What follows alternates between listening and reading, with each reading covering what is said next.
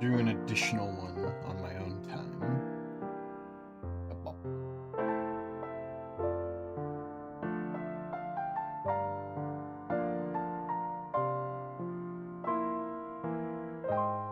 Again, I gotta open the reference.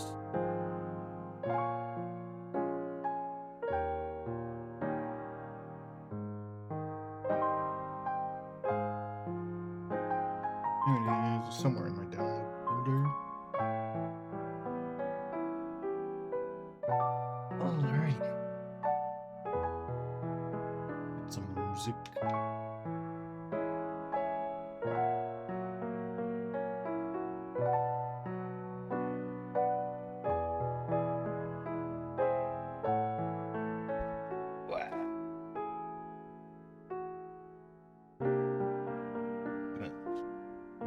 After I'm done doodling these, which might be soon-ish, I have another art piece that I can work on.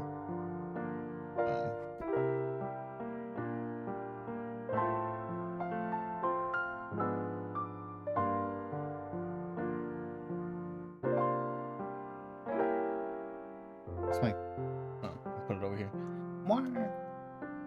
Dork. Dork, dork, dork.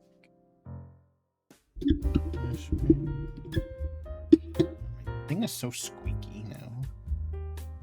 Wheel it.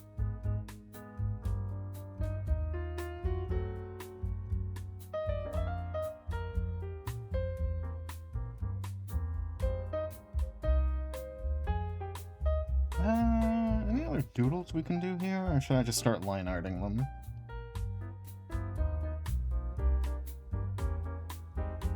I have no clue.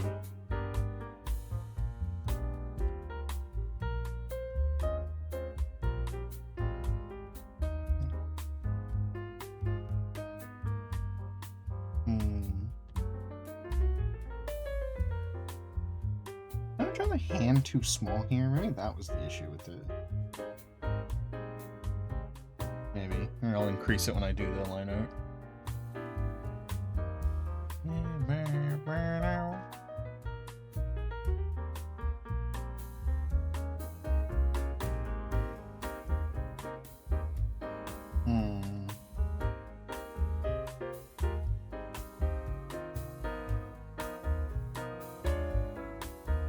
I'm thinking.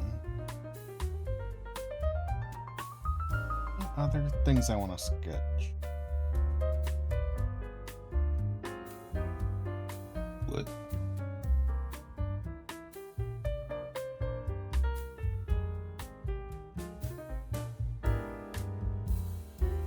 I got nothing. You guys have any little doodle ideas, let me know. If not, or for now, I'm gonna get to line arting them.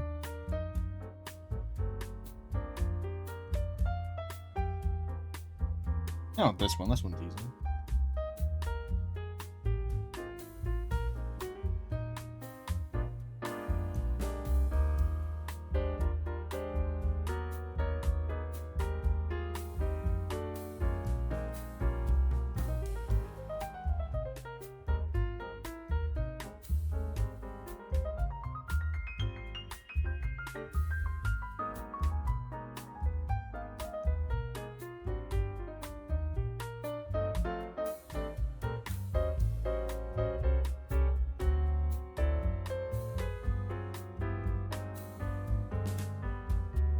How you doing, Salamander?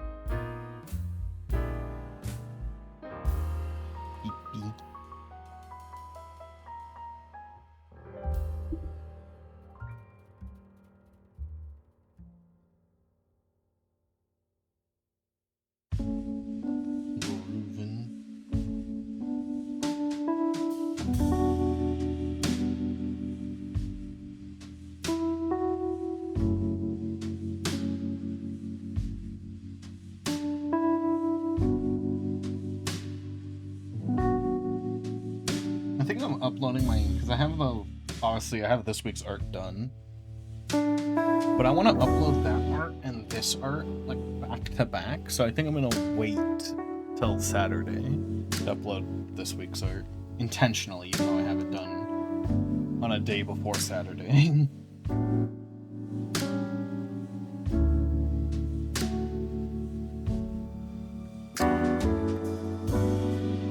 Typically, if I upload on Saturday, it means I did not have it done until this day of Saturday.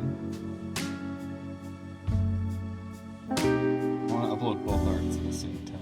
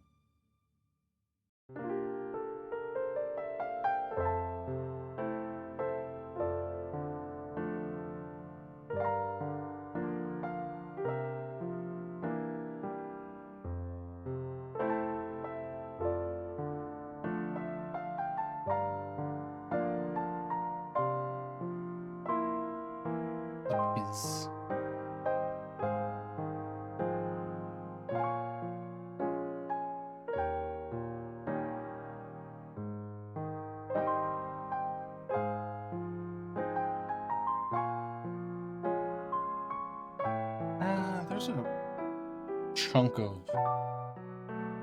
hair that's pink here, so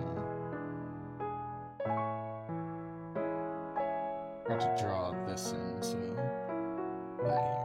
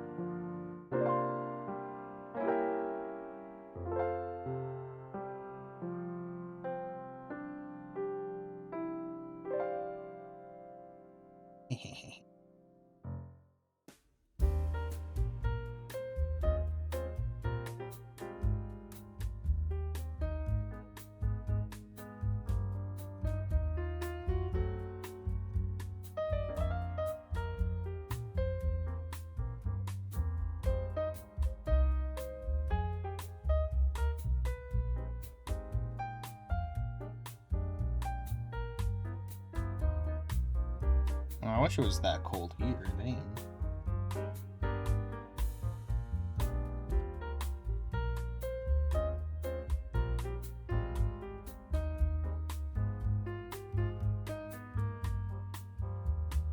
Man, I wish Kiri was up. I should ask if his jacket has a hood. It looks like the kind of overcoat not to have a hood, so probably no hood. Probably.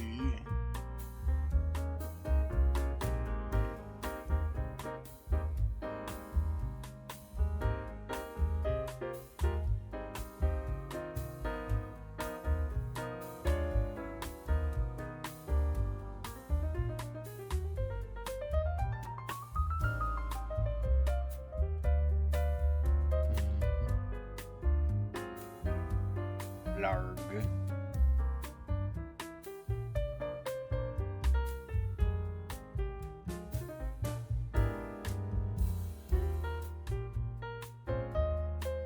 Blurp.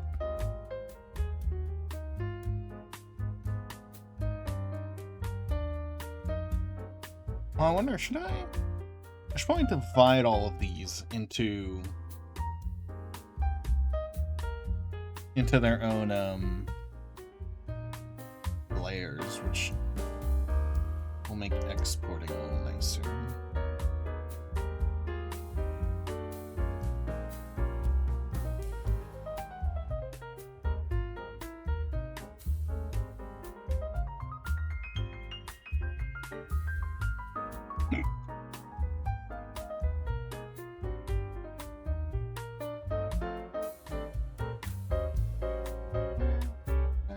I'm not feeling the song right now. Champ.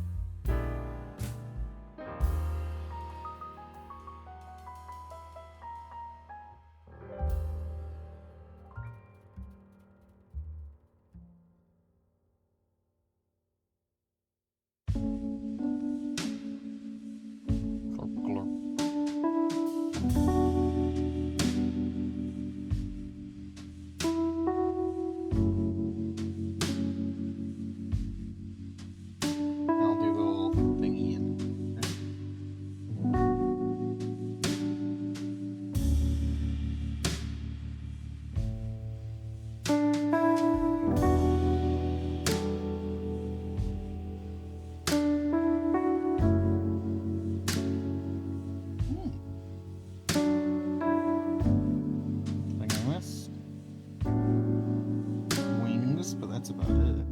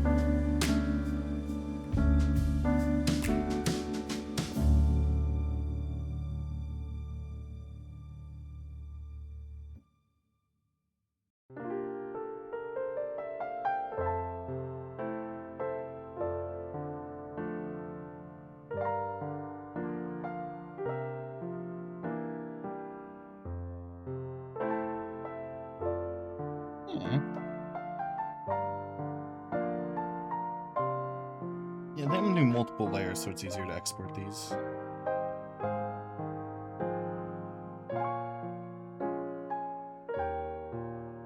Just call this puppet.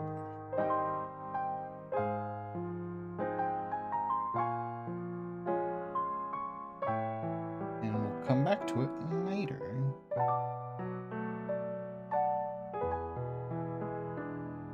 Do the bonsai one now. Buddy. Or it's Bonzi Buddy, not Bonsai.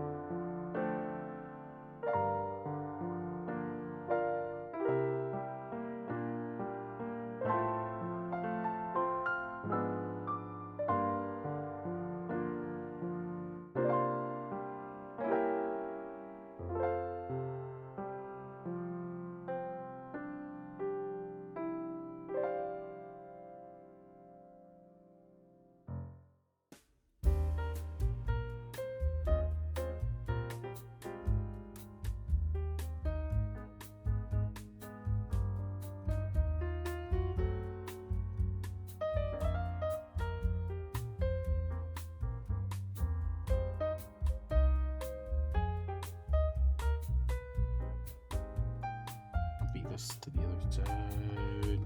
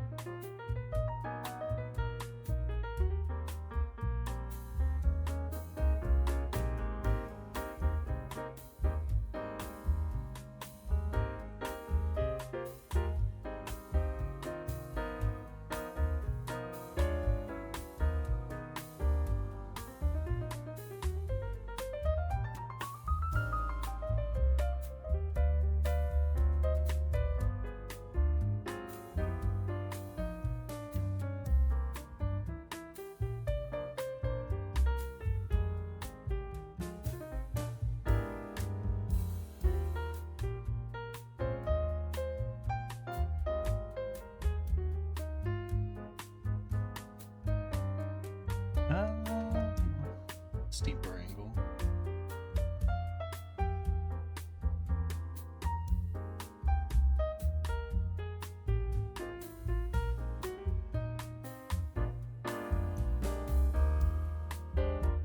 Oh, do you want to be a great one to do?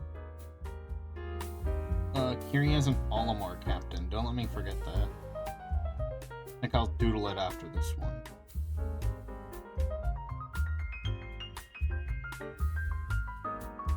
Pikmin captain, that's what I meant to say.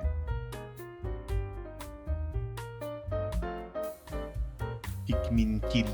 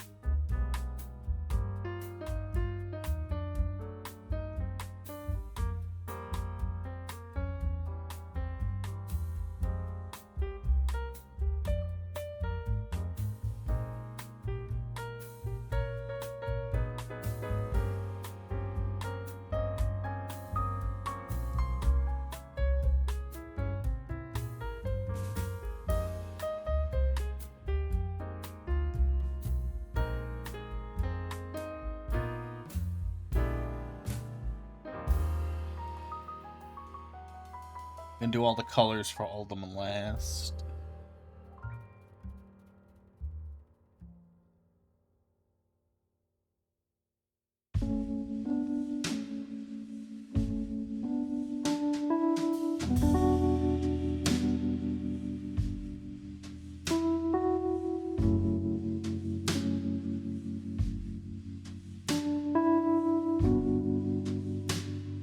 You know, this art piece has... So I asked Kiri the other, like, 2-3 weeks ago now.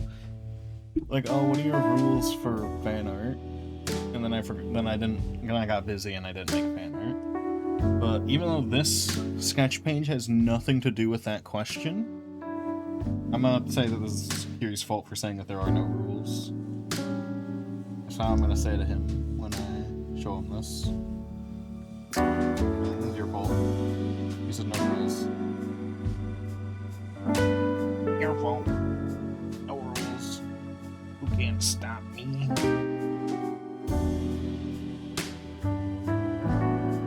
I love this remix. This remix is so stupid.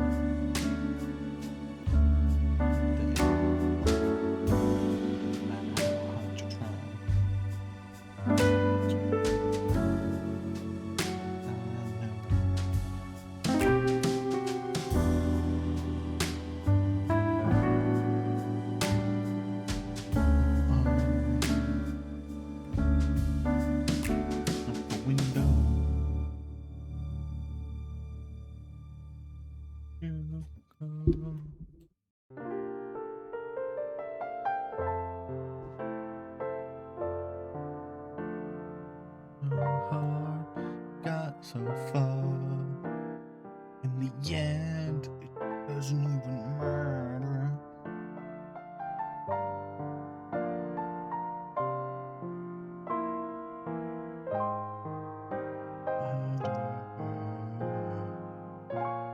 Don't know. Doesn't even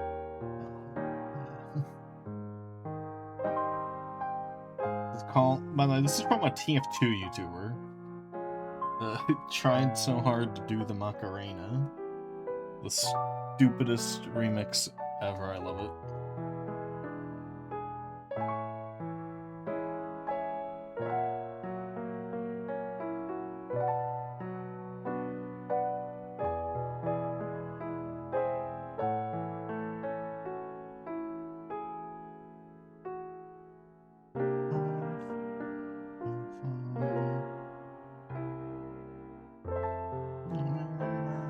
I'm just gonna copy and paste this one in here. It doesn't even matter.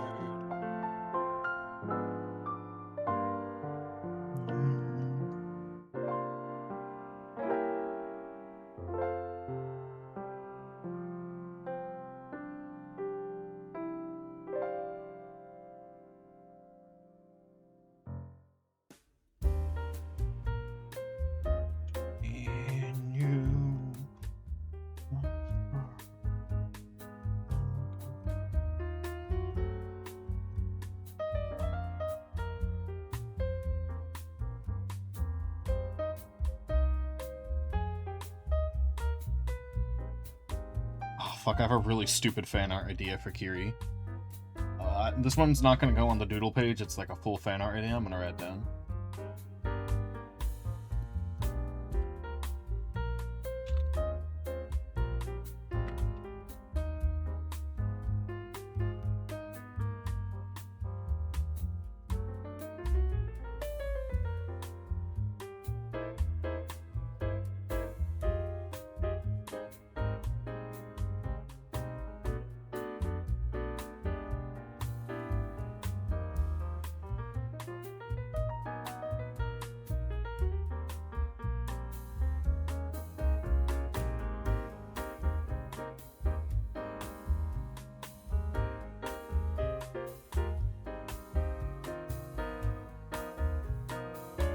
I did not press the mute button. I don't know.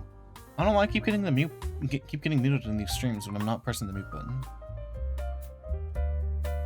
Literally did not touch it.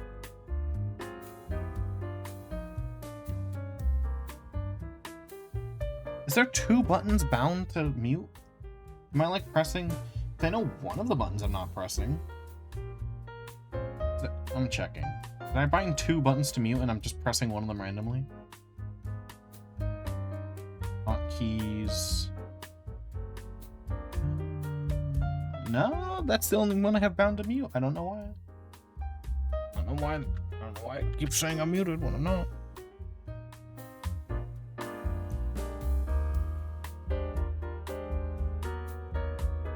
It's again.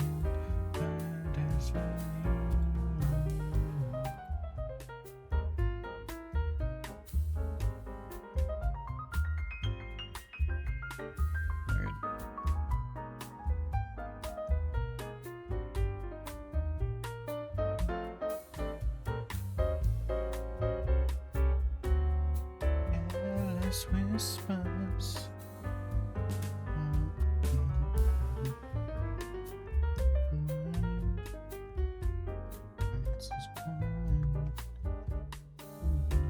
In the truth, then is I need to look at what Kiri's shoes look like again.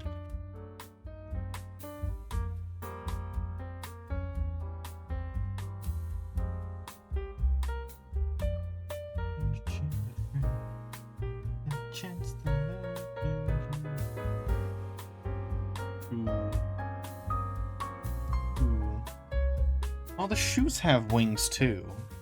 How did I miss that? I remember that there were knee wings, but I forgot that there were shoe wings.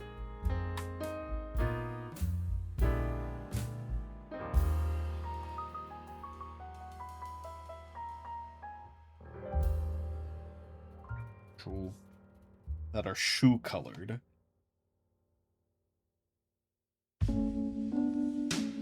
Music seems so loud.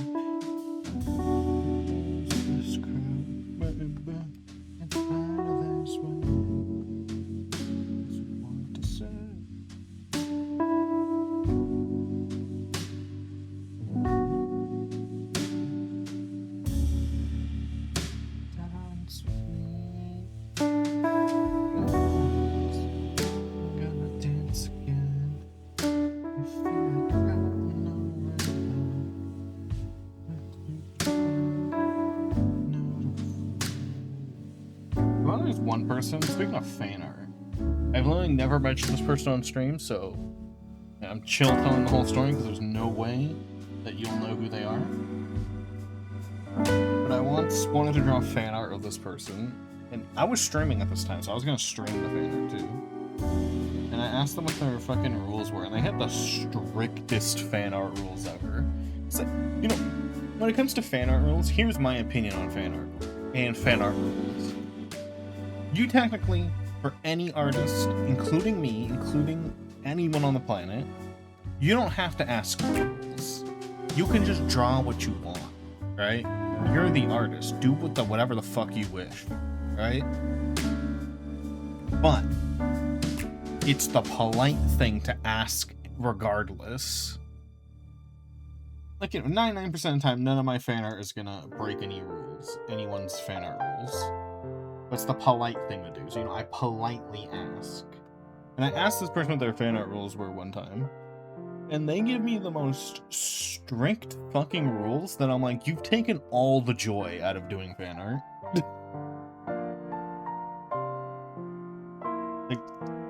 Like it was like, you have to do this, you have to run, you have to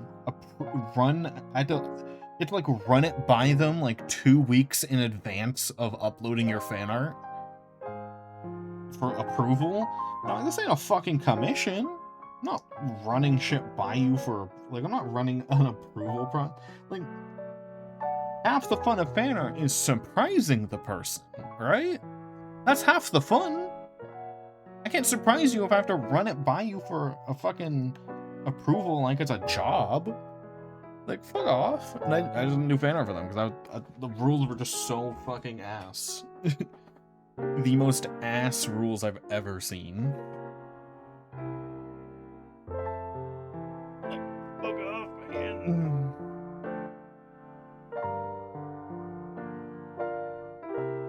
It was like the craziest rules ever.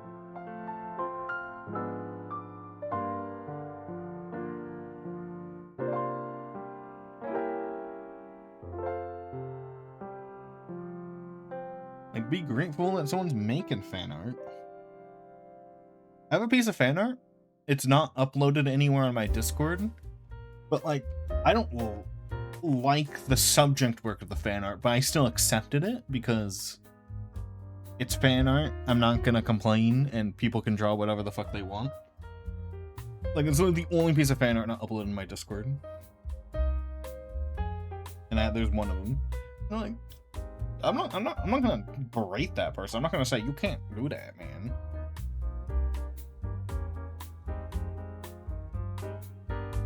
Well, actually, there's 2 fan arts not uploaded in my Discord. I don't know.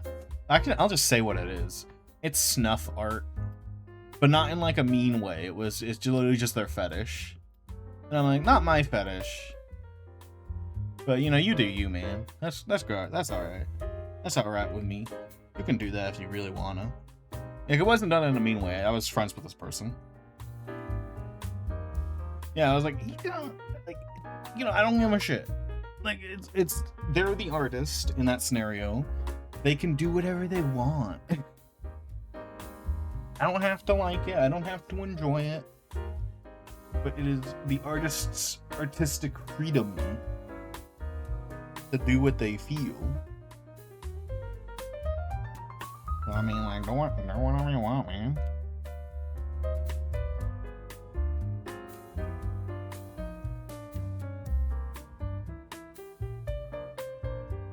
The only, like, rules I would have for fan art are, like, they're not even, like, of fan art. It would just be, like, don't claim that I'm saying, like, bad shit. Like, don't defame me. That's, like, it. That's not a fan art rule. That's just a don't defame me. that's just don't tell lies, man. That's not even fan art. That's just don't lie about me. Donzy buddy done.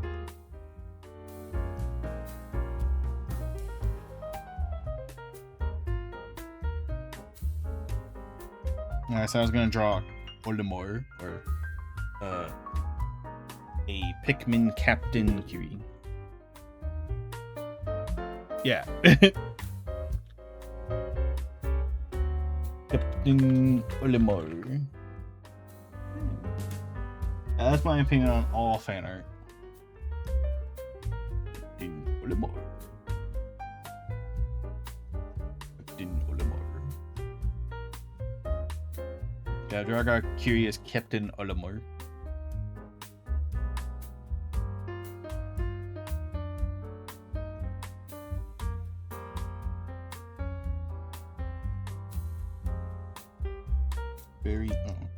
Turn the brightness back up. I hate when that happens. Reload rope space there.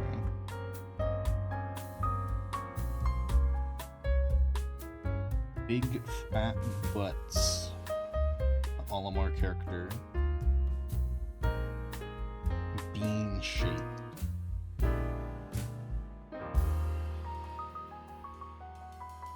The reason why I thought of doing Olimar Kiri is because I want to draw the heart thingy as the whistle light on the top of the head. That's the whole reason, is I want to draw that as a heart. Big old bull. Should I do a trace over for this one just for the shape?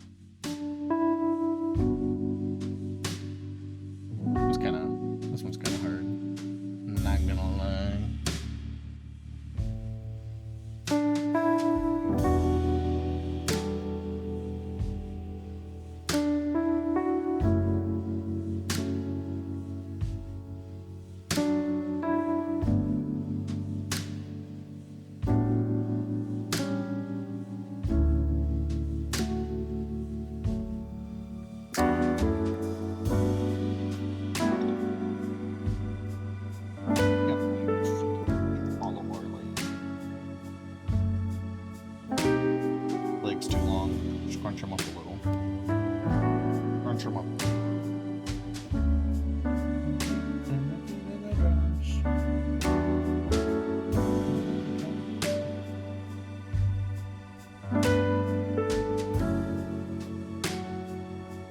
Honestly, if you asked me to draw Olimar from memory, I would have forgotten he has like 2 buttons on his chest. EVH.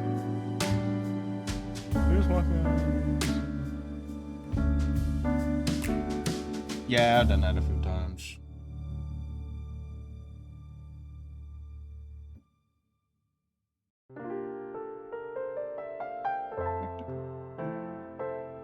Yeah, the helmet's like half his body height. Oh, it's his entire body height. Oh, that makes it easy. Literally, that's the ratio of the helmet.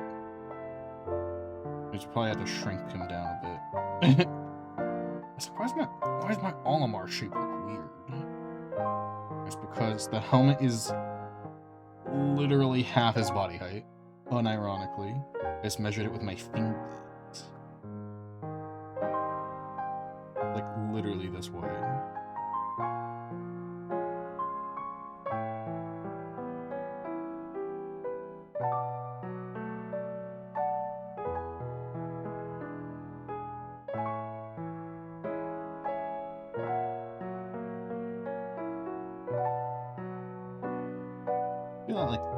I never know what this pose is called, but I'm like not good at it. You know that like anime pose when their hands are like out and down? I don't know what that pose is called, but I'm bad at drawing it. I mean, like one arm has to be slightly raised higher to imply that they're swaying.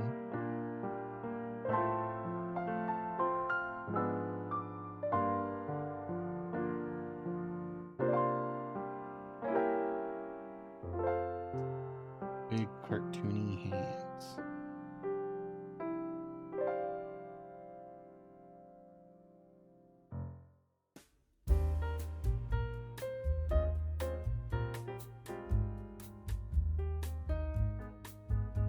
Ooh, nice.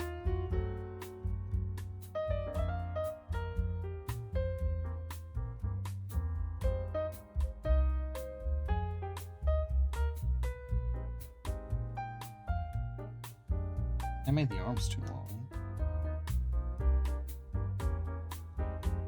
Because he can barely reach his own knee in the art, it seems.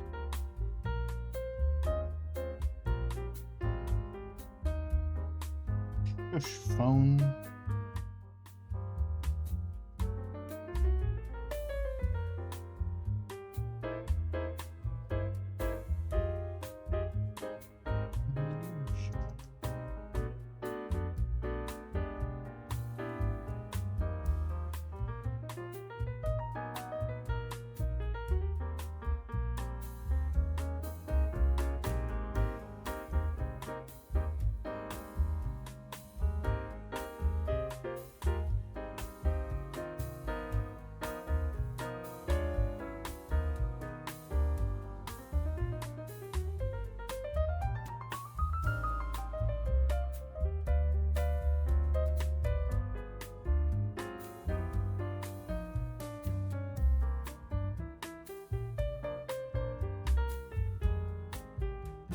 big nose, Kiri.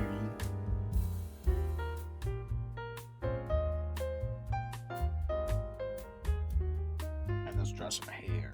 It's actually Kiri.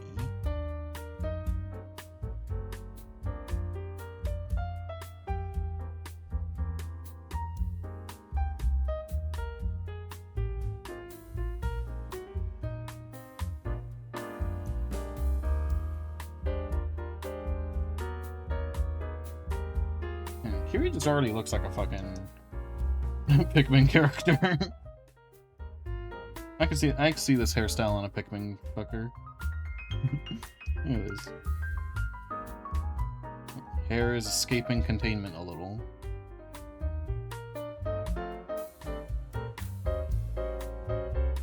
Hair is escaping containment.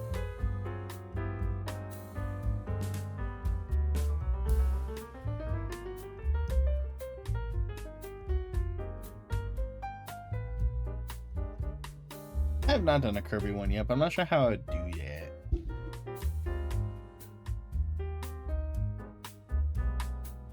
And we don't put the heart on here because we're gonna put the heart on the fucking helmet.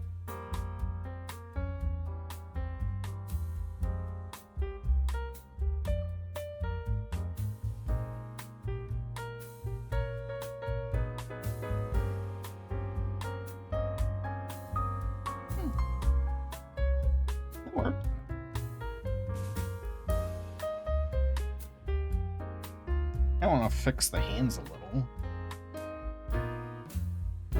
It also looks like a Muppet.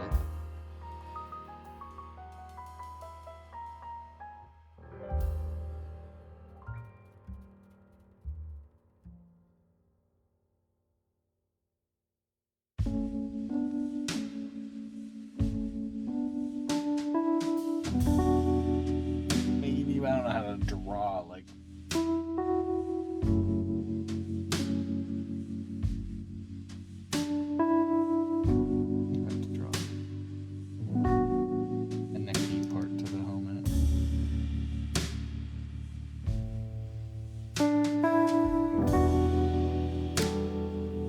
That's also the problem with the arms, that they're connecting too high on the body.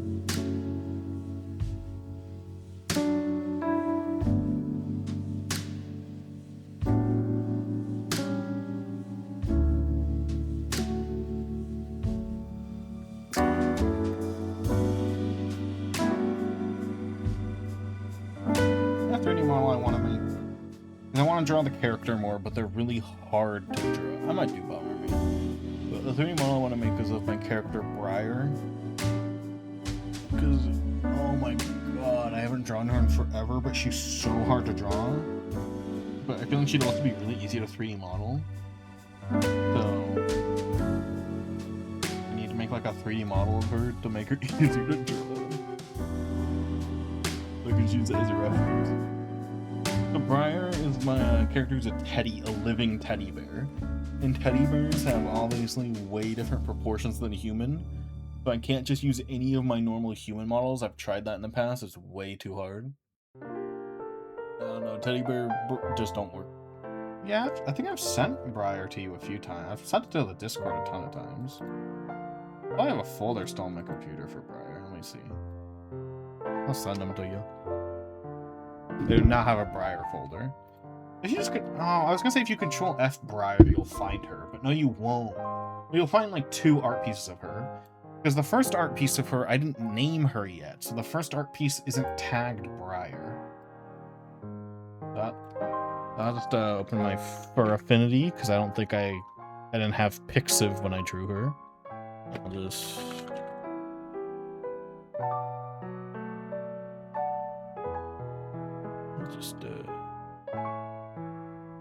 Yeah, she doesn't show up when you type Briar, so I do like Teddy.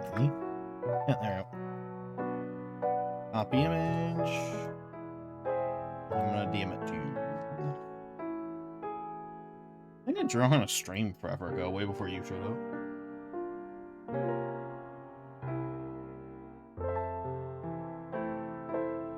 That's the first art piece. Nice one. We're not telling him that I'm slandering him with various pictures.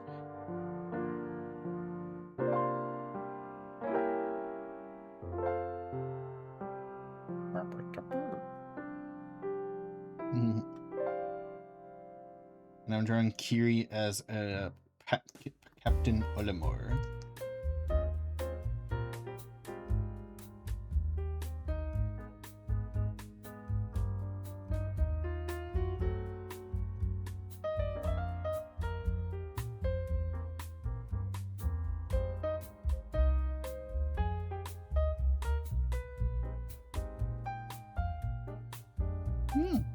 I like Briar. I only drew her a few times because she's really hard to draw.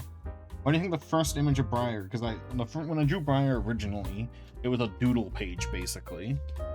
Why do you think the first image is a head-on, perfectly symmetrical shot of Briar? It's because that's the easiest way you could draw a teddy bear. So I gotta make a 3D model of Briar.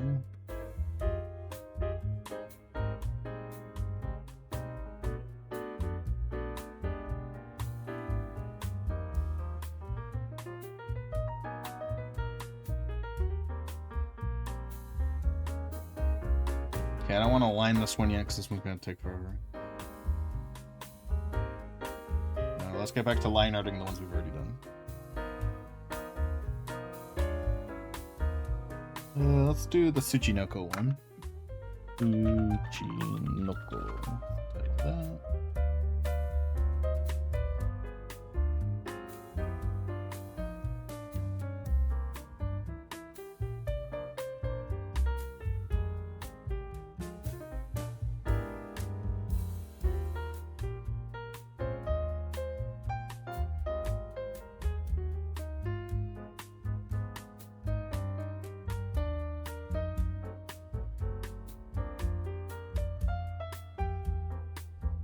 Hello, the Rick Astley cover of this song.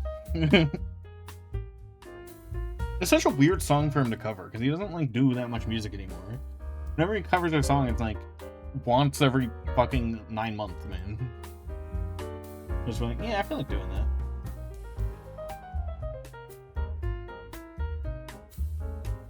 Thank you, Rick. Yeah. I think a teddy will be easy to model, especially since that Briar image I sent you, that's actually the perfect angle to do a 3D model where you just like copy the exact like, because a lot of what you're supposed to do when you're doing like good 3D models and not low poly like I do, is you draw the character first from a side angle and a front angle, and then you just kind of trace it. I did air quotes there. You kind of like trace it with the 3D model. And the fucking image I sent you with Briar just facing the screen, perfect. That's perfect for that. So I can literally just use my first art piece and just trace, quote unquote, with the 3D model. It'll be easy. Easiest rig of my life, or easiest model of my life, probably. Except for the scarf. The scarf's probably gonna make me mad. I can already tell. And I might not do low poly, because this is going to be more for... Because I do, like, 2 types of modeling. Models that are meant to be traced for my art, and low poly models that are more for fun. This one's probably going to be a more for art one, so it's probably going to be... it's still going to be low poly, because I'm not going to give a shit enough to make it high poly. But, yeah. You know, it'll probably have more polygons than what I would use if I was doing an N64 model. Especially since boobs, really hard to do low poly.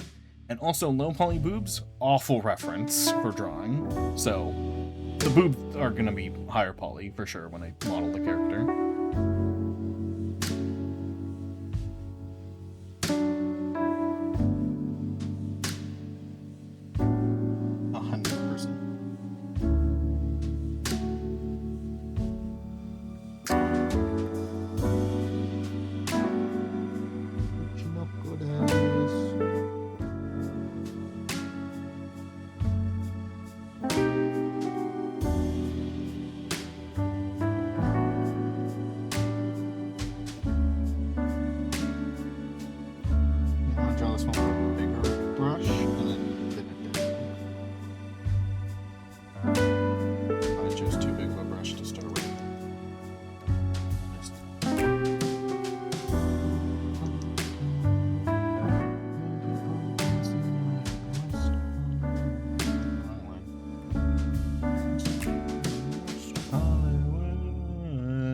That's what I was looking for.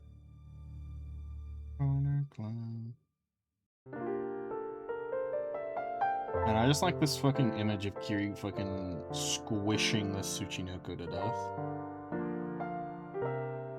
I still can't believe Metal Gear Solid 3 fucked me up so bad. I thought Tsuchinokos were like a thing you're supposed to eat. That's just a Metal Gear thing where you can. That's just a Metal Gear 3 thing where you can eat anything in that game. And I've been believing this for like fucking 15 years. Tsuchinokos give you magic powers when you eat them. Nah, that's a Metal Gear thing, man. I don't do that.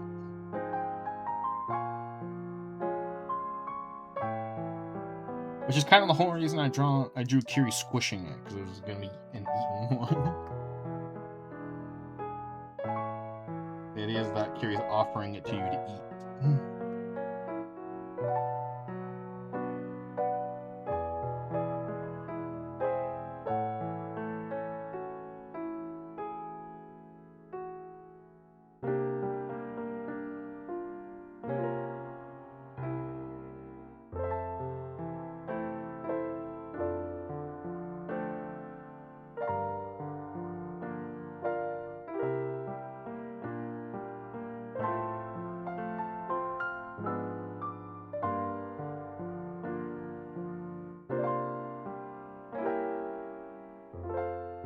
Well, that might be cute.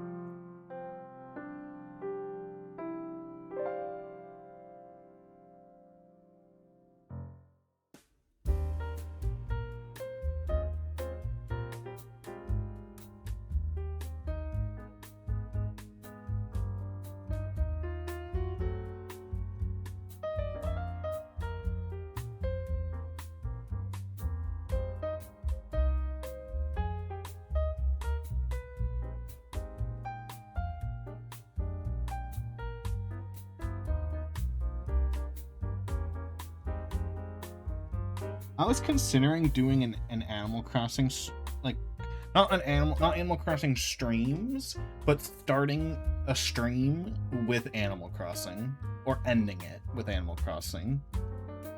But New Leaf, because that's the last good one. New Horizons would be shit. There'd be no content.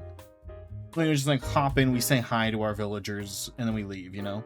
The end of stream. Or at the beginning of stream. Either. I don't know. You know? I was thinking of doing that. Maybe, like, the first stream would just be a whole Animal Crossing stream, because, honestly, at the start of an Animal Crossing game, you have a lot to do. This is the, wow, weird. Out of all the songs people ask for, every time it's this one, it's always this song. This is Do No Harm, which is not a parody, as in, like, it's a parody in the sense of, it's not like a typical music parody where you just take the instrumental and you do a thing. It's a parody as in it's like a full parody. Even the instrumental is completely different and whatnot. It's a parody-ish of Simple and Clean from Kingdom Hearts, made for Snapcube when they did the Kingdom Hearts fan dub. Real-time fan dub. There's a song. No, fuck it, let's listen to the other version too, because there's two versions. It's meant to kind of sound like it, which is why.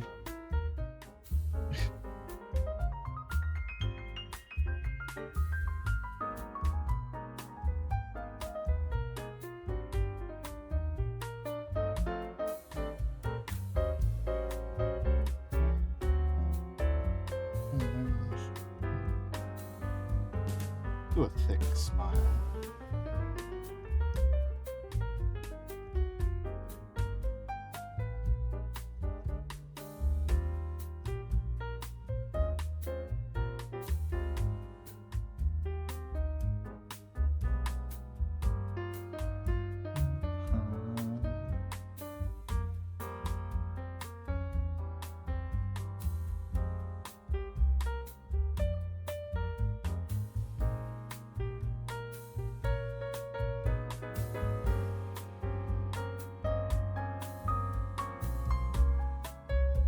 I'm becoming the master at drawing Kiri's hair, I swear.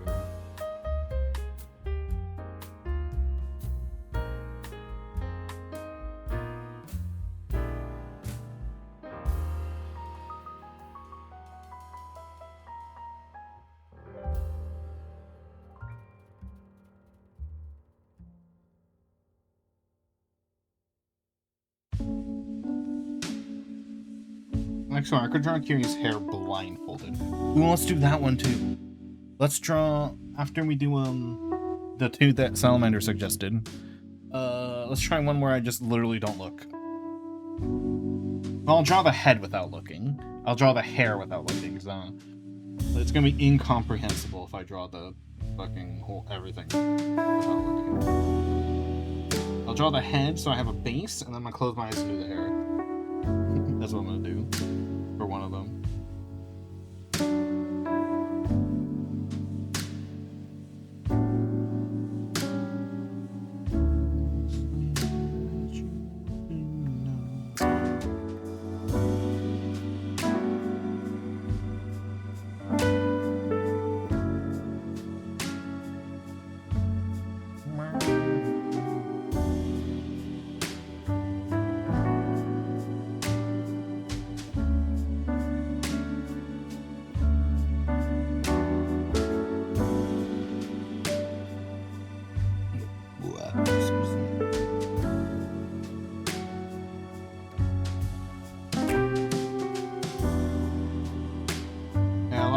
In this song are jokes from the series.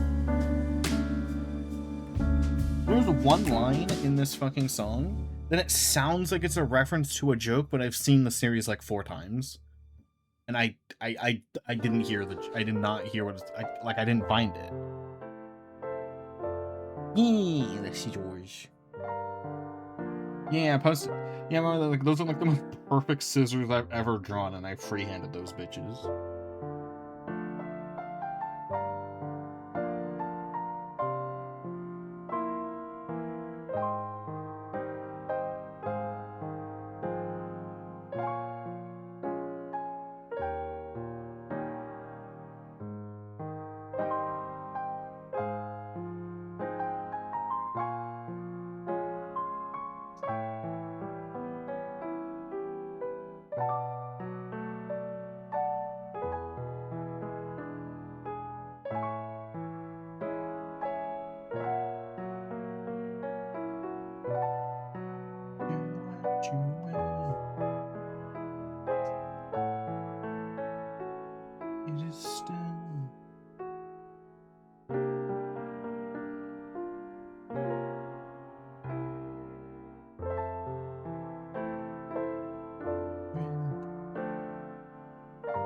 Dude, I'm like so close to.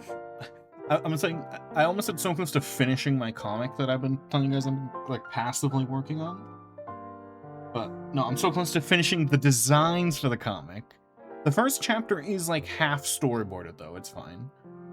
I haven't talked about it that much because I wanted to talk about it more when I'm more closer to finishing.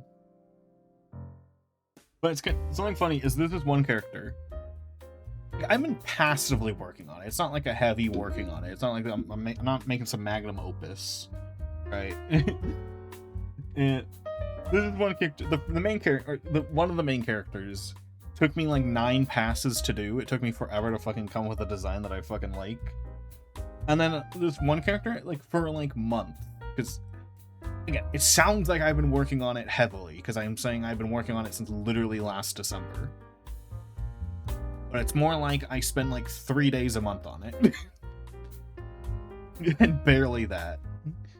Some months I didn't work on it at all. Anywho.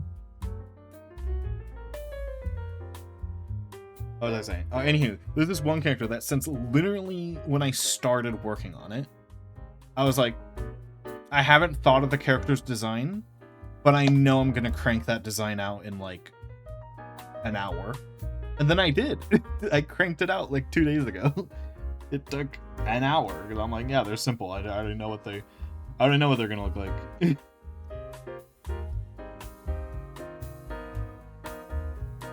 But the funny thing is, I thought I was gonna do it in one pass, like in one attempt, but it took 2 attempts because the first attempt, not gonna lie, he looked exactly like fucking Ben 10. Identical. Like I finished drawing him and I'm like, I just drew Ben 10. This is Ben 10. This is what I drew. So I'm like, fuck. So I changed enough to where my brain stopped thinking it looked like Ben 10. And now I'm happy with it. But hey, at least I know I can draw Ben 10 without... I've never drawn him before. At least now I know I can just draw... I can crank out a really good-looking Ben 10. Because I did, on accident. That's good. I think part of it is also because he also wears a green... The character that I drew also wears a green jacket. So... Didn't help. A different shade of green, but still green.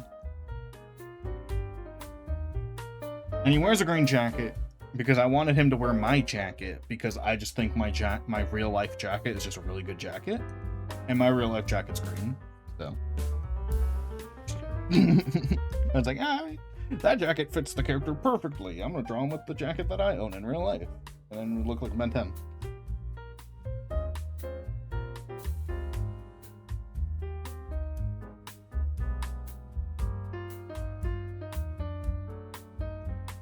Yeah, I'm still keeping the comic mostly a secret until... Like, I've said this before, but again, this was months ago when I said it.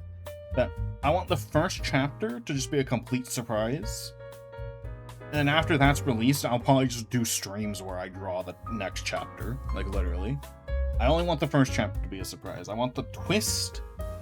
I want the first chapter twist to hit.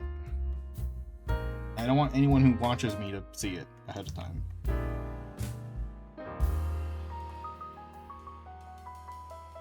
I want that shit to be a surprise.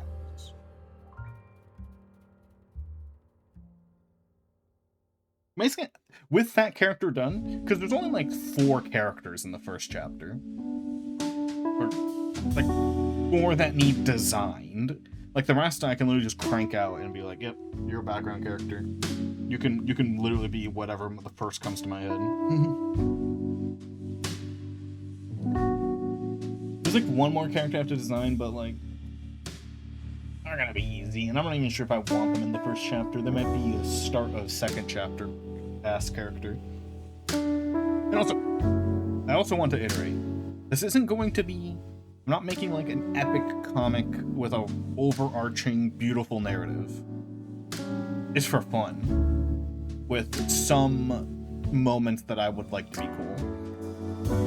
And also for practice, because comics are a great way to practice your art. Because it forces you to draw the same thing 800 times in a row. Which then makes you better. So. Yeah. Yeah, I'm just having fun working on it.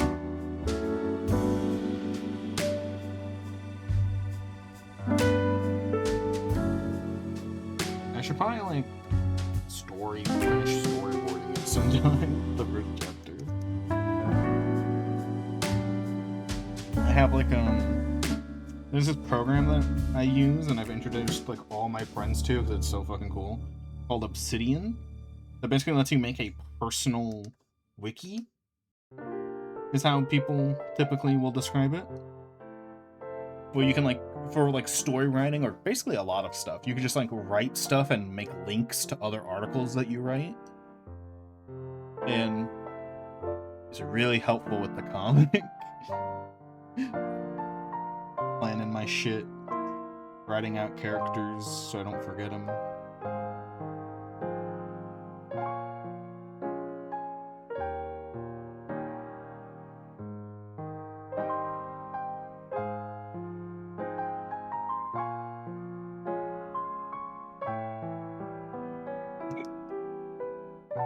I should stop yapping about this comic that no one's reading, that no one can read because it's not out.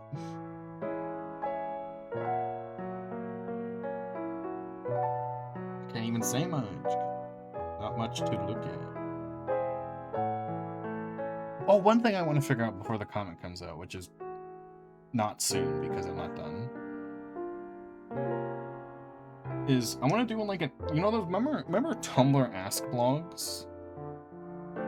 Well, there's been websites that have come into existence that are basically Tumblr Ask blogs, but modern. And I want to know which one I want to use, because I want to do that. I want to do that for the characters that are in it. Like, hey, I'll ask the character some shit, and I'll do whatever. And I'll draw them answering it.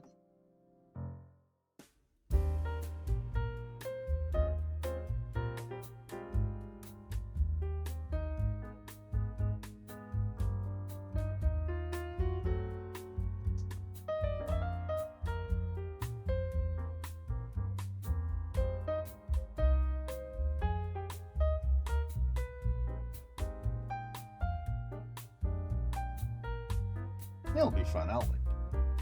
I'll probably also just have a Discord channel in my Discord where you can ask the character questions and I'll take them into account. But I also don't like, the reason I like a website is because I'd like people to be also be able to submit anonymously and without being in the Discord. So that's why.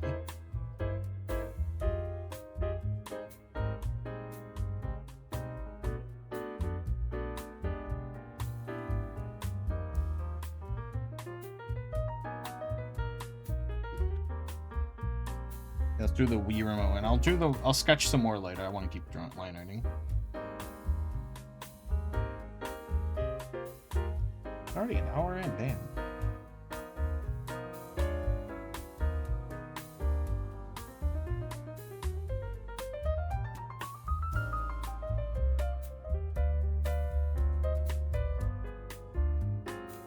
This is the first one I sketched.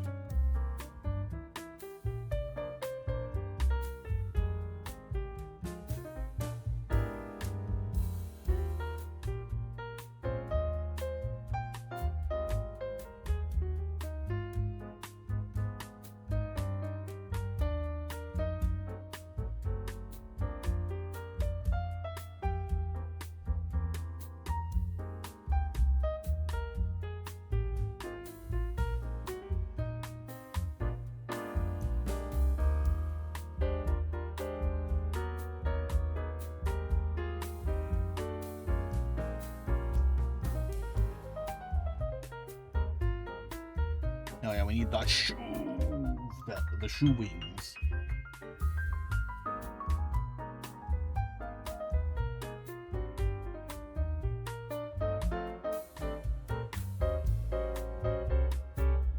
They're behind the shoe. Oh, I didn't draw wing on this one.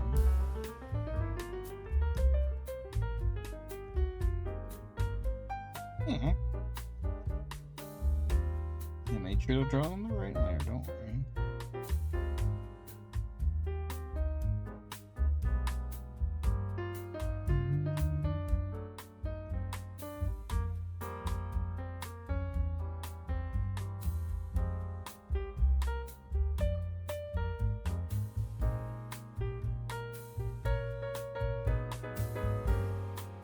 Yeah, I think I have so many projects that I'm kind of working on that I am thinking of dropping some, but the comic is not on that list. The comic is definitely on the, I'm doing this no matter what. I think I'm probably just going to drop the video game thing, the fish video game. I like programming, but programming for a game takes way too long. Or it takes, not too long, it takes too much of my brain power. Where I have to, like, sit down for, like, an hour, hit a problem, and then try solving it. Too many projects. I have too many projects, basically. I'll still make low-poly 3D models, though. They're fun. And I'll still program weird shit. Well, yeah, basically cold storage, I guess. Just not gonna be working on it much. At all. I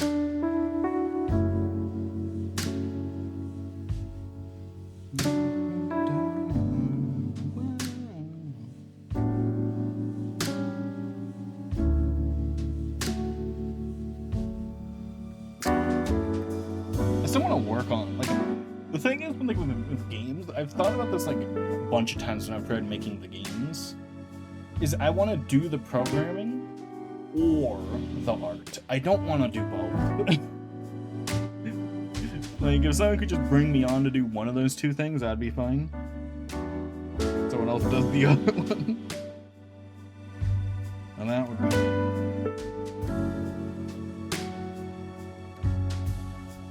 Which, if why I'm also trying. Part of the reason. I'm not saying it, like I'm gonna make it my full-time thing. But part of the reason I'm also like being like, hey Kiri, let me teach you how to do Godot. Is because I wanna help Kiri with the games that Kiri makes.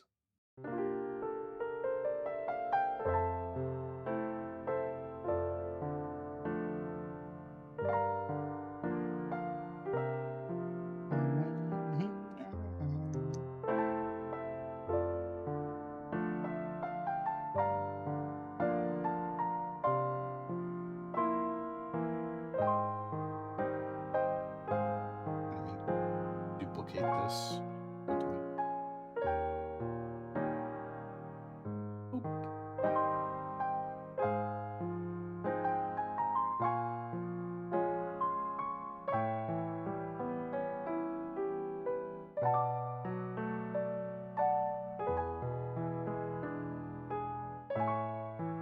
Oh, this looks like a penis. Oh, it looks like a penis. I'm gonna redo this part. It looks like a penis. This looks like a more.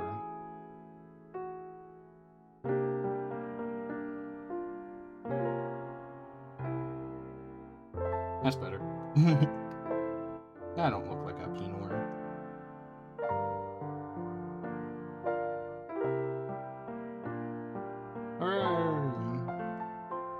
Penis avoided.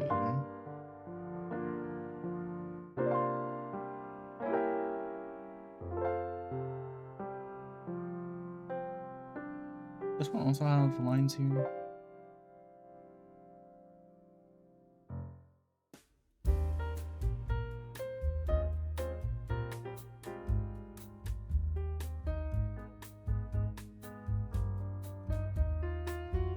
I'm sure everyone who's ever written anything knows this feeling, but there's a part in the oh, my music playlist is looping.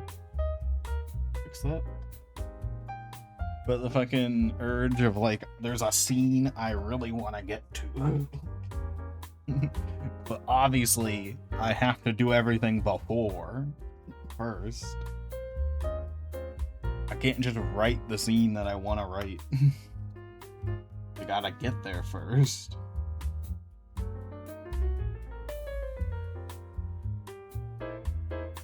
Oh, I drew the sleeves on the wrong sleeves. Oh well.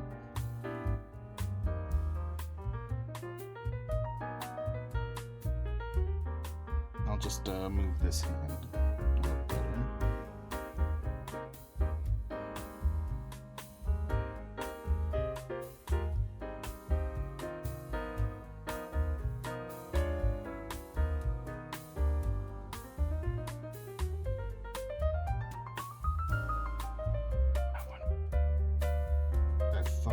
Sleeves.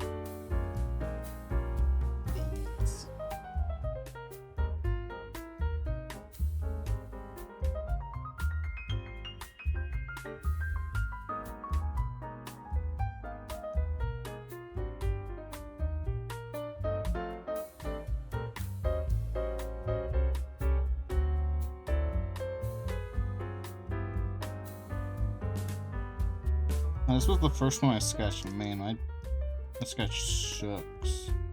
I think I know how to line it now. I have practiced this character 8 trillion times.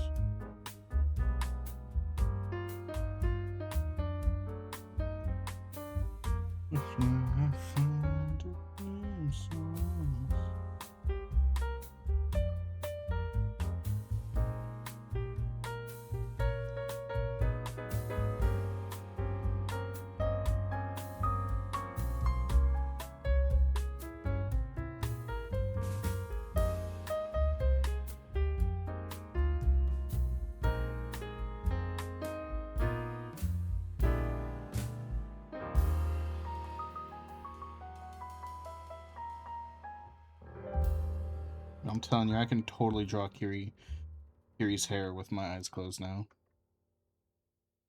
And that shit. That shit, Kiri.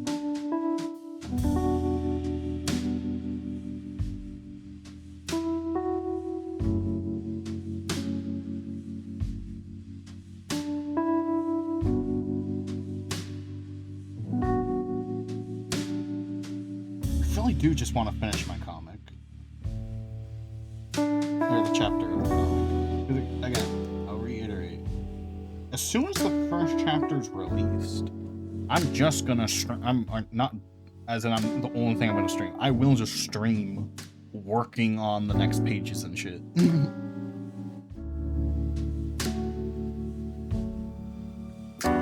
I can title my streams "Drawing Comic Book Indie Comic."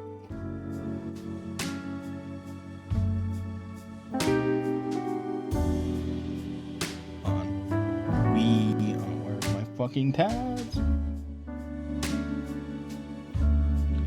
The mouse cursor. It's like a pointer cursor.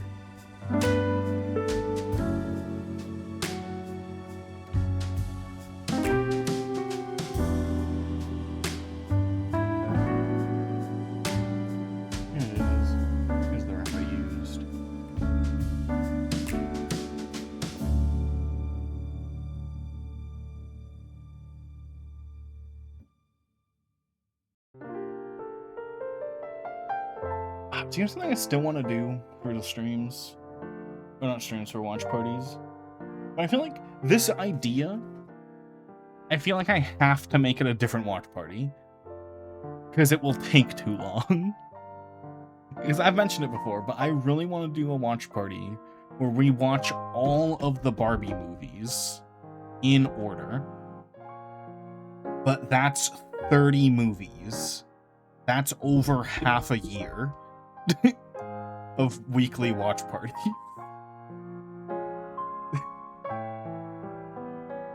Like, maybe we could double up and do 2 a week, but that's still a lot of weeks in a row, you know? So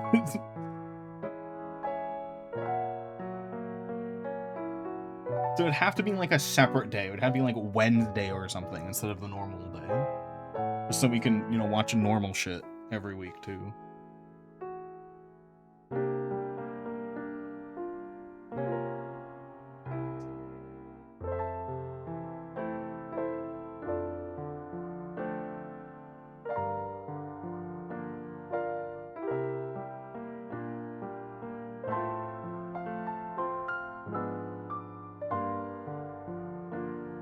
I mean, that's what I'm saying. Like, yeah, if they're taking the place of the normal watch party, we'd have to watch like 3, which would take fucking forever.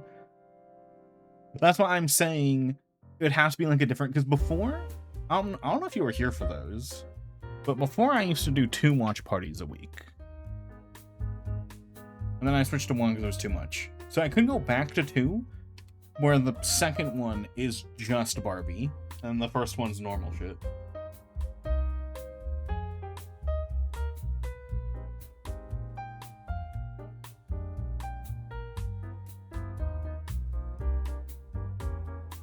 I would not be opposed to doing a Barbie specific watch party.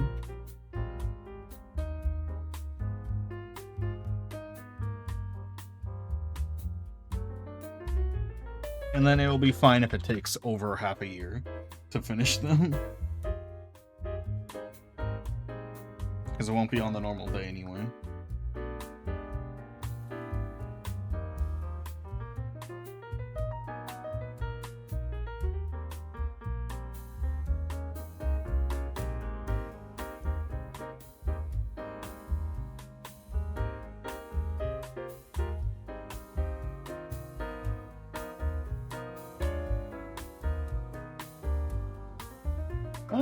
How many Barbie movies are there in the Barbie animated universe?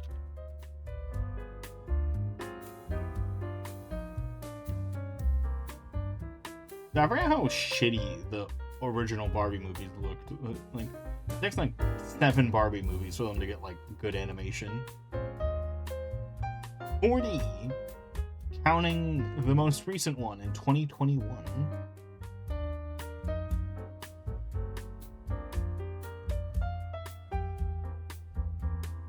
Not including Barbie, the live action one.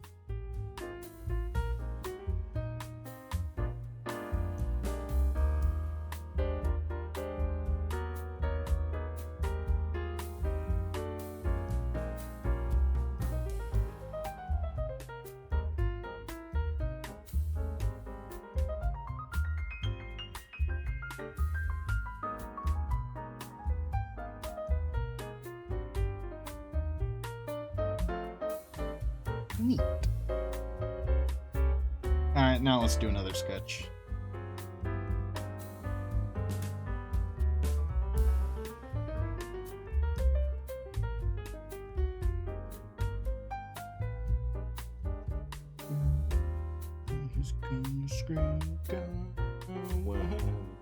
So the 2 ideas were villager, and what was the other one?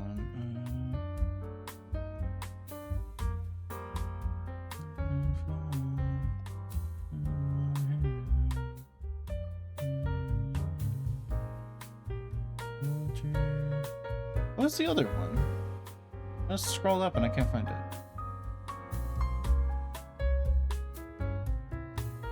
Villager. Oh, Bomberman, I found it. Yeah, Bomberman. Let's do Bomberman then. Oh, it seems easy. Bomberman. Dude, Bomberman was the most fun game ever, and I never played the story mode. I only played versus mode. Versus mode's so much fun.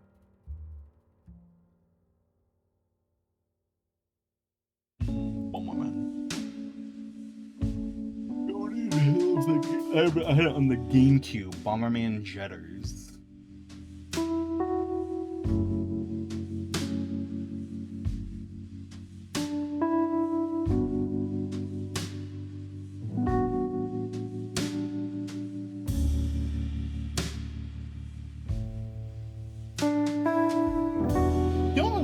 Bullshit. I just thought about it. Why does the Nintendo Wii, like, most people had one, it's fine, but I had misplaced mine by the time I got a Wii.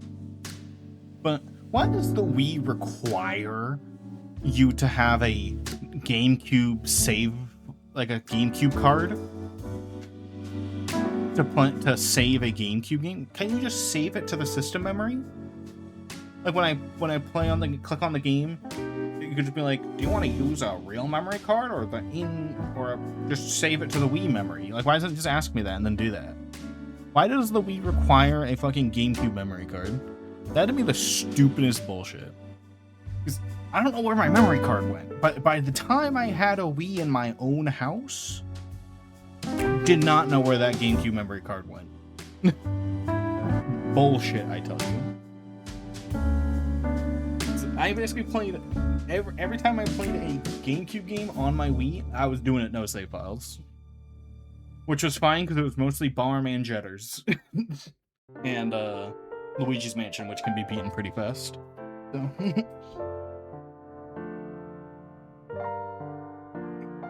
So dumb. Like, it's nice that it supports a physical card, but why is it required? Like. Like, it should just, like, be like, oh, if there's no card in the Wii U, or in the Wii, sorry. Also, I didn't know this. It never affected me. But apparently the later versions of the Wii, you can't play the GameCube games on them. Like, they removed that after, like, 5 years of the Wii.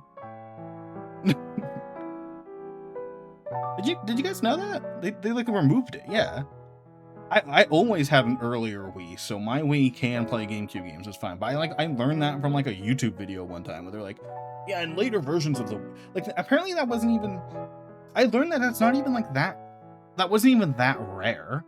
Like, the later versions of the PlayStation 2 can't play PlayStation 1 games. Like, the PlayStation 2 revision, like, 12 can't play PS1 games. So, like, it was just like a practice thing, a common practice. We're just, it would be like, Fuck it, everyone who's buying a console now doesn't give a shit about the old console. Fuck them. Eat my ass. I think the only console that didn't do that was the Wii U. Like, the Wii U always played Wii games. Probably because the Wii was way too popular to stop doing that. Yeah, apparently that wasn't even that uncommon. Like, I think the Xbox 360, like, the final versions of the 360 can't play original Xbox. It was just a thing that the systems did. I don't know why. It's like, fuck it, let's just stop. Let's just give up. Give up on backwards compatibility. Fuck it. It was weird. Anyway.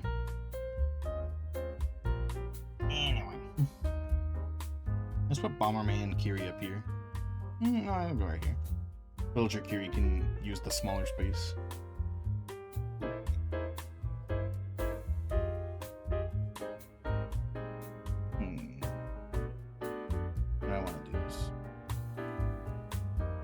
It seems so simple, but it seems so hard at the same time.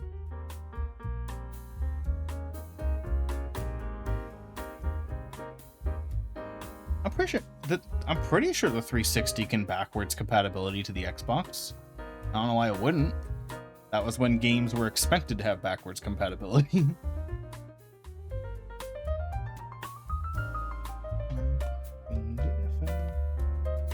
Now I'm gonna Google it.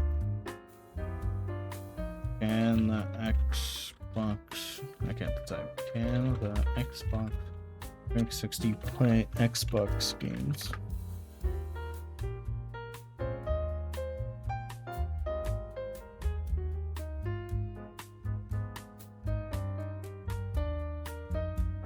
Oh, only some of them. That was the thing they did with every Xbox console, where only some of them can. Wait, no, here we go. Wiki page. List of Xbox games that can be played on a 360. Only some of them.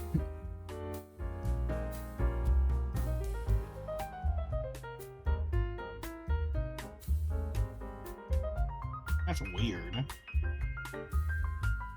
Oh, thank goodness All-Star Baseball 2003 and All-Star Baseball 2005 can be played on the 360, guys. Baldur's Gate 1 and 2. Nice. Yeah, Baldur's Gate 1 and 2 have been out that long? Damn, there was a really big gap between 2 and 3. Baldur's Gate 2 was an Xbox title. That's crazy.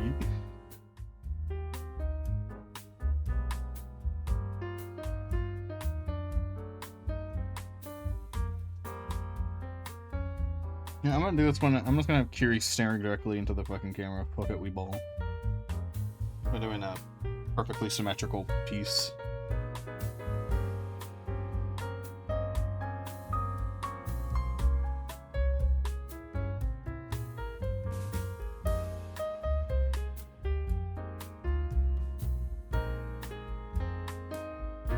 Dude, I regret how little I played my GameCube when I was little.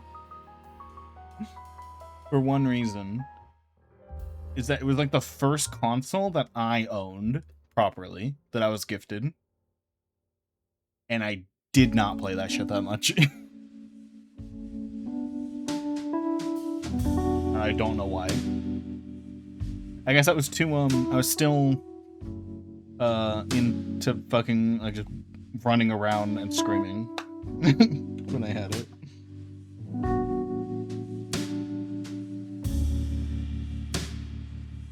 First, let's start with a square, because its face is kind of a rounded square. And I've drawn too much already. I'm gonna leave space for the rest of the body.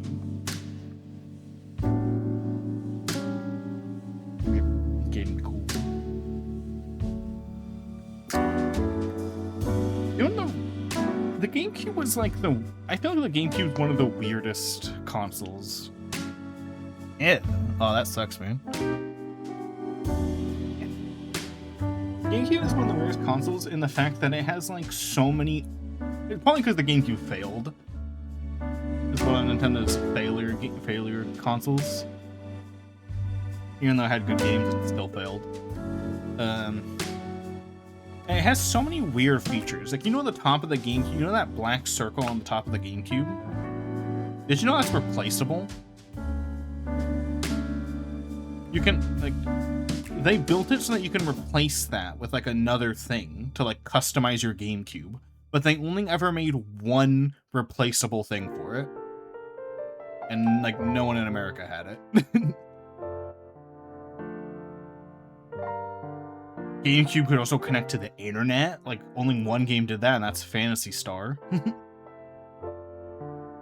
Pretty sure the GameCube had, like, an expansion slot thingy, but nothing ever used it. And now it's only used by modders for fun shit. Bro, I want to know what playing Phantasy Star on the GameCube was like back in the prime. That sounds crazy.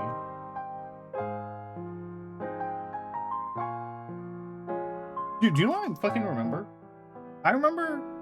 Because I think I had it on the GameCube. No, I had it on the... No, PlayStation 2. It was on the PlayStation 2. Because, like, PlayStation 2 and GameCube could connect to the internet, but you need to buy, like, a separate thing for it. And Mortal Kombat for the PlayStation 2, for some reason, it advertised... I might be making this shit up. But... Mortal Kombat for the PlayStation 2 on the back of the box tells you about online mode, but it's a picture of like Mortal Kombat chess, where it's chess, but like vaguely Mortal Kombat character shaped. And in hindsight, like, what the fuck? Yeah, I'm gonna boot up Mortal Kombat and fucking play chess with people online. Yeah, that's what I'm gonna do. I swear this was on the back, I swear. Mortal Kombat PS2 box. I swear to you.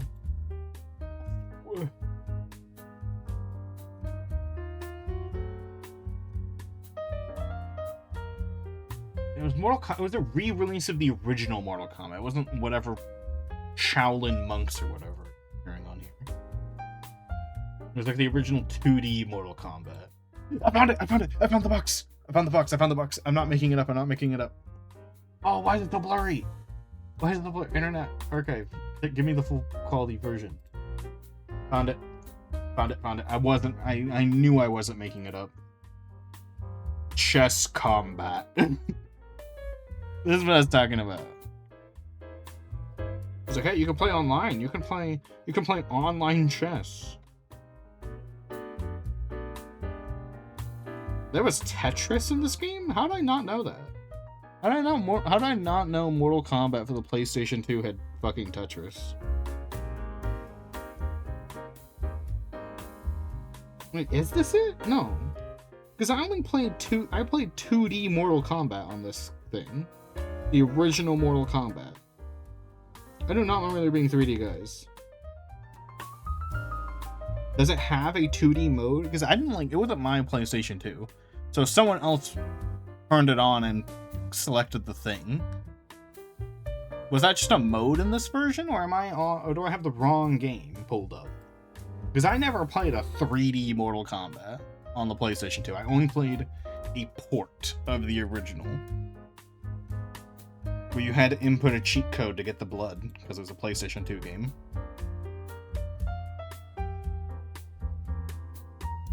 I have no clue. Because I do not remember the characters being 3D at all.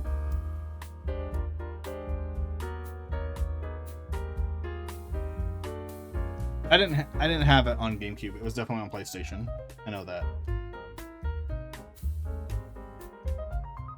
My brother had PlayStations, and I had the Nintendos.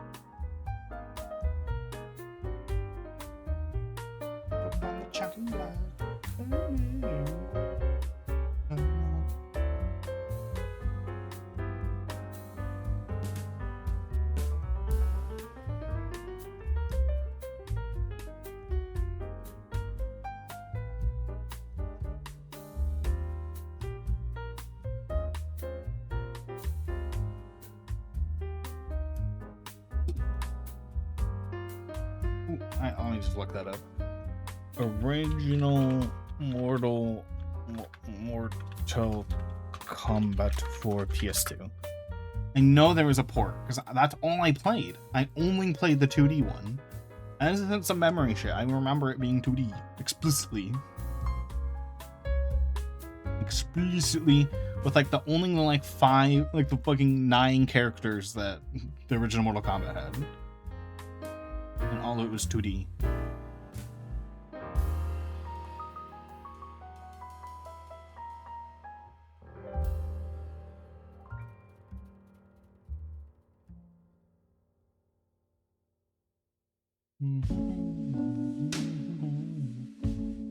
Deadly Alliance, Armageddon, Shaolin Monks, Deception. Those are the Mortal Kombat games for the PS2. Deadly Alliance.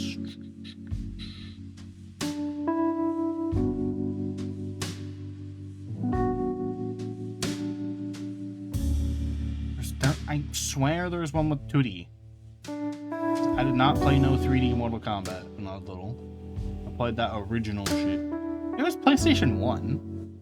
Did the PlayStation 1 have an internet connection? I don't think it did. Because I know it was on the back advertising that you could do internet shit. I know for a fact that on the back it was advertising that you could go online.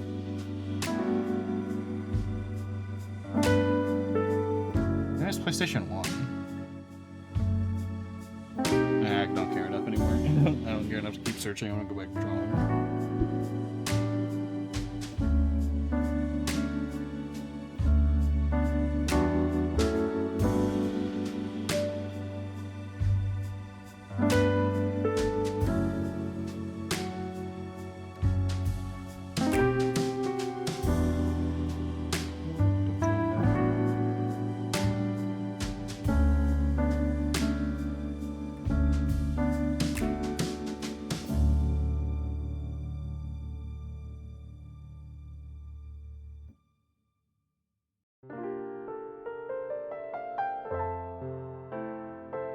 No mouth on these guys.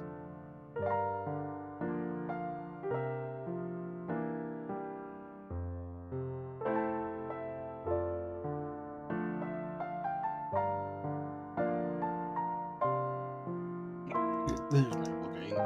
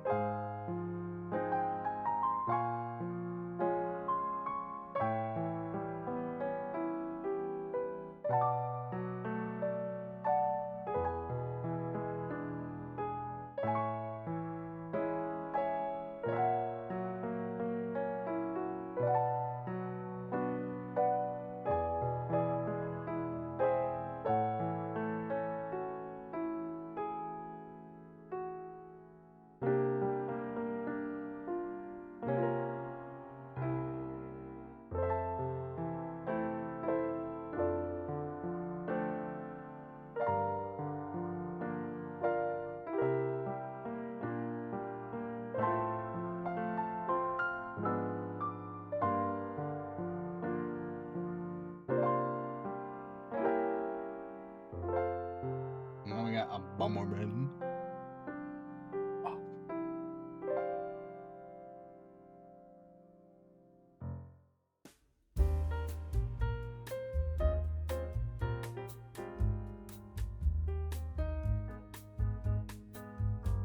This last stream we were talking about Yu-Gi-Oh! I'm thinking about Yu-Gi-Oh! Stream. Okay. What was the most child-friendly Yu-Gi-Oh? Because obviously, like, it's a joke to say, like, oh, this was not for kids, whenever there's, like, a mildly mature thing. And that joke kind of gets annoying. But what was the least mature Yu-Gi-Oh? I don't know, maybe GX.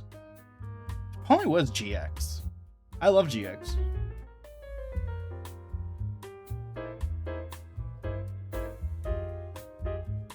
Like, I don't mean like immature as in like just like as in like bad. I'm saying like had the least really mature parts in it.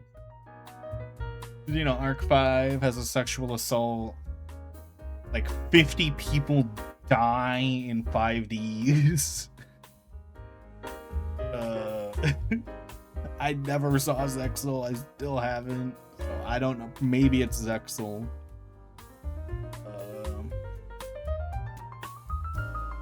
Brains has like children getting tortured in it. Okay, well, I'm only gonna count the original versions though. The Void Banishment's a dub thing. You get sent straight to hell in the original Japanese. It's literally, they say hell a few times. They're like, "Nah, you're going to hell, man. You die. You just die. Shadow Realm is just a hell, but kinder." Yeah. Shadow Realm is the complete fabrication. Shadow Games aren't a complete fabrication, but the Shadow Realm is a complete fabrication of the dub. You just die and go to hell.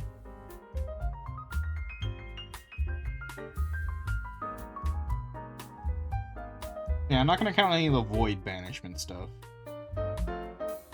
If we want to count the manga, and I don't know if we want to count the manga, Pegasus is murdered by getting his eye ripped out with a knife. So that happens. In the manga only as well, Bandit Keith shoots himself with a gun. Well, Pegasus turns Bandit Keith's hand into a gun and then makes him shoot himself with it. That also happens, but that's manga only. So I don't know if we want to count that. I don't think we want to count that. Because the manga and anime are completely different in terms of canon. They split off so weirdly. So, I don't know if we want to count that. I don't think we do.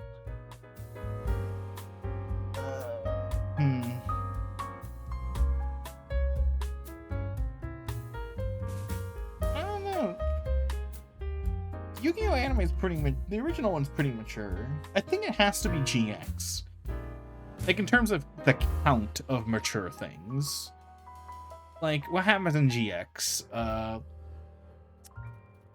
What the mature things that happen in GX? There's a Kaiser gets heart failure, and he's fighting like heart attacks throughout the show. Then he dies via a heart attack in season 3.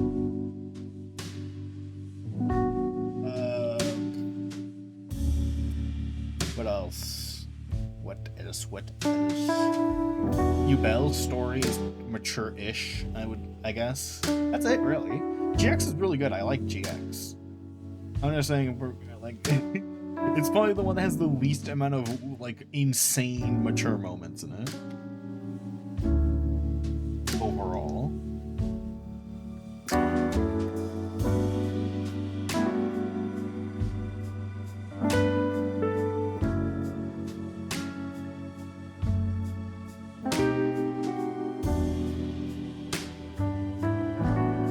Has to be GX.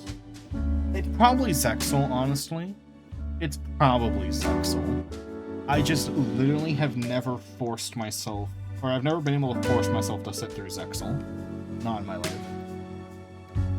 Because Zexal fans will say, like, oh, it's just the dub. Like, because yeah, a lot of people didn't give Zexal a chance because the dub for Zexal was annoying as fuck.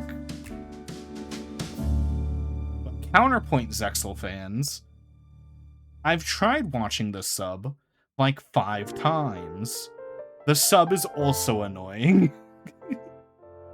It's also really annoying.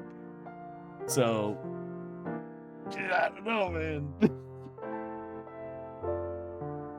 One thing about Zexal is it also opens really slowly. Like, every Yu-Gi-Oh! After the first one, obviously, has a, like the first, 5 to 10 episodes where they're teaching you how Yu-Gi-Oh! Works in case it's your first time watching Yu-Gi-Oh! The first, 5 to 10 episodes are dedicated to that, right? But Zexal's, teaching you how to play Yu-Gi-Oh! Segment of the show is so fucking bad. GX, it had a pretty fast teaching segment. They get you in and going pretty fast, right? Probably because they just expected you to have watched the original Yu-Gi-Oh! 5Ds, it has a normal size teaching segment, but the teaching segments are still exciting, you know? Like, hell yeah, you say you summon Speed Warrior in defense and pass your turn. Fuck yeah, you know? But then, like, watching Yuma in Zexal set defense and pass, like, 5 turns in a row until he draws, fucking, like a Beaver Pilot or whatever his name is, where he can summon 2 monsters and then he summons Utopia and then he wins. Like, it's boring. He wins the same way every game. He's losing, summons 2 cards, summons Utopia, win. That's the first, like, 15 duels of Zexal.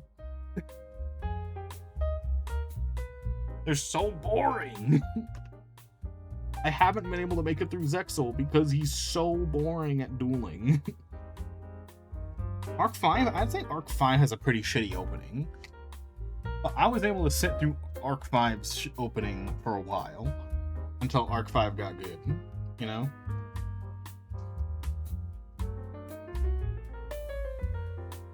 Now, Vrains is also maligned for its opening, as in its whole first season. But the reason why isn't because they're playing slow, it's because the animations are slow. Like, do you know, like, when Yuma summons Utopia, there's this whole, like, 30-second cutscene that's like, hell yeah, Utopia! Or, like, when Flare Wingman is summoned in GX, it's like a 30-second cutscene because it's like, hell yeah, Flare Wingman! You know? You know, they get a cutscene because it's an awesome card coming out. The first season of Vrains, like, every other card gets a cutscene. And I'm just like, speed it up, man. I don't give a shit about Goomba number 2. We don't need a 30-second cutscene to introduce the Goomba. He's fine. We don't care.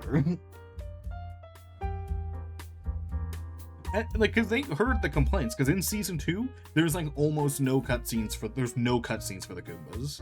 For the fucking Goomba stomps. People were fucking complaining. Rightfully.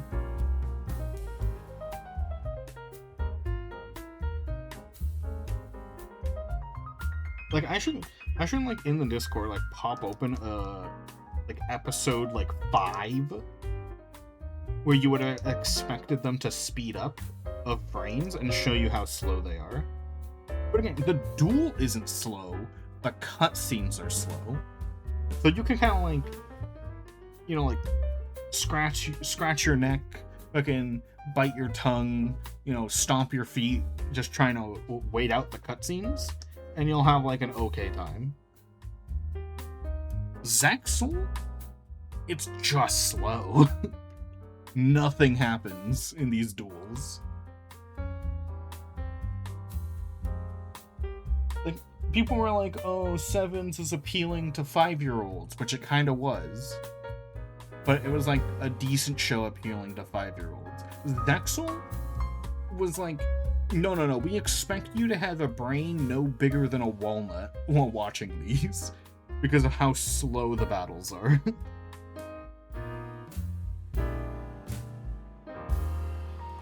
I will never not complain.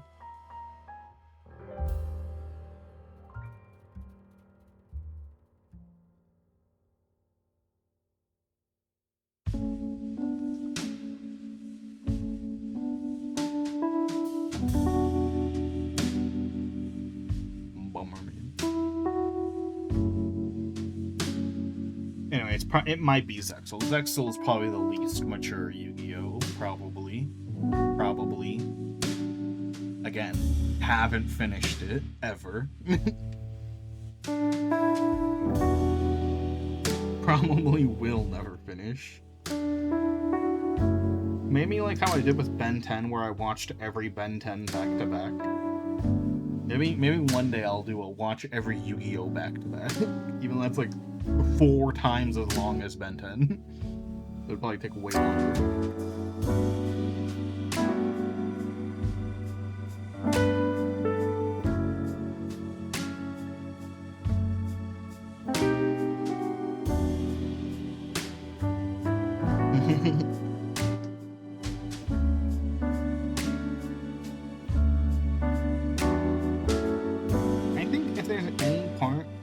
Just get bored of Yu-Gi-Oh! Like, before I finish it. You know? Definitely get to watch Yu-Gi-Oh! In bursts. You can't just watch every Yu-Gi-Oh! Back to back. That's probably too much Yu-Gi-Oh! But I think that would make me hate Zexal more, because I will have watched 3 Yu-Gi-Ohs before Zexal. Which would just make Zexal even worse in the opening by comparison. If I did a massive, like, watch through of all the Yu-Gi-Oh! Again.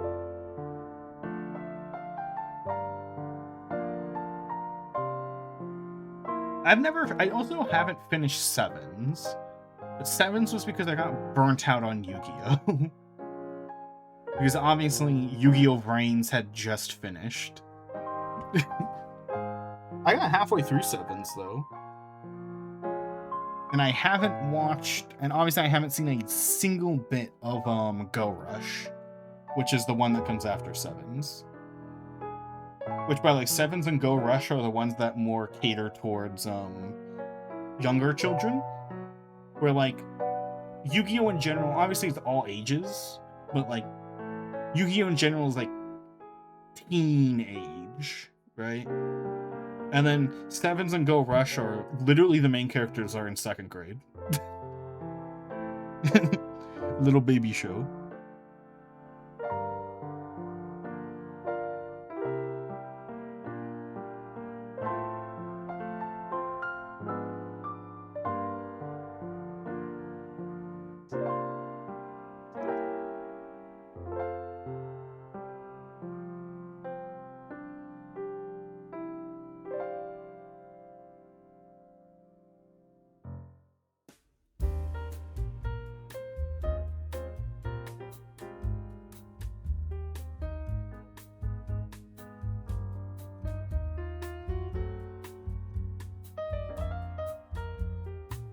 But I was liking Sevens. Sevens, I was liking it. I only stopped watching it because I got burnt out on Yu-Gi-Oh!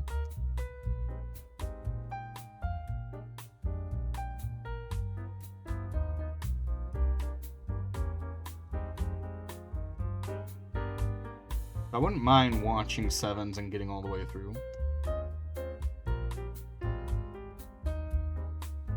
Now, remember, in my Discord, I have like 5 emotes dedicated to one character who's from Yu-Gi-Oh! Sevens.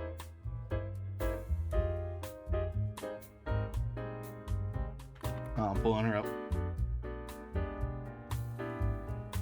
Oh, I forgot Yu-Gi-Oh! Sevens got a fucking dub. So now when you type in their name, the first thing that comes up is their dub name, their gross-ass dub name. Anyway, this character. She's from Sevens. I love her, she's so cute.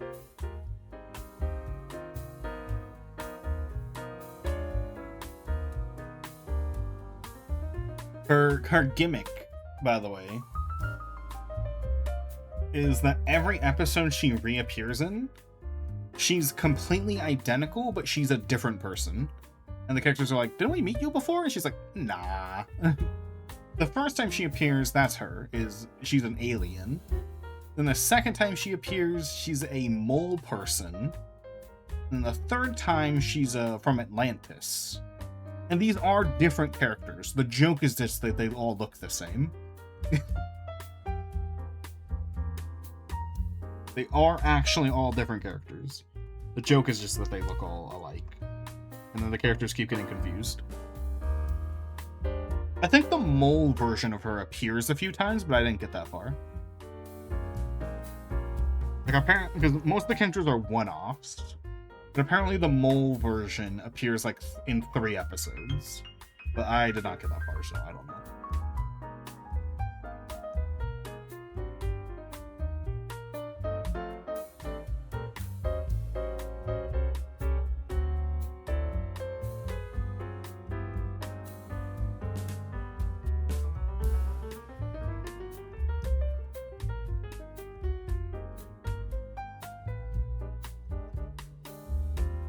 How does a Bomberman wear pants? Or does they just answer that they don't?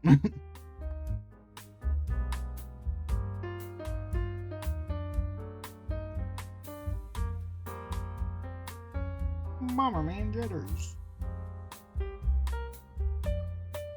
Yeah, he looks fine wearing pants. It's fine.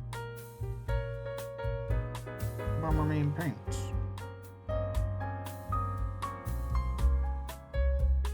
Yeah, I like Noodle Sirocco. She's fun.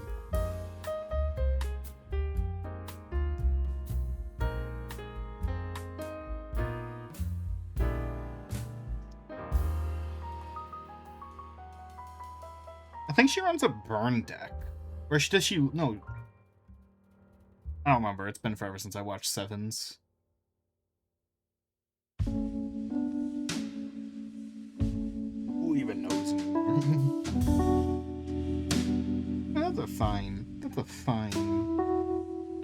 3D, or not 3D, Bomberman. I should probably draw like the sleeves, not the sleeves,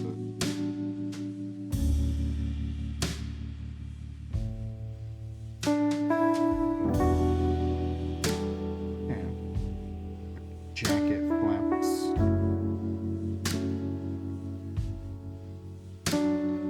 Also, but with Officer Jenny, they're all just called Officer Jenny. They all have different names in Sevens. But honestly, Noodle Sirocco only applies to the alien one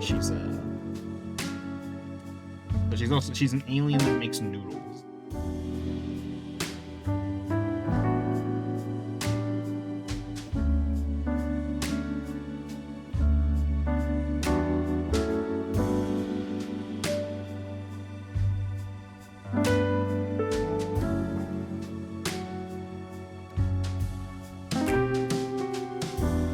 Now let's draw a villager.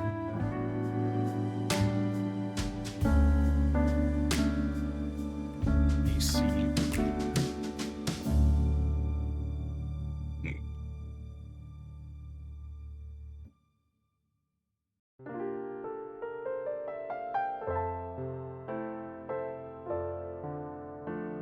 I don't know if I want to do villagers. Kind of too similar to Bomberman.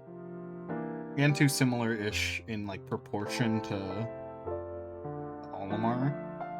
I think we have our bases covered with the other two. I'm gonna go back to the line anymore.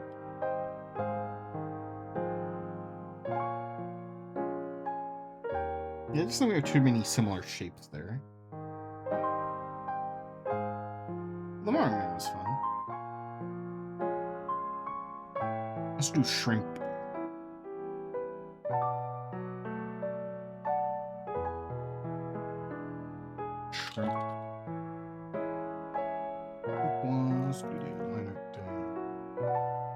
Need a picture of a shrimp again.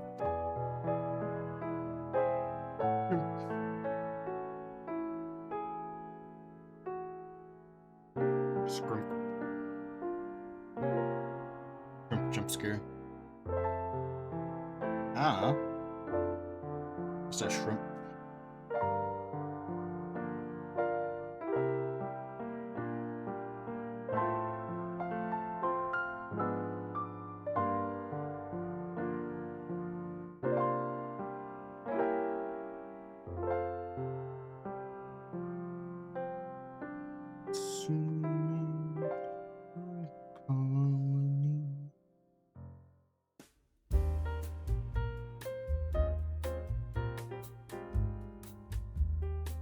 The shell in there.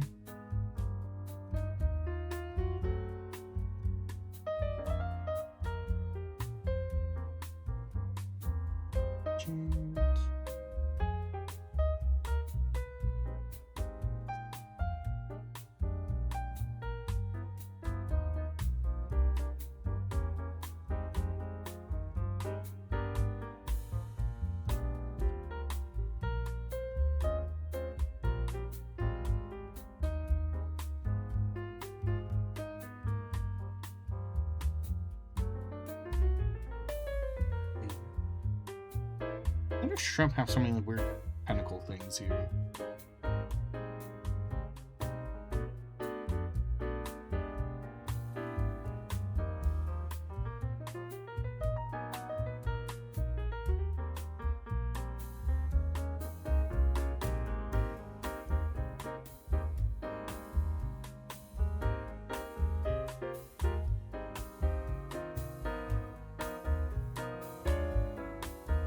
Yeah, why do they have them? I don't think they're using them.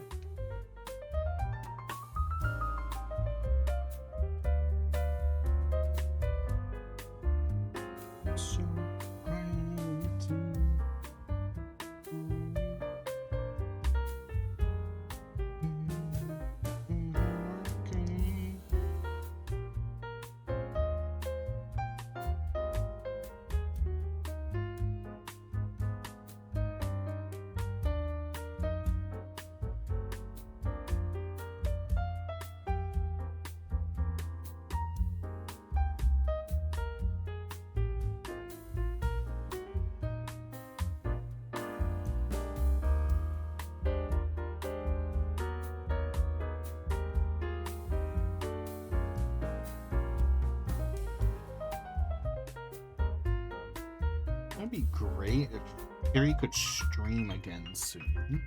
And I can just like show Kiri these on stream. The baseball bat one, I don't mind. Not my best work. Although it is funny. This one? I want Kiri to see all these.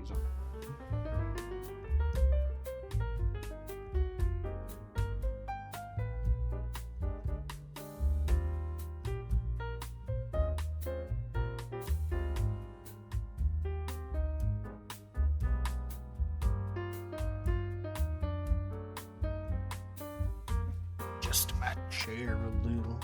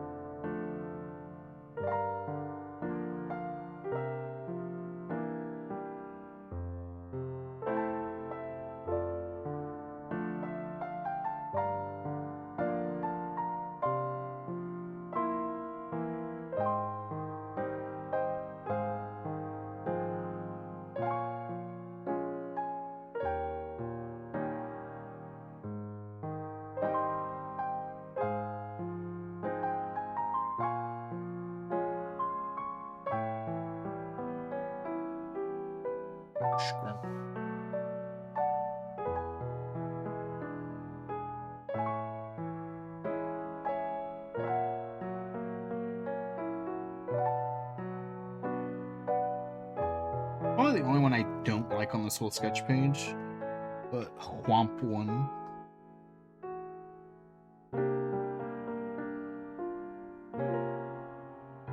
Probably the only one I don't like on here.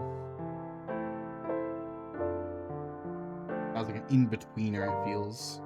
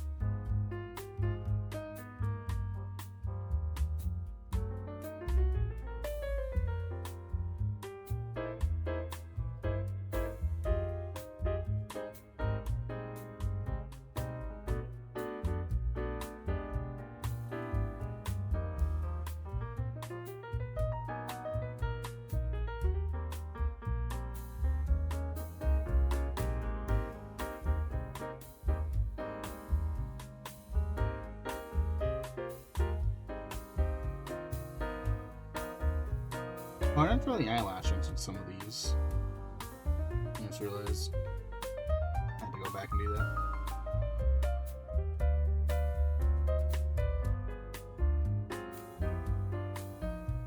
I don't think I drew the eyelashes. Oh, the eyelashes don't matter on this one. Maybe on that one. This one, they definitely need the eyelashes. And this one needs eyelashes too, but I'll do that in the liner.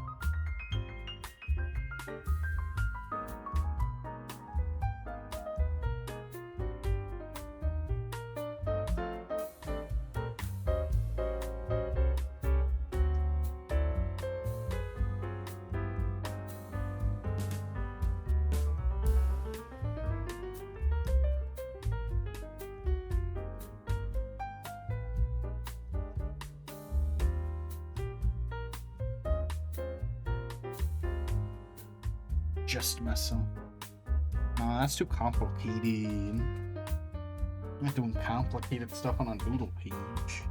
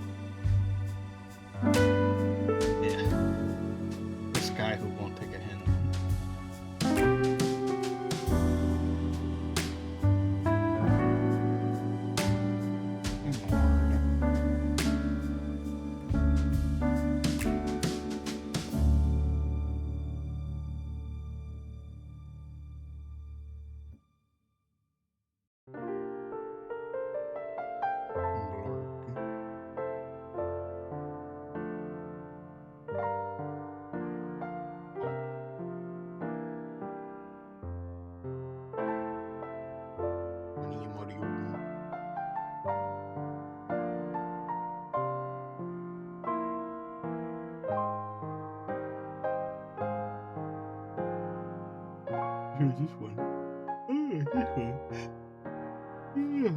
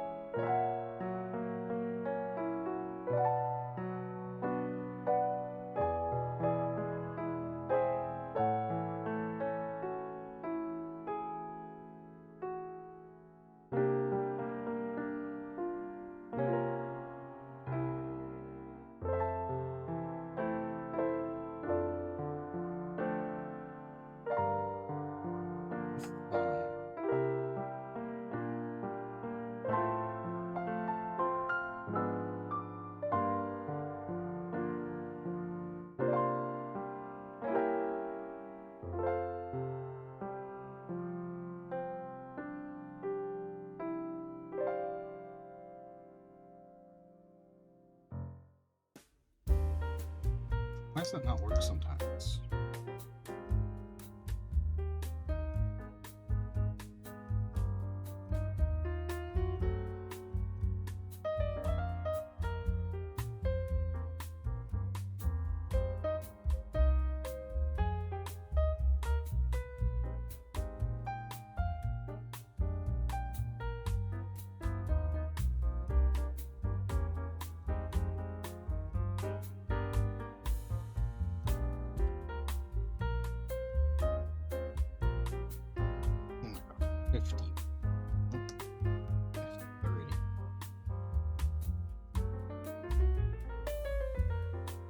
Hell yeah.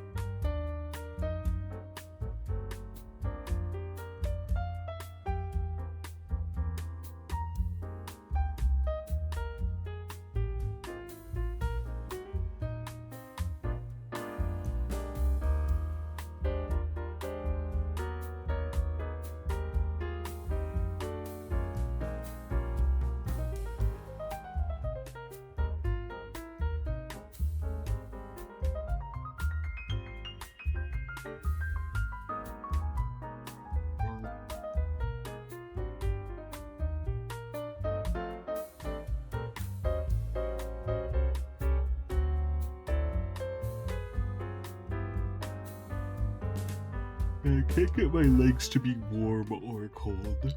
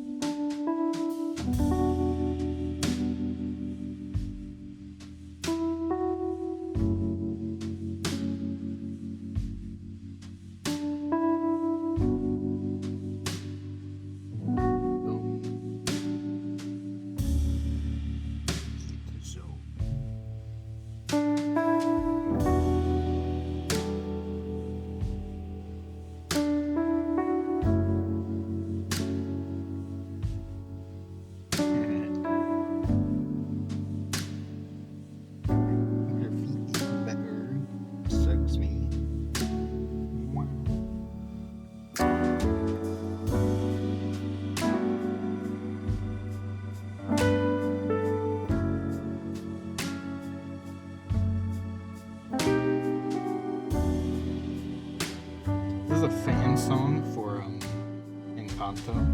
And man.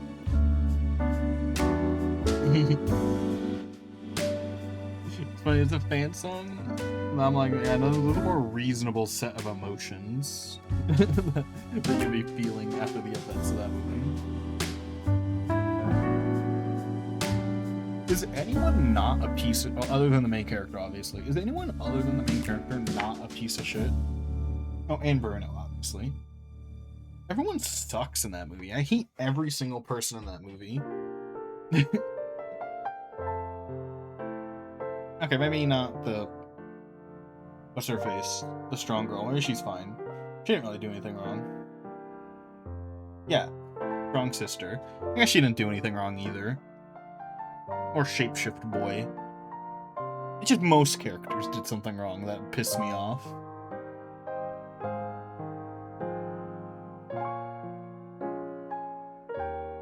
Shapeshift guy was chill. Everyone else, thin ice.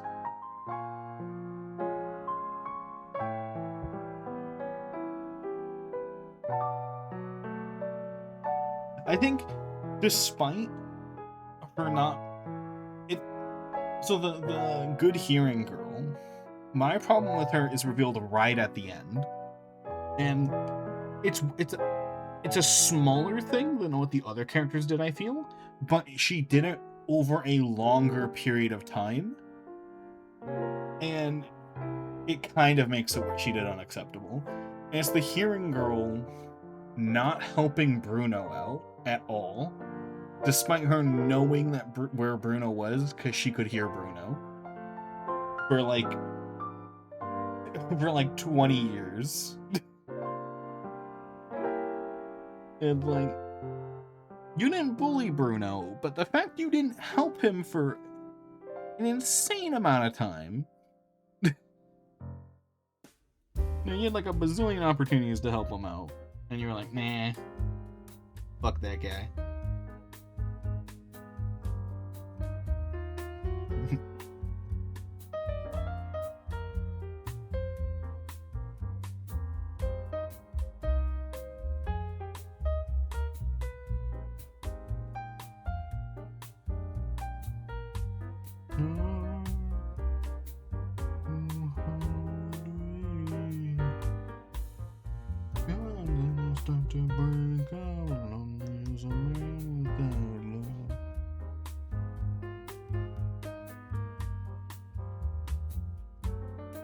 I don't even think...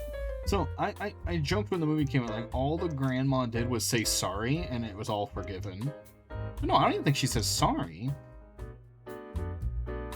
The word I'm sorry, the words I'm sorry never come out of her mouth the whole movie. That bitch was not sorry. Yeah, she had a sad song where she remembered, oh yeah, I forgot my husband's dead. Duh. That's not sorry. That's an excuse. My husband's dead, so I was mean to everyone in my life for like 40 years. It's like, man, sounds like not my problem. You had 40 years to get over it. Maybe grow up, move on. It's been 40 years. At 10 years, I'd be expecting you to stop being a whiny bitch, right? 10, I would have expected this to stop. And even 10's pushing it. If you're still an asshole because your husband's dead, if you're still an asshole after like 4 years, like, you need us. That's on you. You no longer get the excuse of, well, you're going through a lot. You no longer get that excuse. It's been a while. You need to reach the acceptance stage of grieving already. You need to not make it my problem. 40 years is just you're a bitch.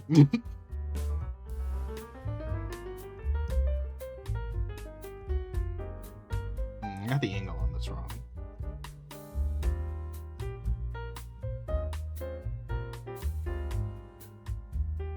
She doesn't even say sorry at the end, though. I'm pretty sure she doesn't.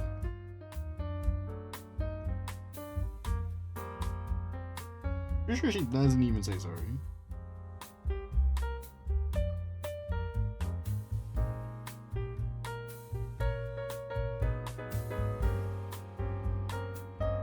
I could be wrong. It has been a while. I haven't seen the movie since release. That was like 2022. Wait, no, it wasn't 2022 because it was still COVID, wasn't it? It's like 2021 at the earliest. Let me check.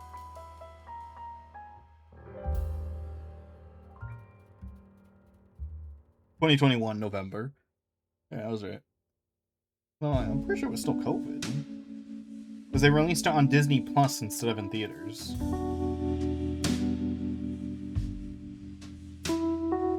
And that's why, that's the only reason I saw it, because it was on Disney Plus.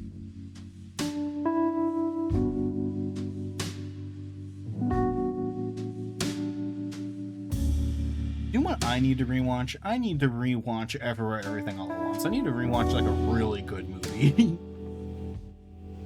Everywhere Everything All at Once is a stressful movie though, in a good way. In a good way. Like, oh, I don't know. Is that the right way to put it? I don't know. There's...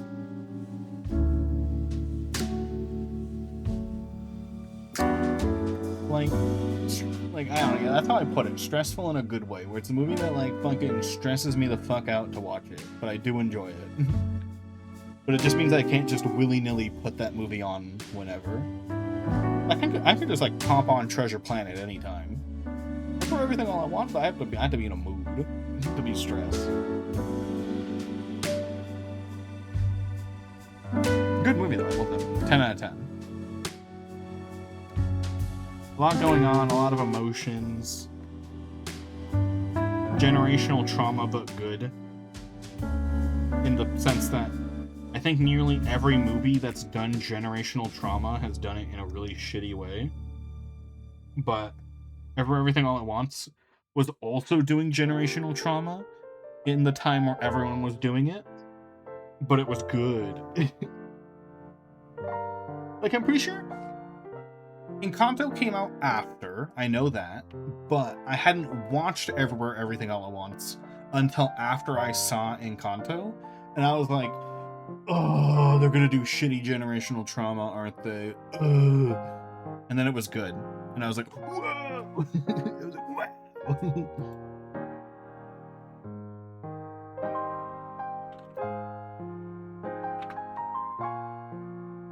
When did this movie come out again? I forgot. Wait, no, it came out after. It did come out after. Never mind. Brain fart. I'm brain fart. What did I just watch then? So I remember I was watching some bad generational trauma movie or show, and then I saw Everything All at Once, and I was surprised. Was it Miss Marvel? Miss Marvel, I think, did generational trauma. I didn't finish it though. When did that one come out? June 8th.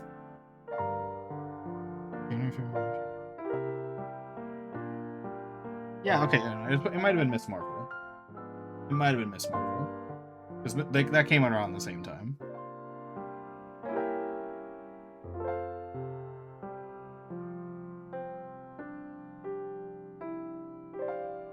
I did not finish Miss Marvel. Miss Marvel wasn't even... Miss Marvel was bad, but it wasn't even, like, entertaining bad. Like... Or not entertaining bad, because that's... Like, entertaining bad to me is different than good bad. Like, The Room is good bad, but, like... What's a movie that's entertaining bad, but not good bad? It's different. Entertaining is different from good. I can't think of a movie off the top of my head, but like Xenoblade 2 is entertaining bad because I can rant all day whenever something stupid happens in that game. You know, but it's not good bad, you know? You know, yeah, Miss Marvel wasn't even entertaining bad. It was just bad.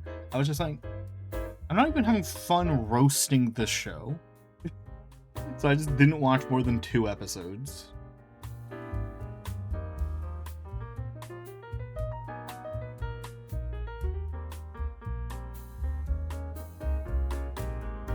You know?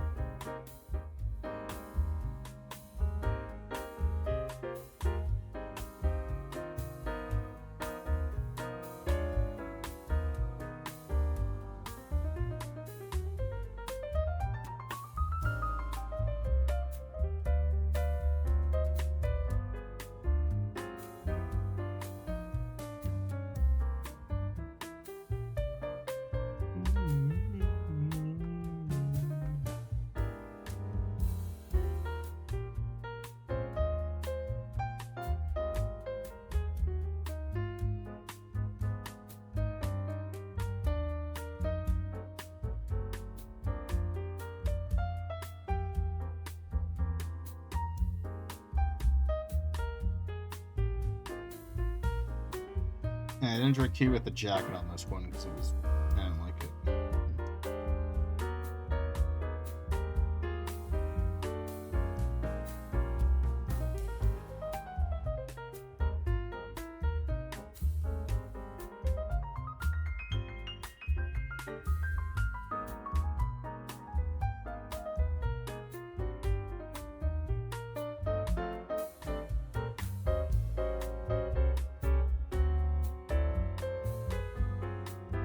Oh, this one's back in the place.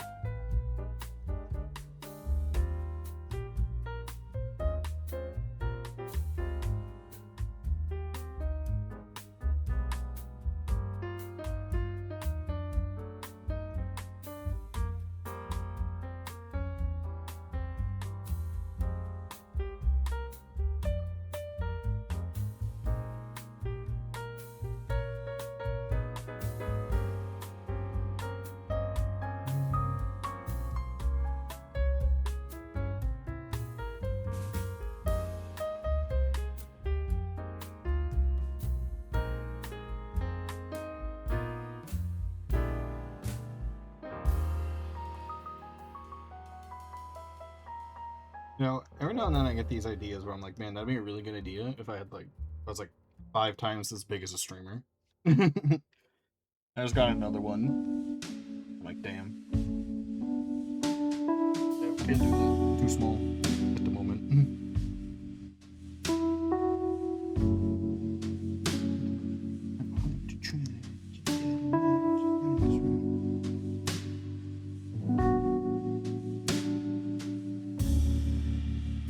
This one was, I should do a stream where I watch a movie on stream. The correct way, not the pirating way, the correct way, where you like you know when like people do watch parties on Twitch and they have like they just have the timestamp on screen? Like that. then I'll like talk about like a really bad movie that I'm watching. Which just the timestamp, no audio, nothing. Like on a Twitch stream.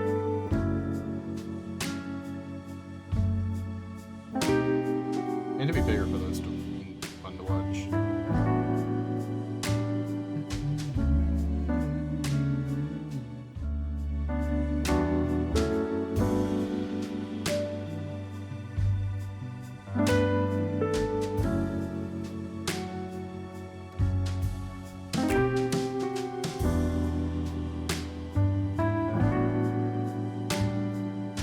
There's been like an idea for programming that I really want to do.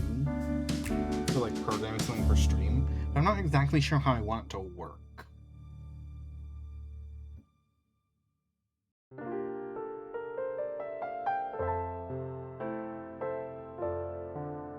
Yeah, the base idea in my head is like a chat Tomagachi.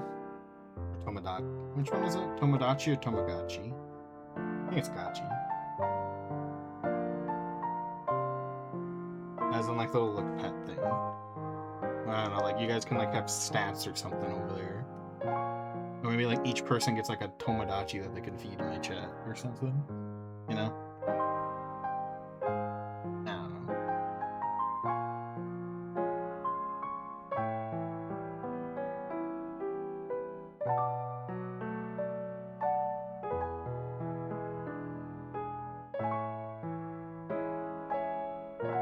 Like shove it into my V2 program.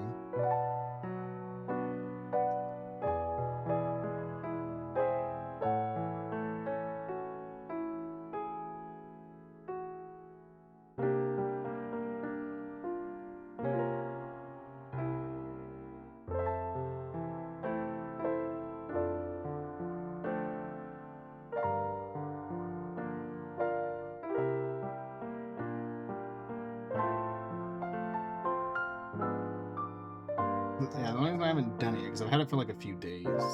I'm just like, I just don't know how I would go about it.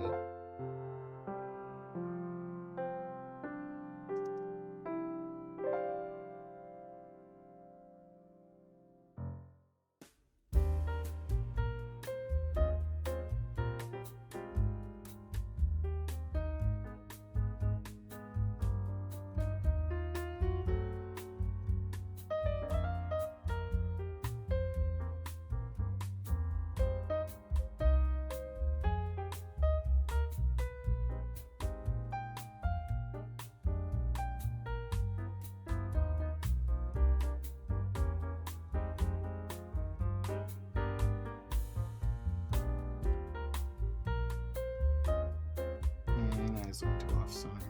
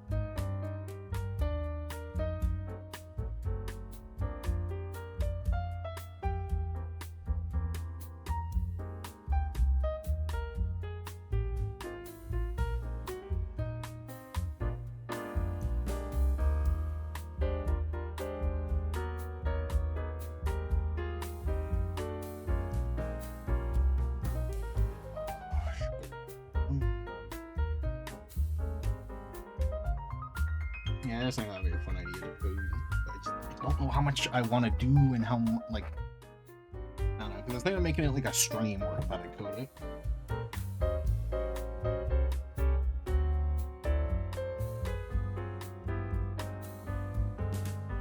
But, and then the more I think about it, I'm like, it'd be better as a Discord bot. Then I'm like, oh, I still haven't finished my Discord bot.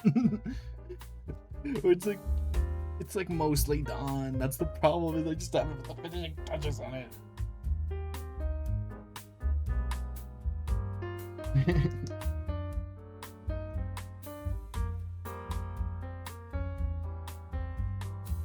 This one's done lined.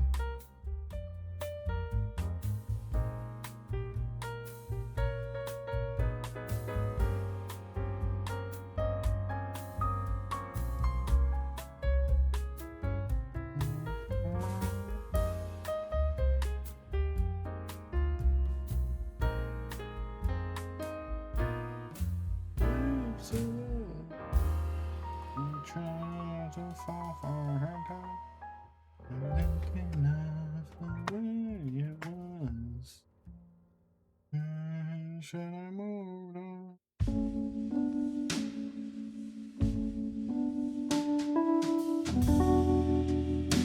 Excuse me.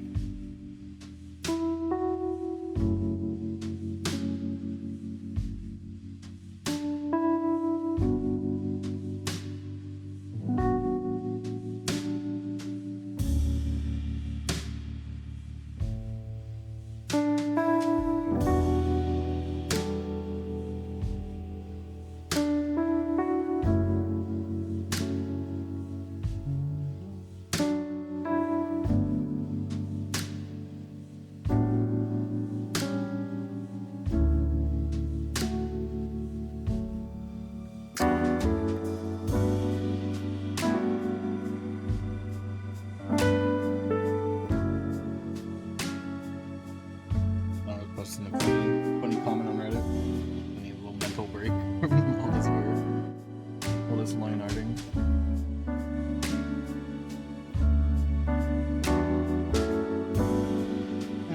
I'm gonna do the big one last.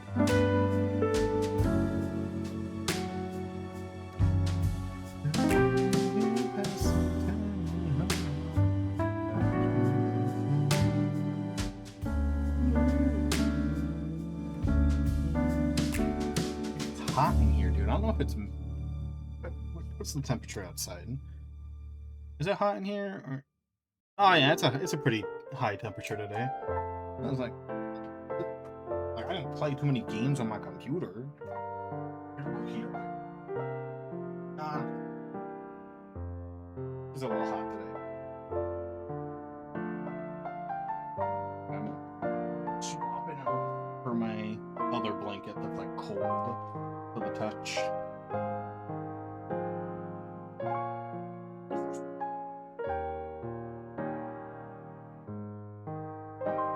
Fuck double-digit weather. I love single-digit weather.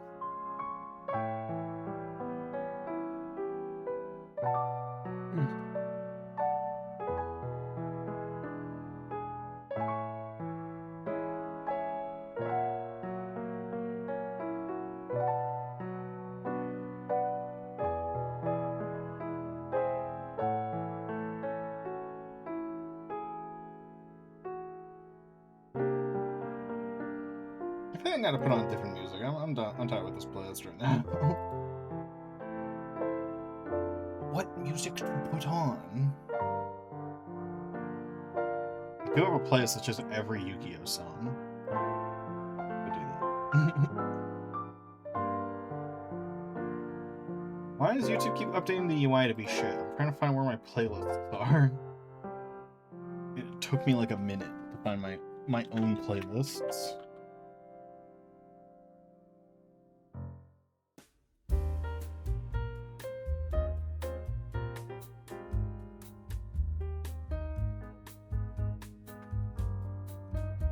Playlist has every Yu-Gi-Oh song in it.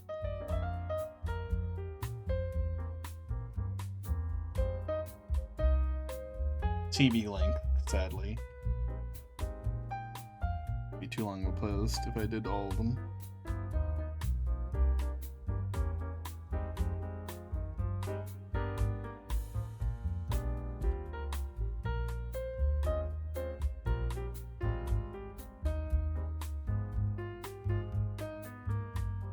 I'm just gonna listen to all of them in order.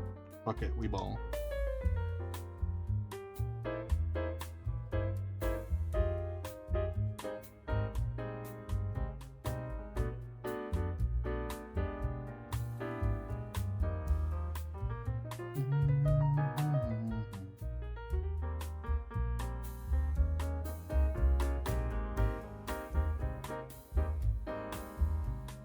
This is season 0, by the way.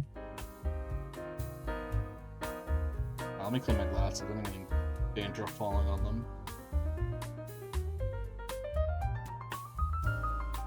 I wonder what happened to Yugi's other friend. Because Yugi has another friend in the friend group who, after quote unquote season 0. Oh, did I? Oh, I had shuffle on. That's weird. Who, after season 0, just doesn't appear. Like in both the manga and the anime, she just vanishes. I wonder what happened to her. I wonder how she's doing. Like, oh my god, Yugi! All that shit happened. What's it? Oh my god. She didn't go to bat. She didn't sneak onto the boat to go to the island with Yugi.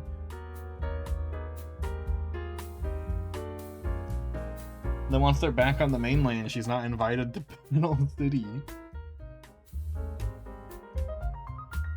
What happened to her? I forget her name.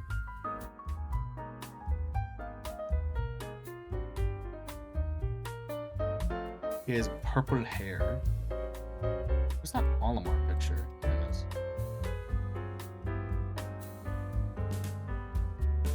Olimar.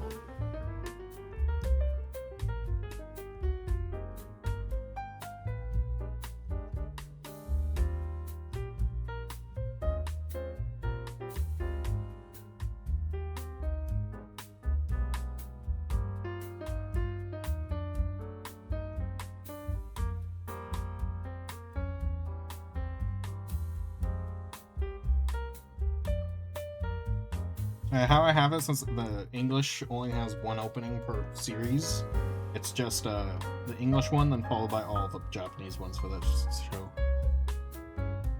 That way this is ordered.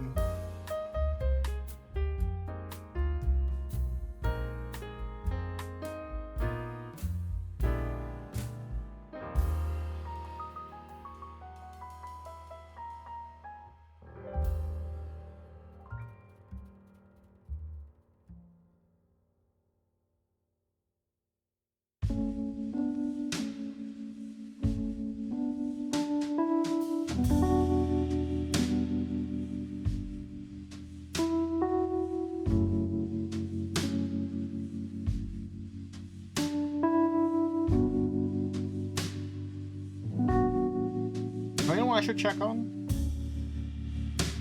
Because back for a while, the official Yu-Gi-Oh! Channel would get their own upload of, they'd get their own upload of, Hyperdrive taken down for copyright, but none of the fan uploads ever got taken down. And I think and then, like, I posted in the Discord, like, oh my god, the official YouTube channel finally has it again. And it'd be so funny if we checked and it was gone again.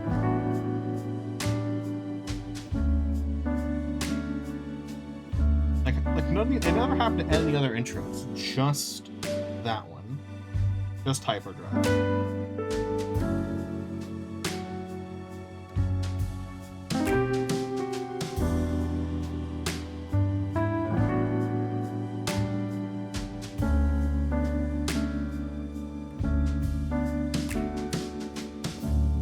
We'll find out when we get to Hyperdrive in the playlist, which is in like a bunch of songs because it's the third Yu-Gi-Oh!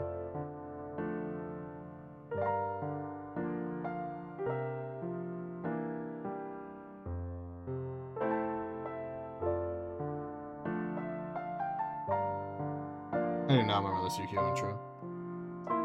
Oh no, now I do. I get to that part.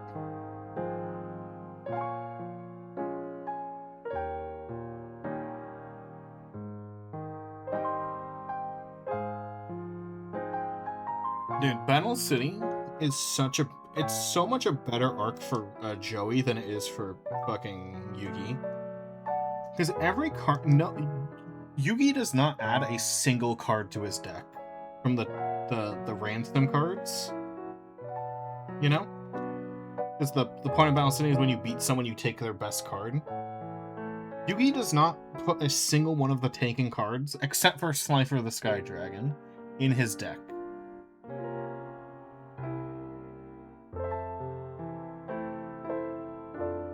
And if you want to be very technical, technically he takes Red Eyes. But he doesn't put it in his deck till after Battle City. But like Joey, every single card he wins, he puts in his deck and it gets used and it helps him win. It's like actually like an arc for Joey.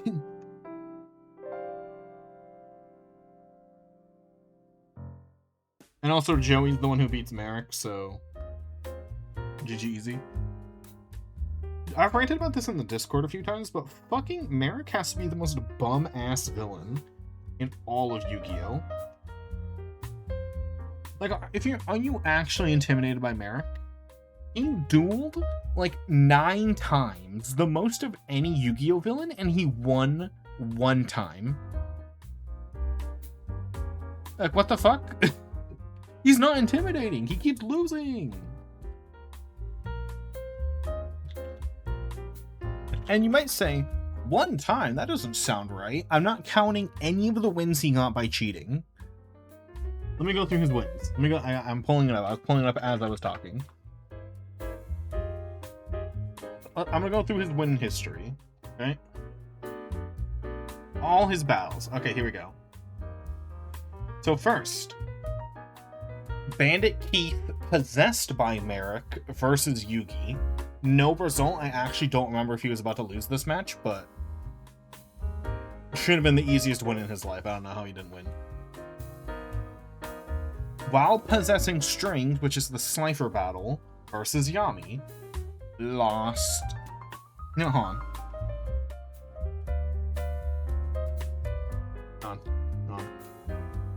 I'm going up in the corner.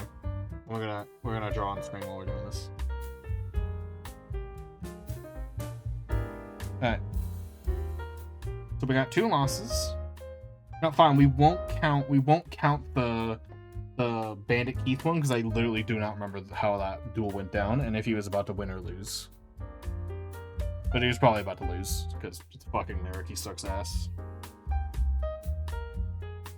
Versus. While possessing Joey Wheeler, he literally had to be like, if you win, I'll fucking kill Joey. That's a cheat. We're kind of as a loss because it was a draw. Versus Yami Yugi. Oh, this is a different one. Sorry. Okay, now my Valentine. He was literally about to lose, and then he cheated by having an illegal card in his deck. That's a loss. Fighting Bakura. This is the one win I will count, but it has an asterisk on it because Bakura only loses because he was, in lore, said by himself, intentionally throwing the game. Bakura was trying to lose. And that's one win for Yami? Or for, not Yami, for Yami Merrick? Guy who was trying to lose. Good job. Get your game on. 3-way or 4-way duel with Yami Yugi, Joey Wheeler, and Seto Kaiba. He was the first one to lose. Biggest loser. Versus Joey Wheeler, he lost. Versus Yami Yugi, lost again. Bro, he battled 7 times, or technically 8, and he only won 1 time. What a bum-ass fucking villain.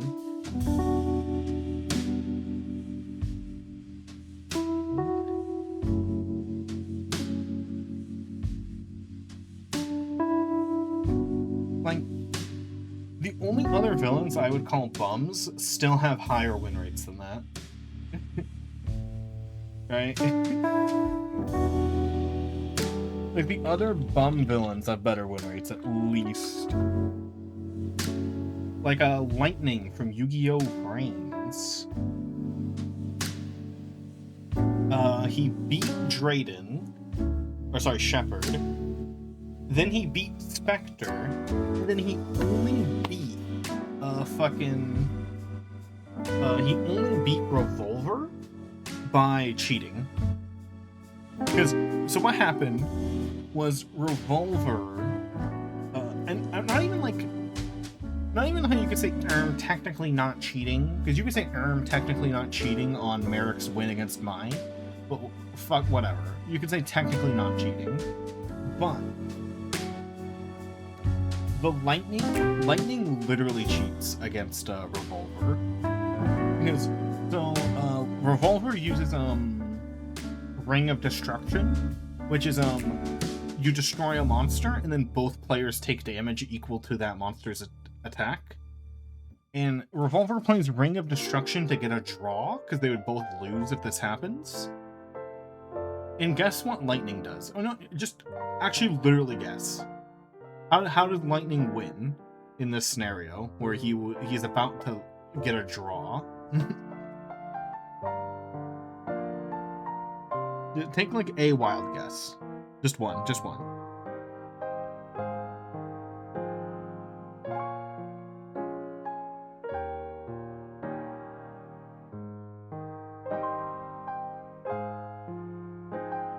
I'll draw. Now you get your guessing.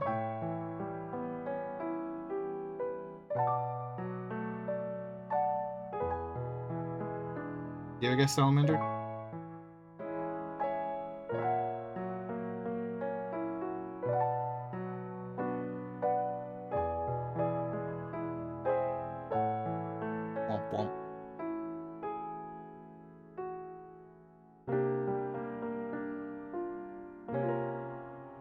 No guesses?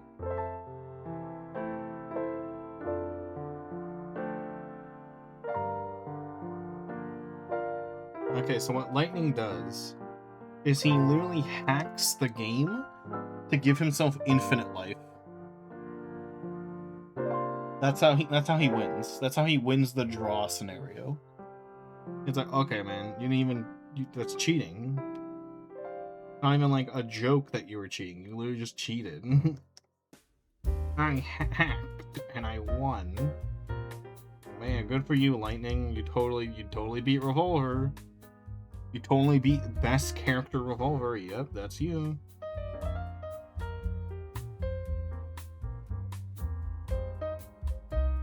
It's the worst fucking like win I've ever seen a villain get in all of Yu-Gi-Oh. Literally hacking. Like, I can't take the villain seriously.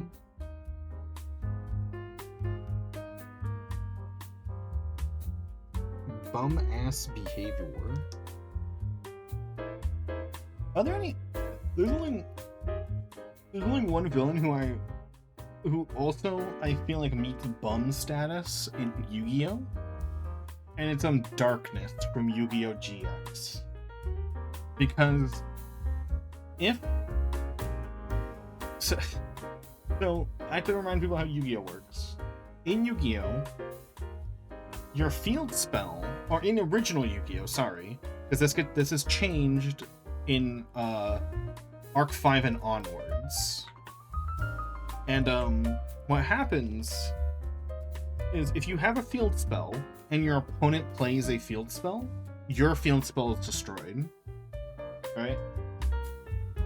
Now, Darkness's whole strategy relies on him having his field spell activated, and his field spell has no protections on it. Unlike the Seal of Orichalcos, which the Seal of Orichalcos prevents your opponent from destroying it. So it's a field spell that has protection on it. Darkness's field spell has no protection on it. And the problem with that is Jaden is the only protagonist with a field spell in his deck. Not only that, Jaden has 4 field spells in his deck. Which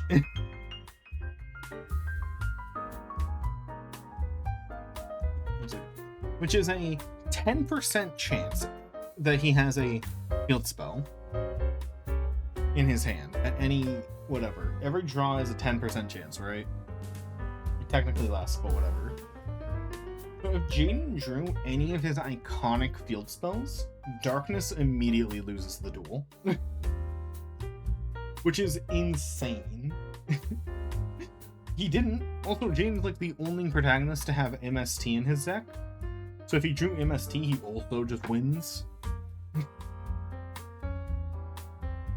Like, Darkness got so fucking lucky. Oh, this is my favorite Yu-Gi-Oh theme song. Oh, this one. But yeah. Darkness is a fucking bum ass as well, but he's not as big of a bum as Lightning and Merrick. Because Lightning and Merrick are bum asses because they get undeserved wins. Darkness is a bum ass because he got lucky. That he got lucky that he didn't lose faster. Like, good job, Darkness. At any moment, you could have instantly lost the duel. Darkness got lucky that he lost in a dignified way. Because if he was any unluckier, he would have lost in the, just the most boring way possible.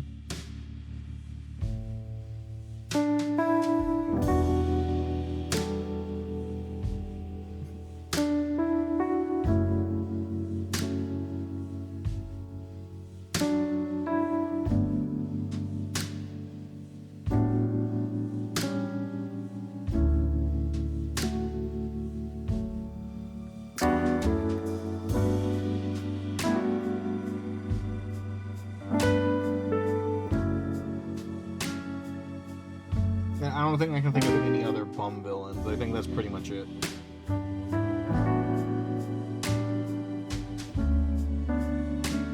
They were the bummiest bums of all.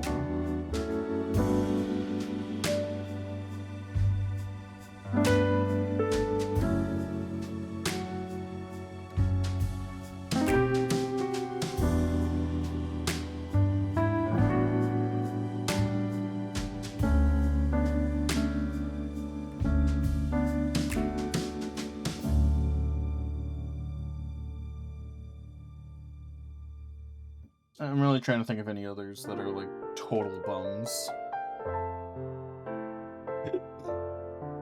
And only like main villains, not one-off villains. Like you can't say Weevil. That doesn't count. Weevil doesn't count as a bum-ass villain. Just a little guy.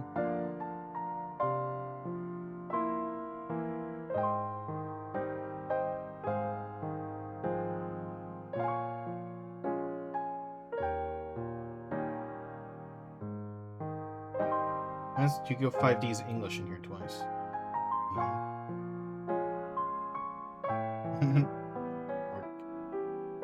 It has to be like a proper villain. It has to be like Darkness. It has to be like Yubel.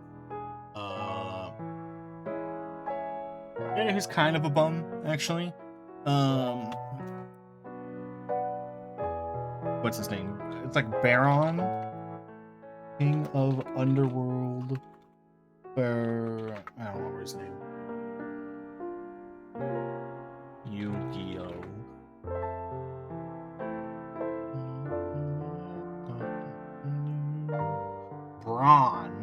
Braun, King of Underworld, is kind of a bum ass in Yu-Gi-Oh! GX. So what happens, how he loses, is so his goal is he has to sacrifice 6 people. He has to kill 6 people who are like chosen in order to create the super polymerization spell card, which is like the strongest spell card in the universe in Yu-Gi-Oh! GX. And with 5 sacrifices out of the 6, he just goes, yeah, that's probably enough. And then tries to do it with only 5 dead people.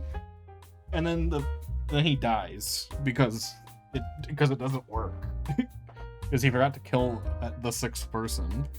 It's like, you fucking idiot. Of course that wasn't gonna work. It's magic. You're fucking with magic spell shit, and you're trying to skimp on the sacrifices? Like, of course it's not gonna work.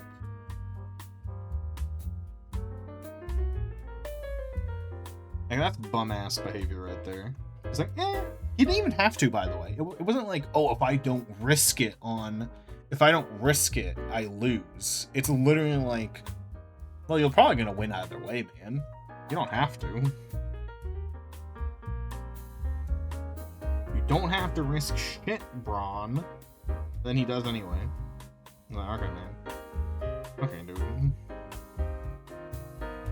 No one was forcing you. But okay.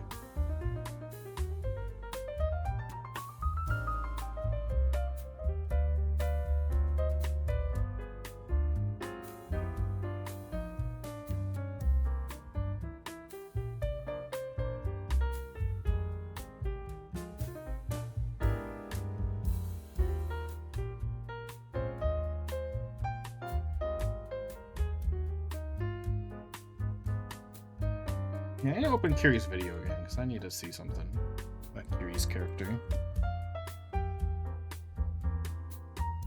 Also, I think by definition, except for the fact he cheated against Joey and still lost,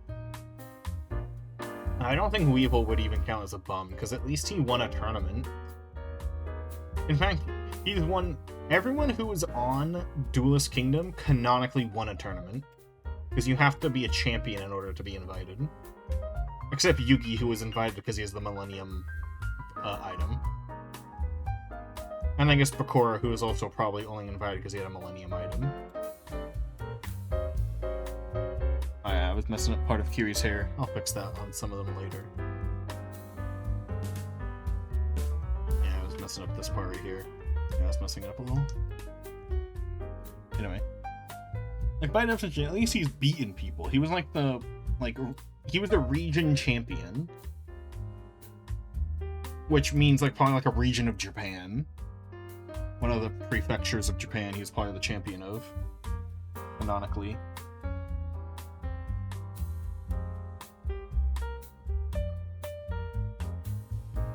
So, hey, at least he's done something.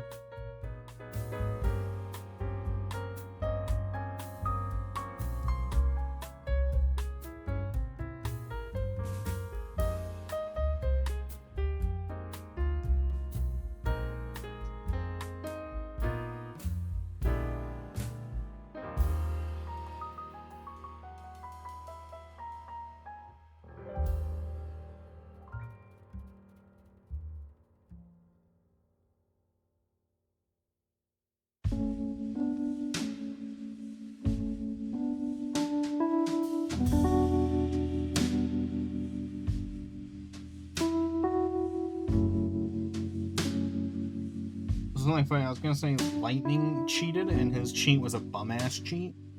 And but Bandit Keith cheated and I think it's rad. And the difference is Bandit Keith cheats in a cool way. Where it's like clever. And fucking Lightning cheated by like again, Bandit Keith doesn't count for the bum-ass villains because he's a one-off. But Lightning cheats by literally hacking. Like if Lightning because Bandit Keith, he was like hiding cards in his sleeve, you know, like a cheating poker player. Right? He was hiding cards in his sleeve, and you know, it's like, oh, that's clever. But Lightning literally was just like, oh fuck, I'm about to lose. Oh shit. Oh fuck. And then he fucking cheated with hacks. Oh, I forgot one part about Lightning. Sorry. Lightning cheats in every duel, and then he extra cheated in the revolver duel. My bad. So, in Yu-Gi-Oh! Brains, there's this thing called a skill, which is a special ability that is unique to every person, but you can only... skills are only a thing in a speed duel, as opposed to a master duel. Right? All of Lightning's duels were master duels, but he can use his skill power in a master duel, while his opponents cannot. So he was already cheating by using skills, and then he extra cheated when he was losing. So he was losing with an insane advantage, and he still lost. It's like Lightning was basically kind of like that 5-year-old you play with, who's like, because I'm awesome, I get to draw 2 cards instead of 1. And you're just like, fucking asshole. Stupid 5-year-old. But that was the villain. You're like, that's not fair. You're just cheating. Like, I would have been fine with it if other characters eventually, like, obtained the power to do the same thing, but it never happens. The heroes never obtain that power. So it's like, bruh. Like, legitimately, I would have been fine with Lightning cheating in that way if the protagonist eventually learned how to do the same thing. Unfortunately, it doesn't happen ever.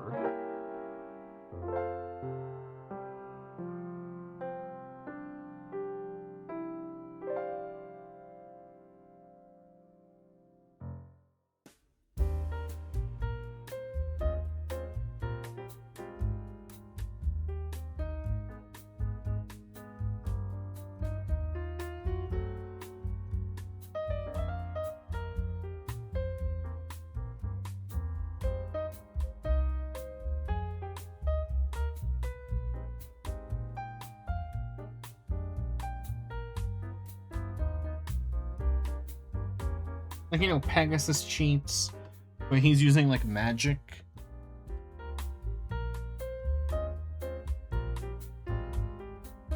And also he's using exclusive cards. It's kind of fitting. You know, it's kind of expected. At least part of it. Yeah, Kaiba's not really a real villain, though, but Kaiba at least tries. Kaiba doesn't cheat in any way.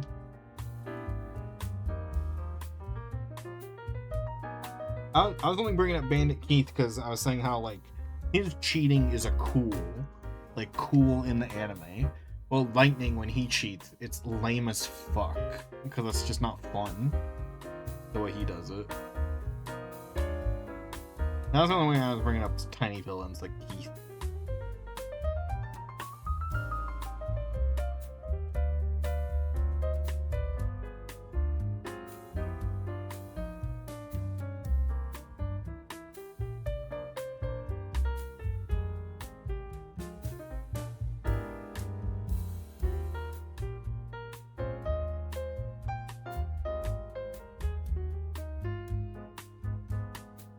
Is there any other villains who cheat like that? Or I don't know.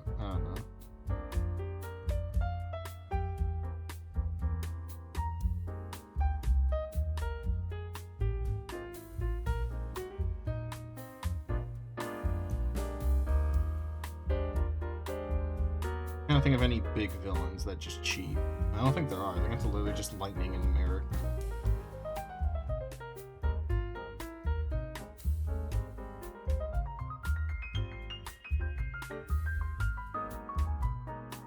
Oh yeah, Yu-Gi-Oh! X was the only English show to get or the only show in English to get 2 songs. That's neat. Sorry about that. Not because the first one kind of sucks, but the second one bangs. Way to forever, like I'm shining through. If you can do. Forever it continues.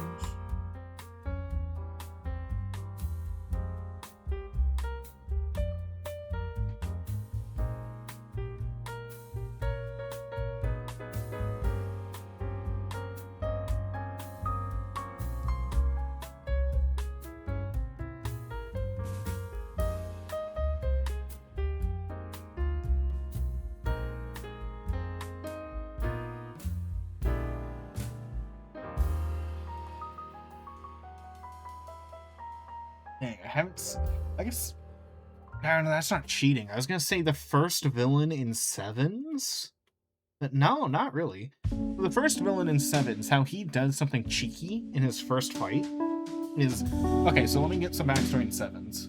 So in Yu-Gi-Oh! Sevens, the protagonist hates how strict Yu-Gi-Oh! The card game is. So he hacks the communist government that runs his country, and basically installs Linux.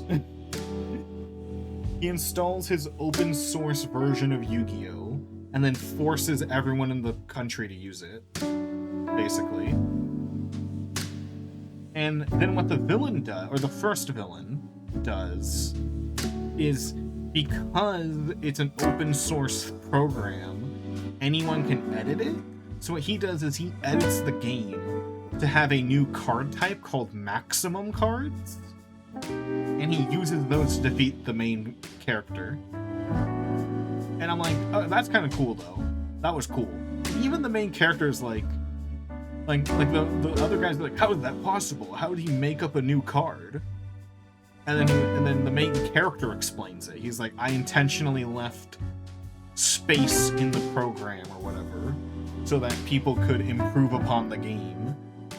And that's what he did. He improved upon the game by creating a new monster type. And then the main character eventually comes back with his own maximum monster. And they have a maximum battle, and it's pretty cool.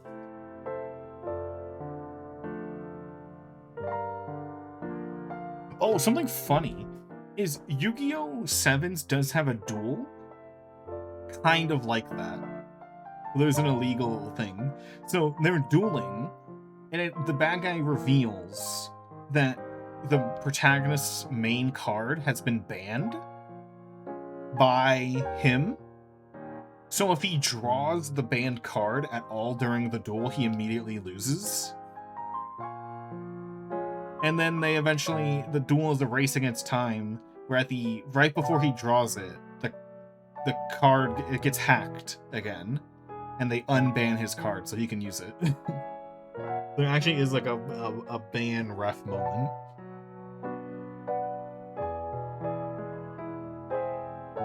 Pretty funny.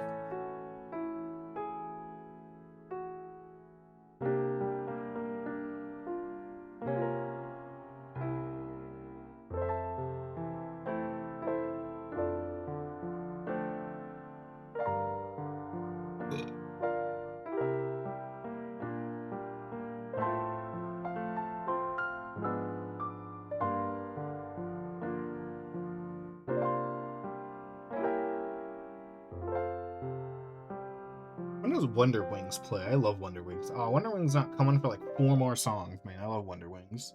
That one's from Zexel, and I've never seen it, as I've said a million times.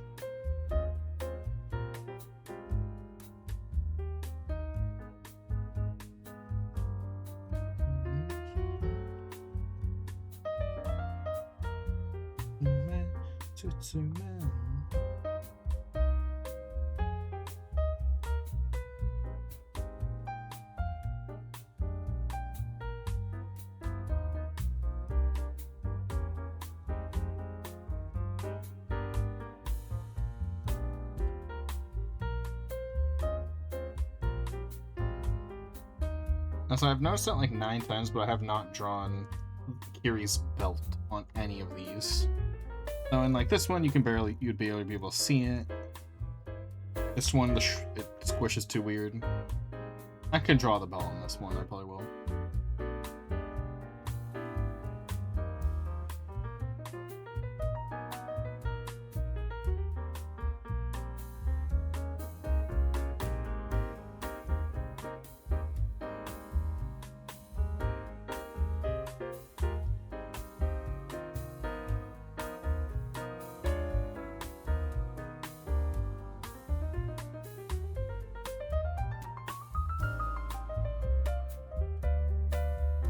We're running on a Yu-Gi-Oh topics while we're listening to Yu-Gi-Oh.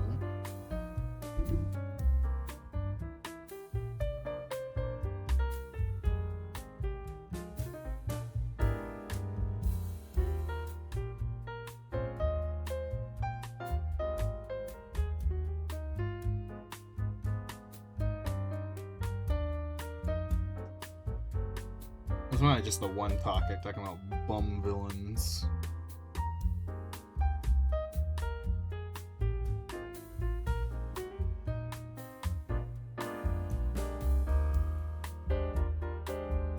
It's a pet peeve of mine. This comes to me because of Yu-Gi-Oh! Brains and Yu-Gi-Oh! Sevens. And it'll be like, a show will like care about continuity and whatnot, and then the millisecond, right, that they don't care about continuity, and it gets confusing, people will come out of the woodworks and be like, oh, well, they never cared about continuity. And I'm like, alright, you're fucking wrong. But like, but it's so annoying. I hate those people, and it happens with Yu-Gi-Oh! Brains, where every Yu-Gi-Oh! Show takes place in the same universe. That was in just the original Duel Monsters Season 2. Anyway, every Yu-Gi-Oh! Series takes place in the same universe up until Brains, where it's like, is this in the same universe? Is it? And you're like not quite sure. And then Sevens definitely doesn't take place in the same universe.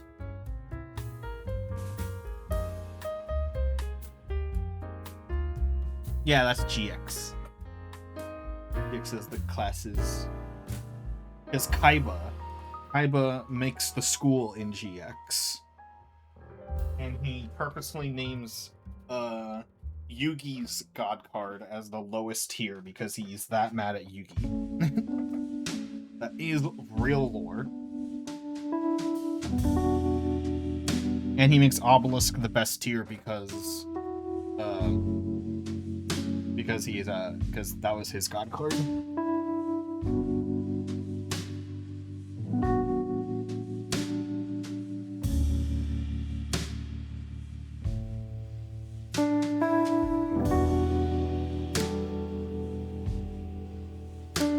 Oh, and then Yu-Gi-Oh! Go Rush apparently doesn't take place in the same universe as Sevens, but some of the characters still exist. It's like an alternate universe or some nonsense. And people are like, Yu-Gi-Oh's never cared about canon. So what are you talking about? It's like, they have before.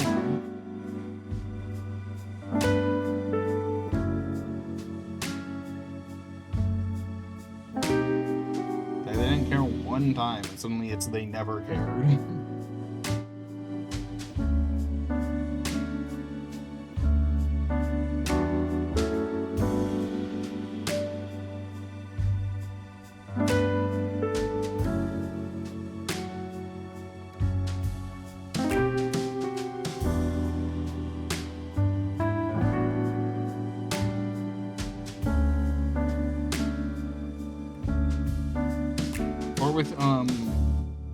With Zelda,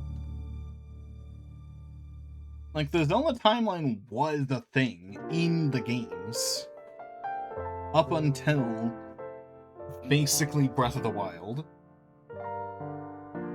Like they kept the, like in game you could parse together a timeline in game, especially with after Ocarina of Time. Every game after Ocarina of Time tries to stay in a timeline with Ocarina of Time. Ooh, Wonder Wings. Let's go.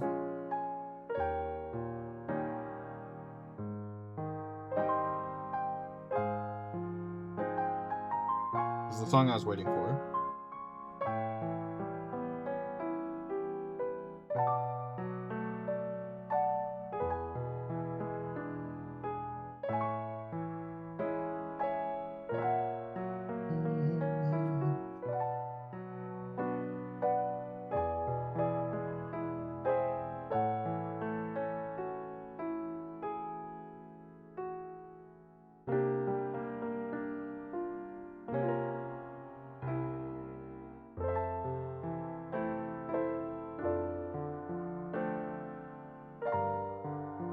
Shining drum, wonder wings.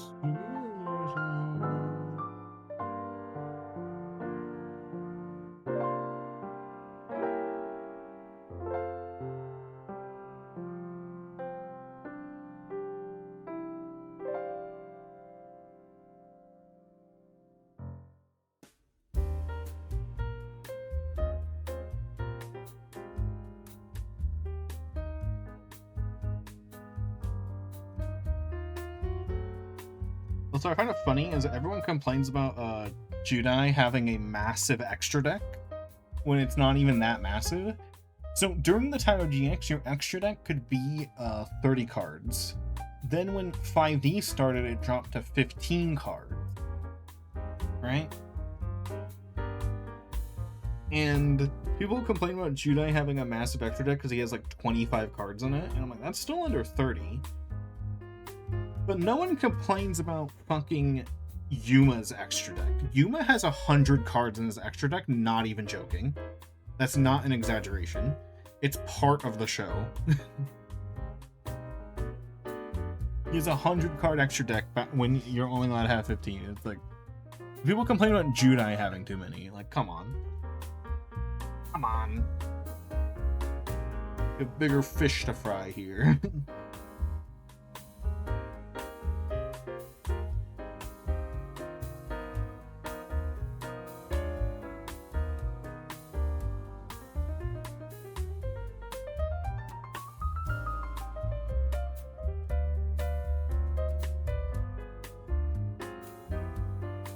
Black Dragon's a really good card. He was annoyingly meta for a while too.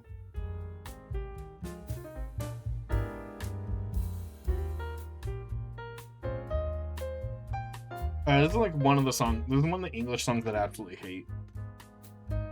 Fucking hate this one.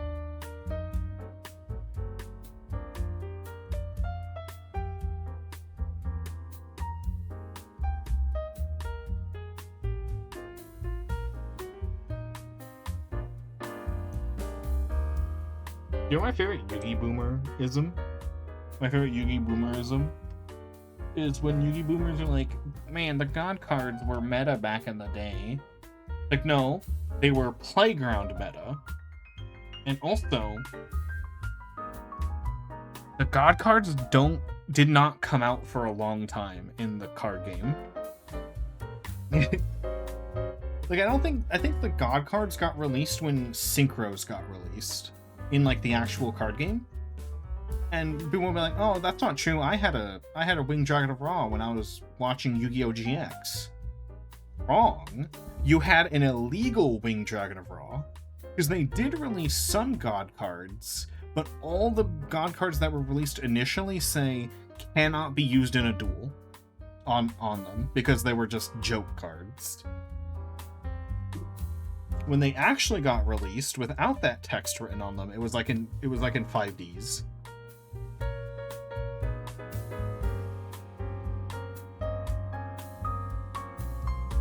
So, fun fact, if you got beaten on the playground in GX era by a God card, they were cheating.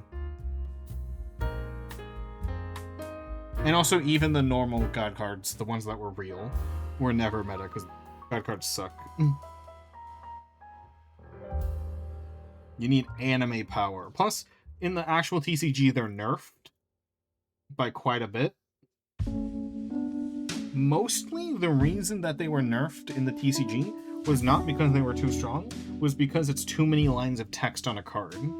So they had to nerf them by literally not putting the text on them.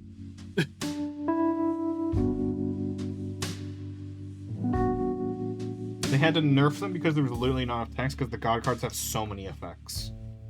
Like, God cards have the effect, in the anime, have the effect that if they're special summoned, they only last one turn, but they can only be special summoned from the graveyard, unless you negate their effects.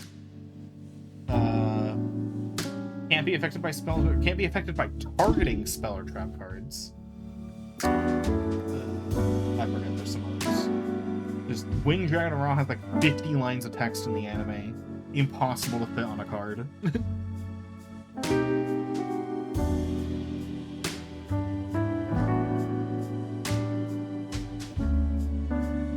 If you control Obelisk and you sacrifice Lifer and Ra, you instantly win the duel. Well, technically in the anime it was Obelisk gains infinite attack points and inflicts piercing battle damage, which means you just win the duel. That's not even on the card.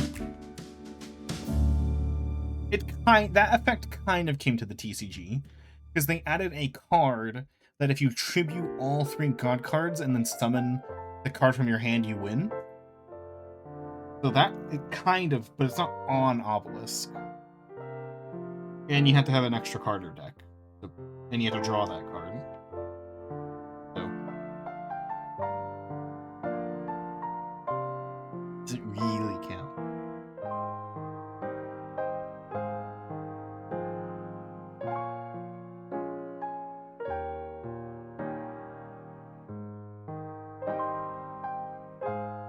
Anyway, gun cards are just... Cause the reason they suck is because they...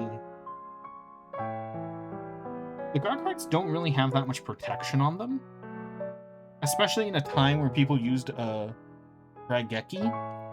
And Raigeki does not target, and the God cards are only immune to targeting effects.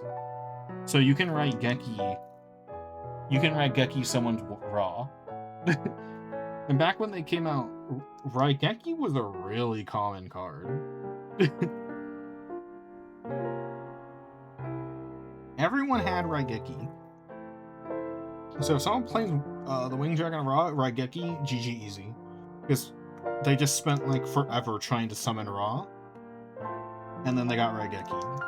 So get fucked.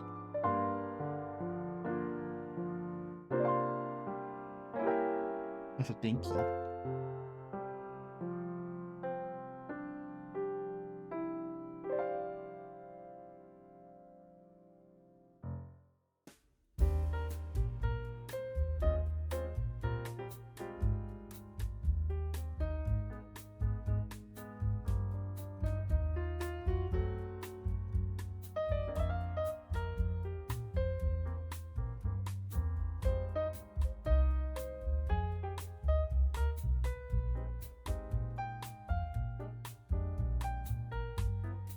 speed up if I want this art done. Today.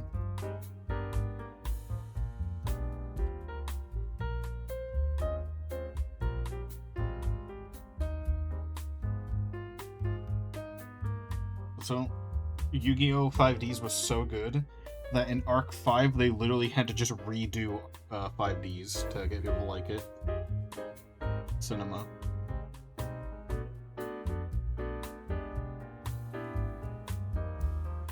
Plus, you know what? Something Konami is so stupid about?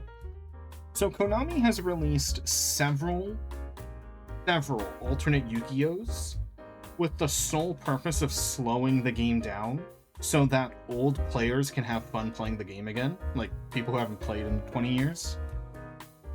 But they keep failing. I think the current one is actually working, but they kept failing, right? When there is such an obvious answer, right? Turbo duels. Everyone, when 5Ds came out, everyone wanted turbo duels to be a real dueling format. Konami, just make turbo duels real. Like, fucking, you introduced speed duels, which suck. You introduced, fucking, what's it called? You introduced, rush duels, which suck. And now they're finally kind of trying again with Genesis format, which is a nice format. I like Genesis. But, like, just release turbo duels.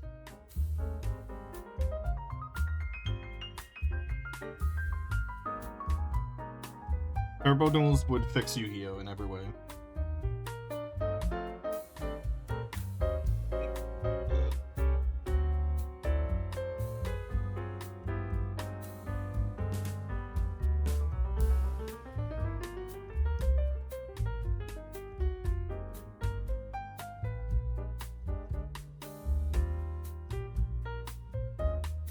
You know something I find funny about Turbo Duels that is disappointing? So the main gimmick in Turbo Duels is that spells are limited to speed spells, which are basically Magic the Gathering spell cards. And after a certain point in the show, they just stop using spell cards. And I found that so boring, because speed spells are awesome.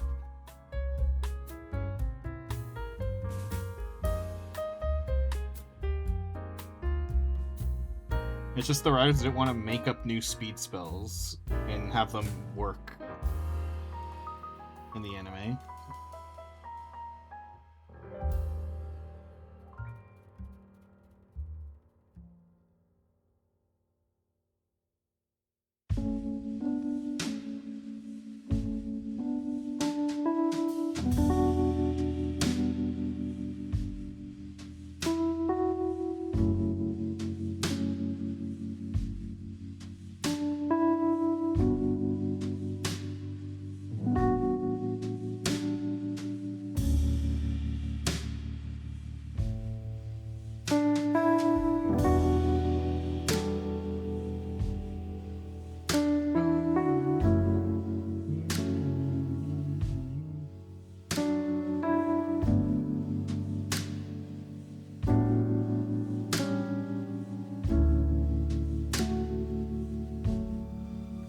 Turbo Duels were only ever playable in the video games, and it makes me so sad. Because, like, the first... They don't do them that much. Like, even in the video games. Like, if you had friends and you had local wireless enabled, you could duel your friends on Turbo Duels, but that's about it. There were, like, 3 required duels in each game that were turbo. I was like, bruh, I want to turbo more. Like, if someone could just make me a ROM hack that fucking gives me turbo duels all the time, that'd be so awesome. Like, and actually balanced and shit, that'd be awesome. You gotta play it. You gotta race.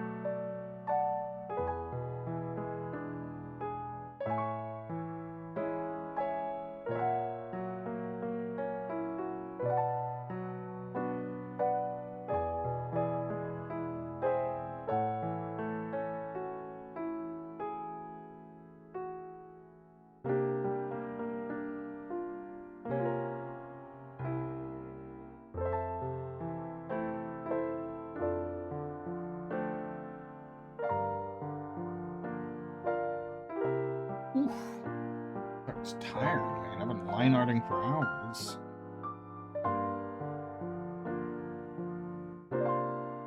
Three hours and 40 minutes.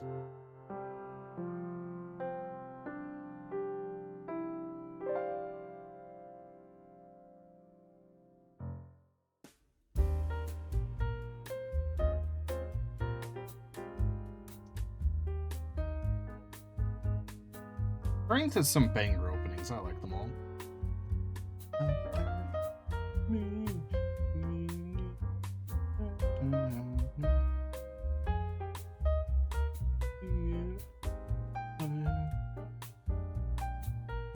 Oh, do you know who's also a bum-ass villain? He's not technically a main villain, so he didn't really count for the discussion earlier.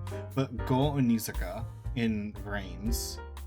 He's such a... Okay, so here's his gimmick, right? So there are idols in Reigns, like, you know, like Japanese idols where they, like, you know, like fucking music stars and Hatsune Miku and all that shit, right?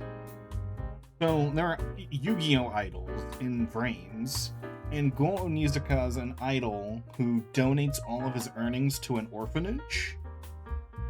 And when the main character gets a hit put on his head, he decides to try going for that hit so that he can give the money to the orphanage, right?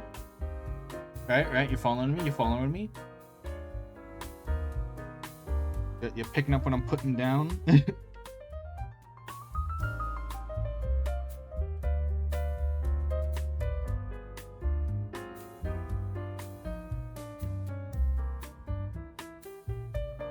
So, after he loses, obviously, because the main character in Brains is kind of a Mary Sue, not gonna lie. So he crashes out so hard that he no longer cares about orphans. And this isn't like a True Colors moment. He just wants to kill the main character so badly that he just doesn't care about orphans anymore. And he goes batshit insane over losing one time. And then fucking becomes a cyberpunk cyborg that has a computer in his head that can help him play card games.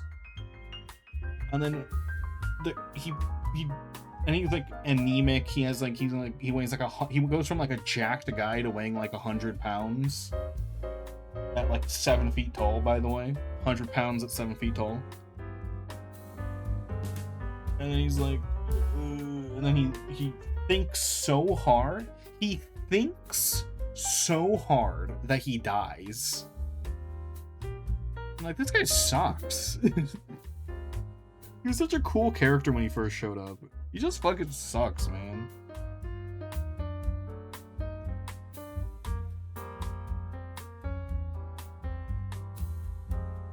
Like, he's so boring.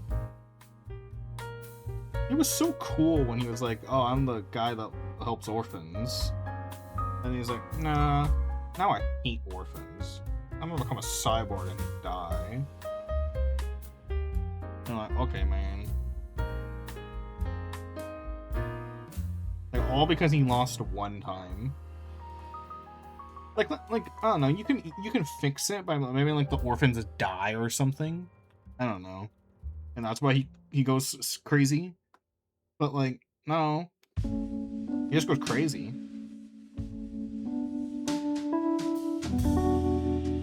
It's something like, oh, I can't face the orphans after my failure. I'm like, they're fucking orphans, dude. Don't be chill that you failed one time. You know. The orphans don't care that much. They're not gonna be like, wow. Oh, fuck, why does that have a jump scare? Like, bro, they're orphans. They're orphans that you are donating so much money to this orphanage that they are living like kings in this orphanage. And you can't donate money one time. Like, okay, like they don't care. He's like, no, they all must hate me or something. Let the orphans down. So now I hate orphans.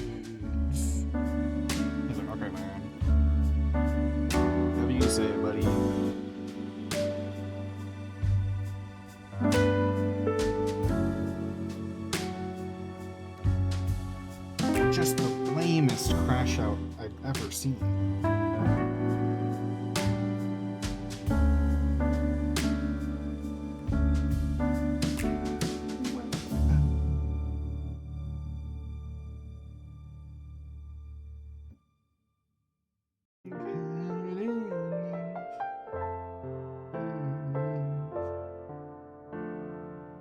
I'll add the shines in the eye later. I know he looks a little weird without the shines. The second when I broke and just moved. And let the love again. It's in my house. When I broke and just bent. Tell me again and then love again. Understand where this is coming from. Fun. We had everything. And again, do we still have everything? And it's all in your mind. The dreams. You still are so close to me. Something more than empty sheets between us.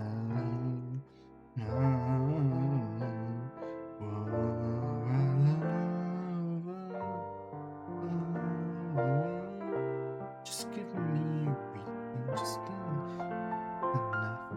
A second when I break and just bend. Until love is stop. And the skies on my heart. Broken just. And we can enter love again.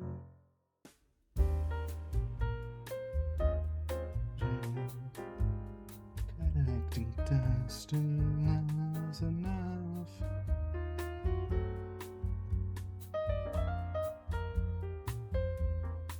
And yes, it's better.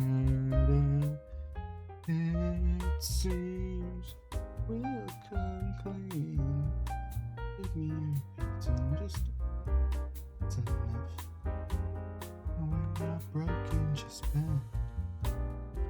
And the beginnings, anything in the skies on my heart. When I broken, just bend till we could never again. And the second I broken, just bend.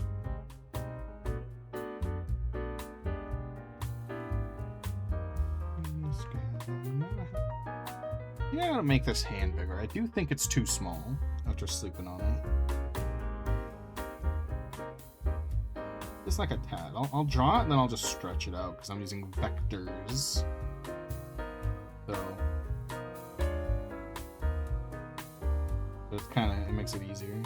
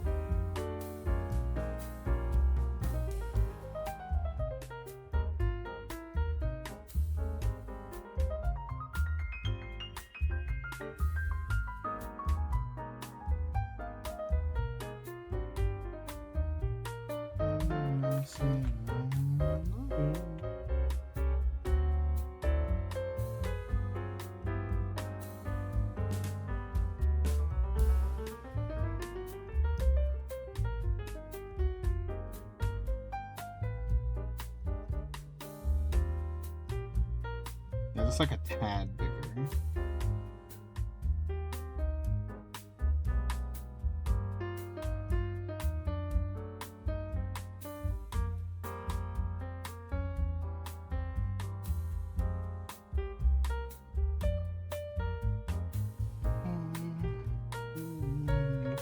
Hi, Skip. How you doing?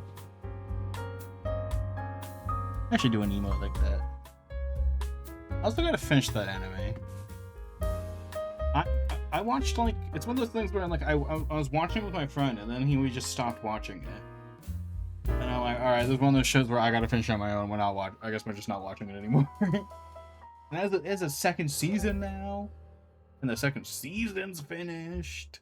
So like, I just gotta watch it. It's all on me now. I gotta watch it whenever I want.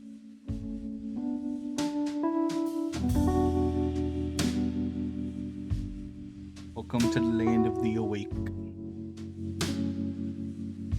Been yapping about Yu-Gi-Oh, bum villains, and all that. Oh, and finishing up these drawings.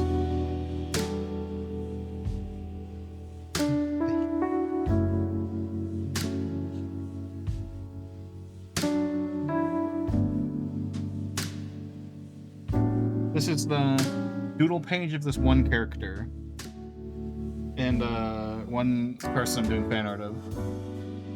And this middle one, the last one we're doing, or the last one we're line arting, we had to color them still, is the one I did where I drew it in Yu-Gi-Oh art style. I felt inspired. I think I did pretty good putting this in Yu-Gi-Oh art style. Now, if I can color it like a Yu-Gi-Oh thing, that's a different story.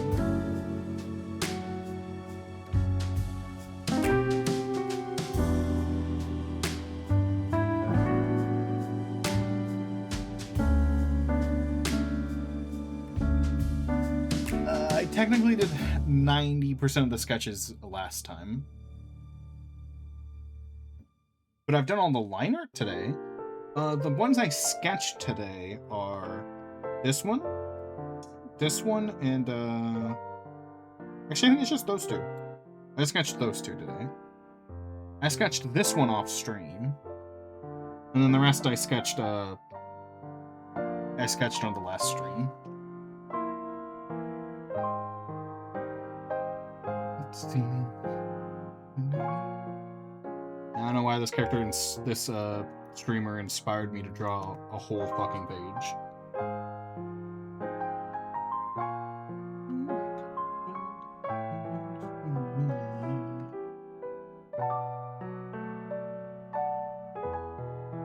Yeah, we got Shrimp.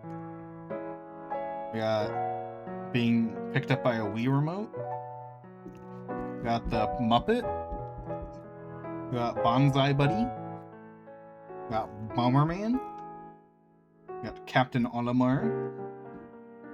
Just holding a Tsuchinoko aggressively. Crushed by a thwomp with AVGN's face. This one's not my favorite. This one's my least favorite. And then this one's my favorite. Being hit by a nuclear missile. My favorite's getting hit by a nuclear missile.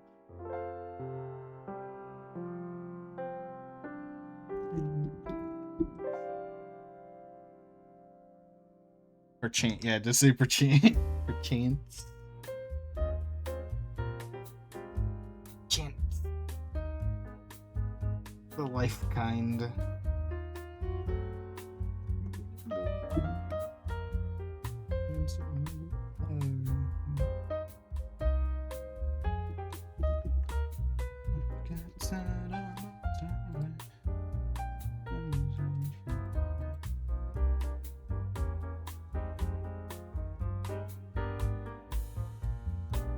Jets.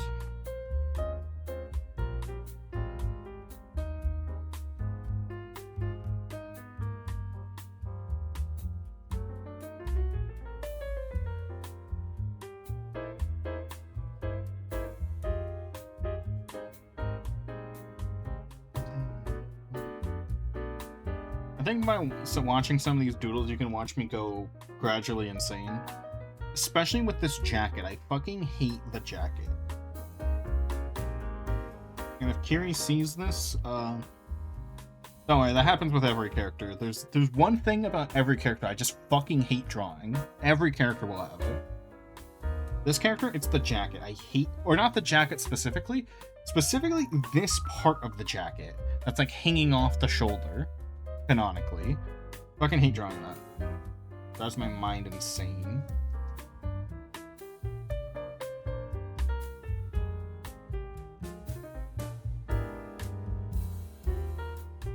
I'm going insane drawing it every time. That's why this one did not draw the jacket on this one. I said, you know what? You're not getting a jacket on this one. This one looks nice without the jacket. Olimar also didn't get a jacket.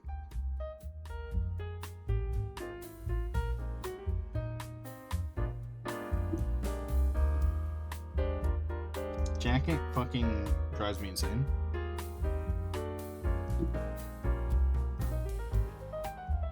What are the dimensions of a Yu-Gi-Oh card so I can make the Yu-Gi-Oh card the accurate size?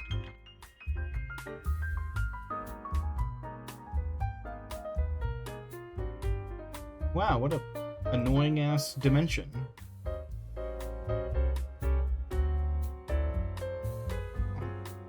Here's my classic how to make anything any size.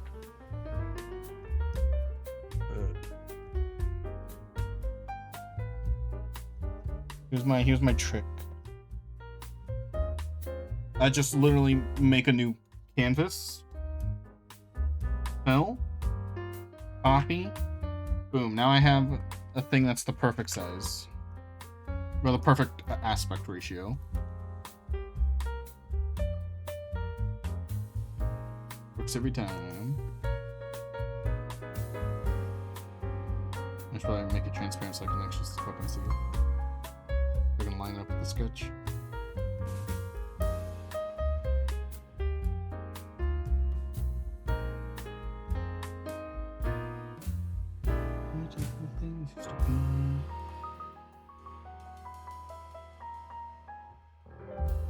And now we can trace it.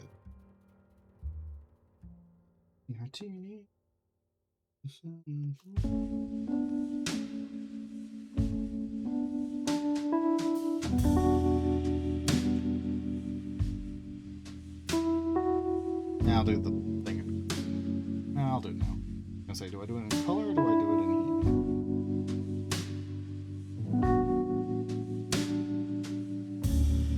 Oh, I have numbers.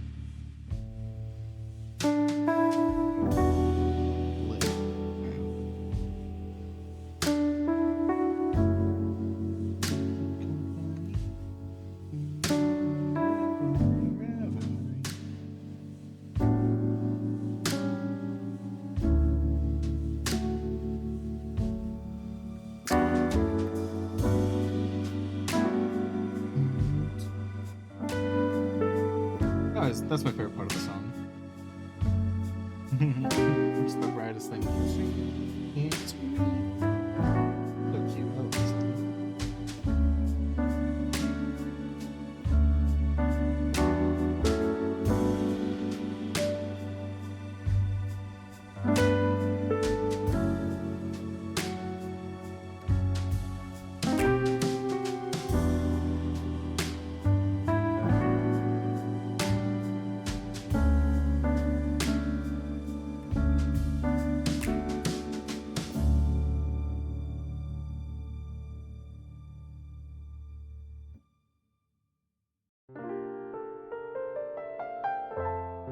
Not draw this line to save my life.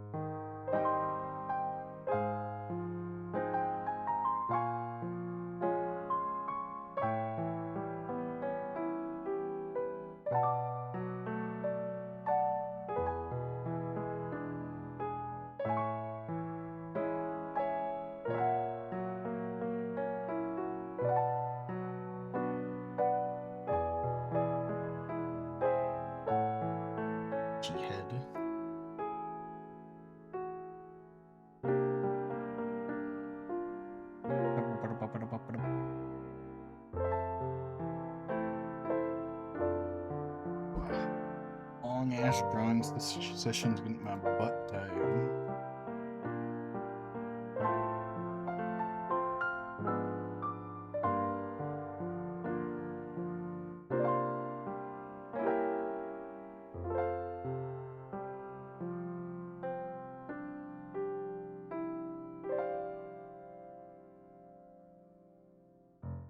Will I even have time to color? Yeah, we'll have time. We have like an hour. Well over an hour. I want to take a break soon, though. Like just a 4 or 5 minute break.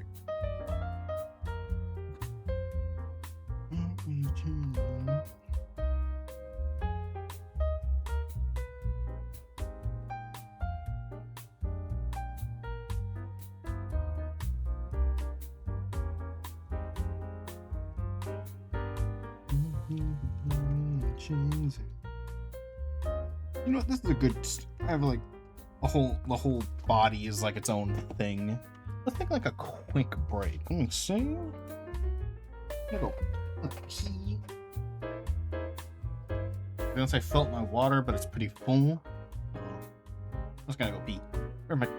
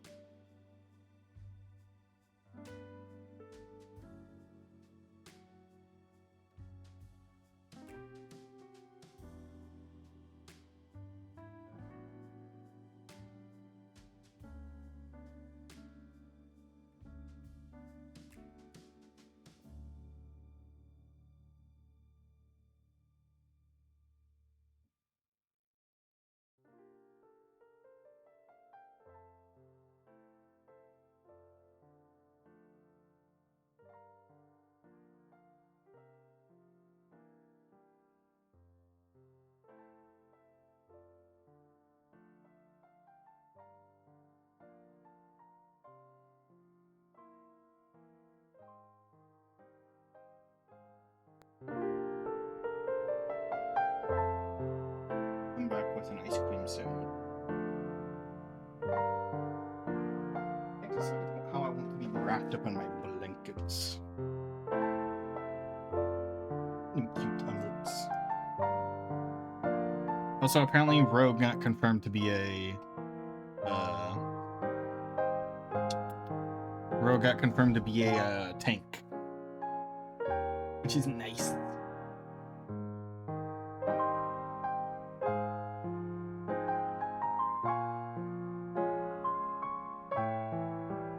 That's good, because if she was a healer, I was gonna scream.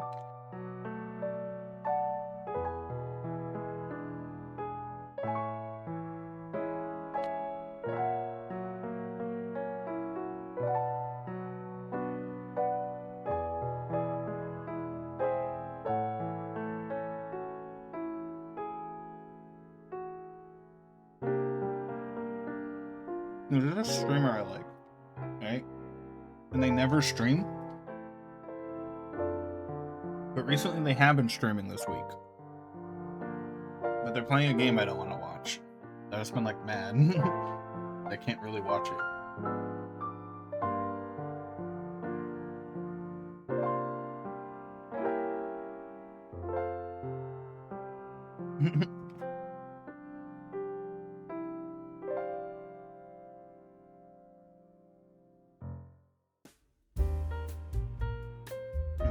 cream sandwich.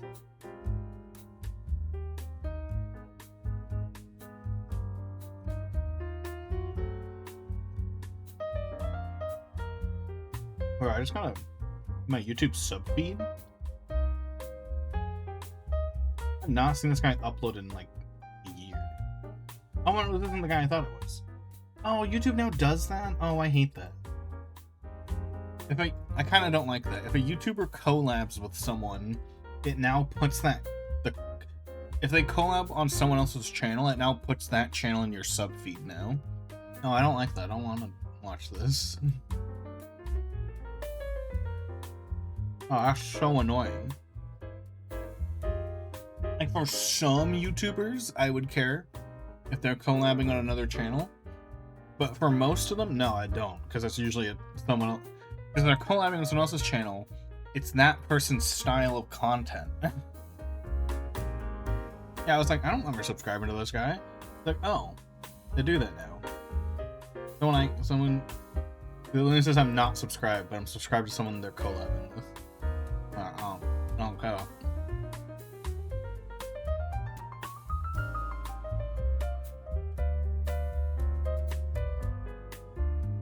Good ice cream sandwich.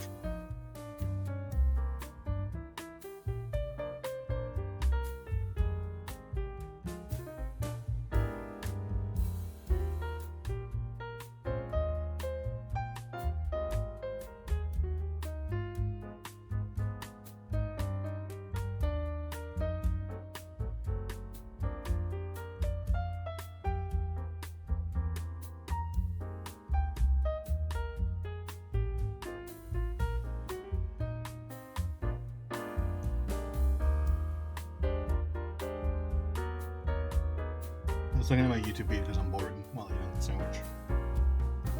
Yeah, I'm going to Reddit. See if there's anything funny that I can share. Or anything annoying I can equally share.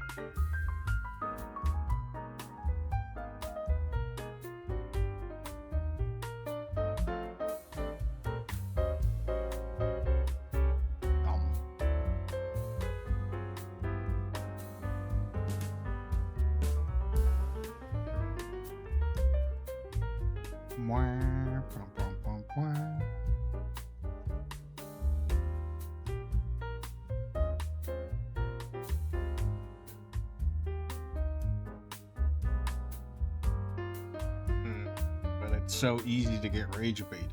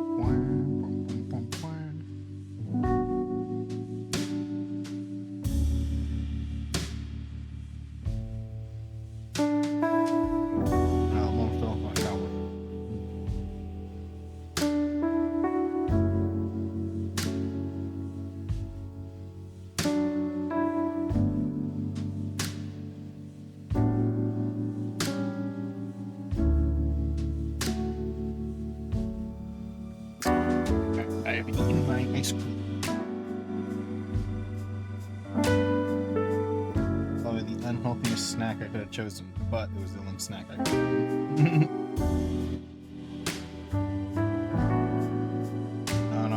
Now I'm scrolling on Reddit, I can't stop.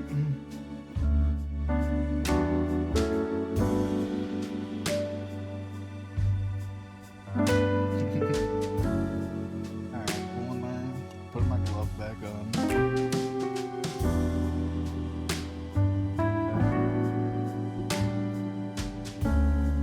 Some art art ideas recently, and I still have to finish the one that got voted on.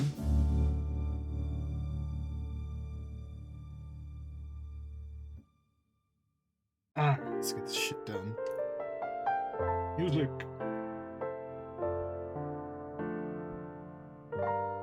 The one thing that sucks about streaming my art is, well, first, pros. The pros of streaming my art. I am more efficient when I'm streaming, when it comes to drawing, because I feel more compelled to draw.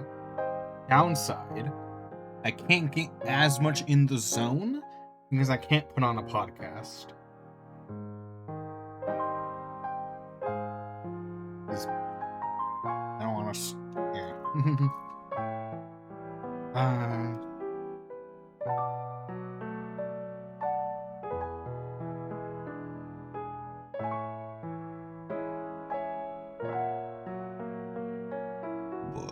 Excuse me.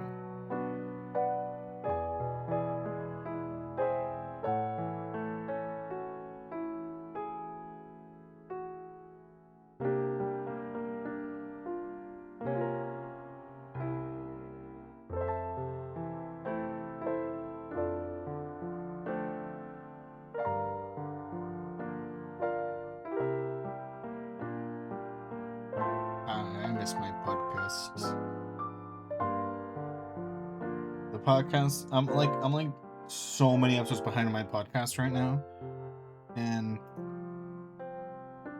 the episode I paused in the middle of, they're looking through somewhat like a news site, so they usually have bad opinions, but it's their ranking of every Marvel movie.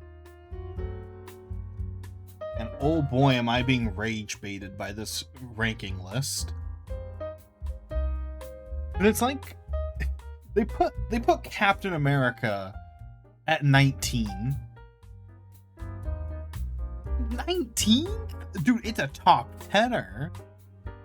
Like, what the fuck? I'm so mad. They put Captain America on 19th place. The first Avenger. 19th. There's so many worse ones.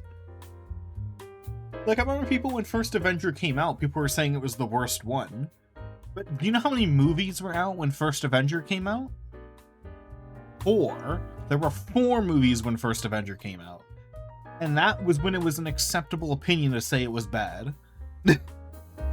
Or to say it was the worst one. Because there were 4! It was the worst of 4 movies! There are now 40! What do you mean? It holds up!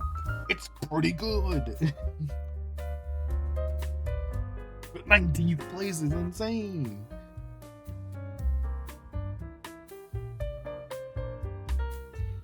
I'm mad at 19th place, dude.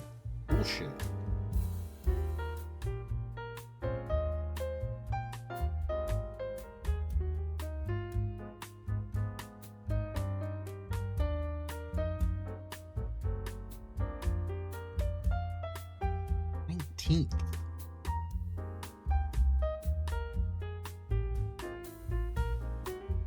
I should do that though. I should do one. Yeah, some people literally just don't deserve opinions.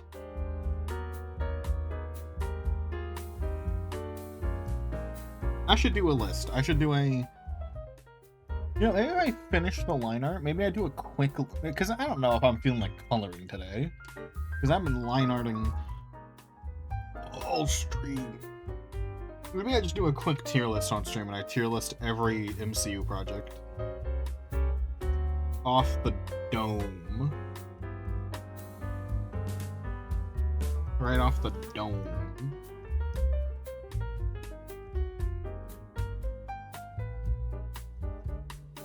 I guarantee Captain America's not gonna be in fucking 19th place, I'll tell you that.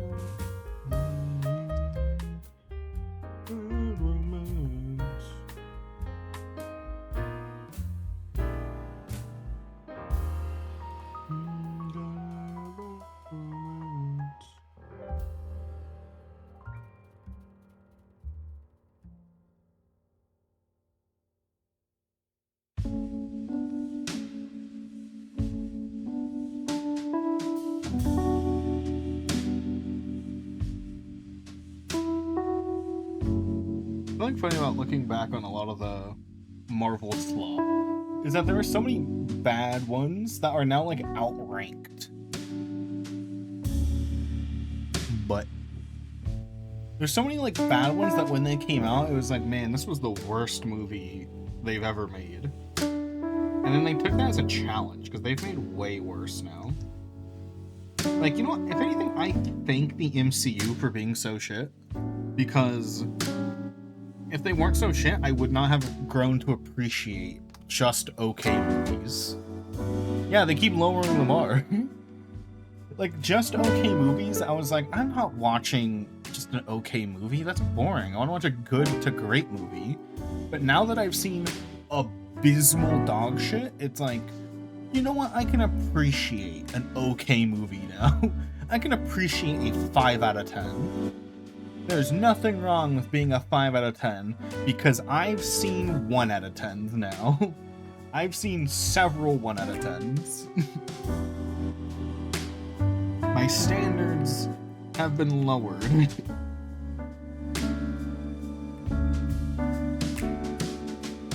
Actually, I don't even want to say what the 1 out of 10 is yet until I do the tier list, so anyone who doesn't know my opinions on Marvel can be shocked by my analysis. That is if they either haven't kept up with things or have bad taste.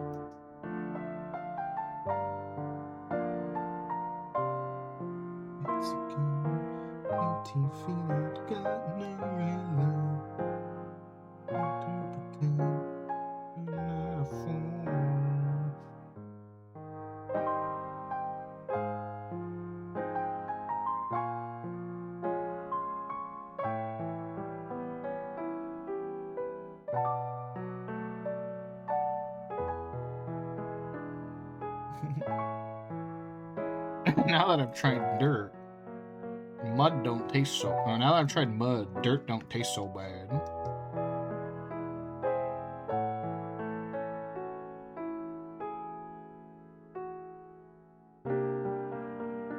You know, now that I've eaten this mud, you know, burnt pizza don't seem like such a bad idea now.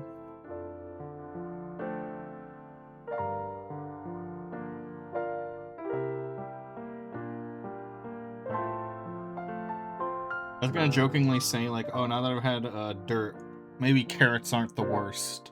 But no, I think I would rather, assuming it was safe and I wasn't gonna die and get a disease from it, I would rather eat an equivalent amount of dirt rather than a carrot. Carrots still suck. Still hate carrots. Dirt ain't so bad. Compared to a carrot. Carrot fucking awful worst vegetable. Bottom tier vegetable. I'll die on that hill that carrot is a bottom tier.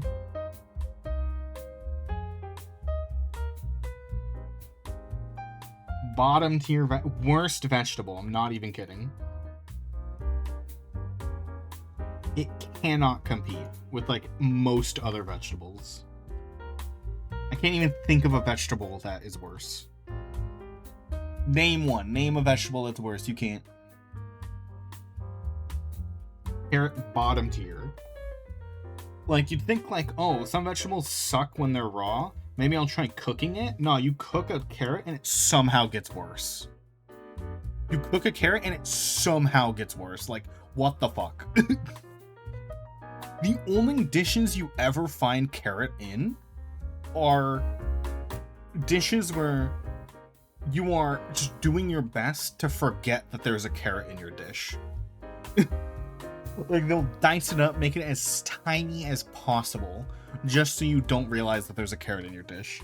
Those are the best carrot dishes. Carrot is never the, like, shining star vegetable of a meal.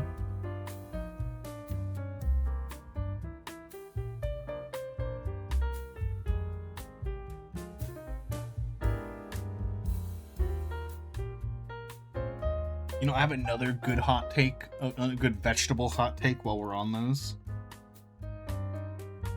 But potato. Dog ass. And you might be like, oh, how could you say that? Everyone loves potatoes. wrong. Most people don't like potatoes. They like the thing you put on a potato. It's like a plate. It's an edible plate, basically. You don't like the potato. You like the butter you have smeared on the potato. You like the seasoning you've put on the potato. The potato itself is awful.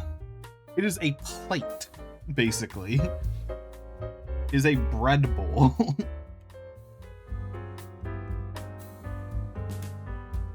You are not enjoying the potato. You are enjoying everything but the potato.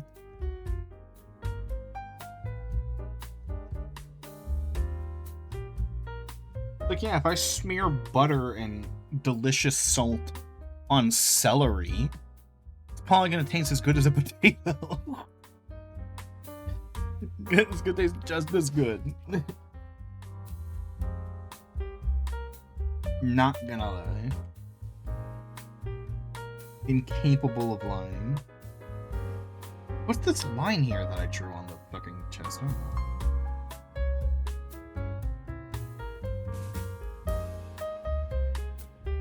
Top tier vegetables include onion, bell pepper, probably.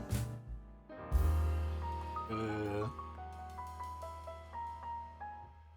don't know, those are the top tiers. Nothing competes. Bell pepper, I will say that is up to taste. Some people just don't like bell pepper, but onion? No, you have to agree. Onion is a top tier vegetable. You can put onion in anything, dude.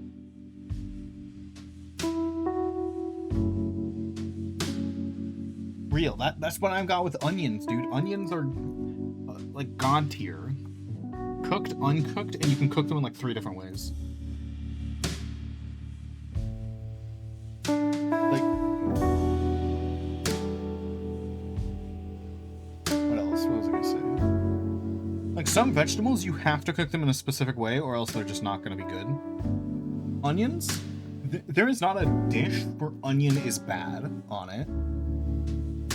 There's like dishes where like it's neutral-ish, but not any dish where onion is gonna ruin it, where onion's gonna lower the score of the food.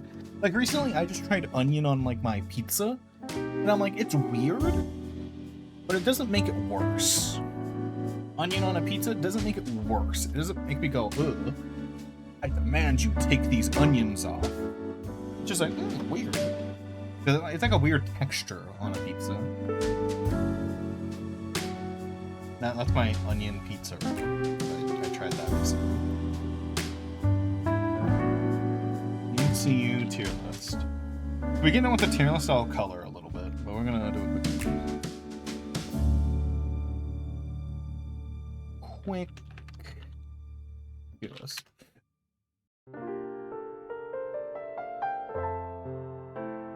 I don't know if mine were caramelized. I actually don't know.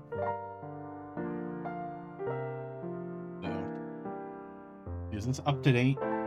What's the most recent Marvel thing? It's Fantastic Four, right? That's the most recent Marvel property. So this one's up to date, I think. I don't think there was a new one. That's it.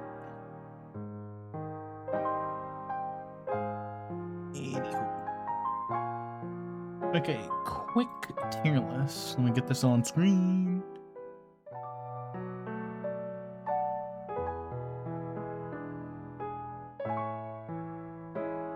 Let me make this look good.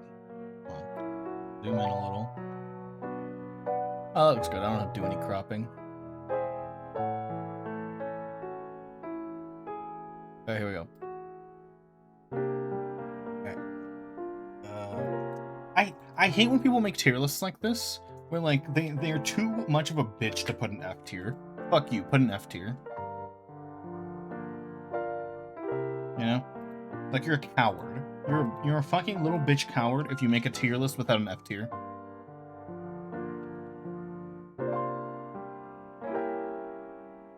Especially, like, when you have an S tier. If you have an S tier, then D tier is basically F.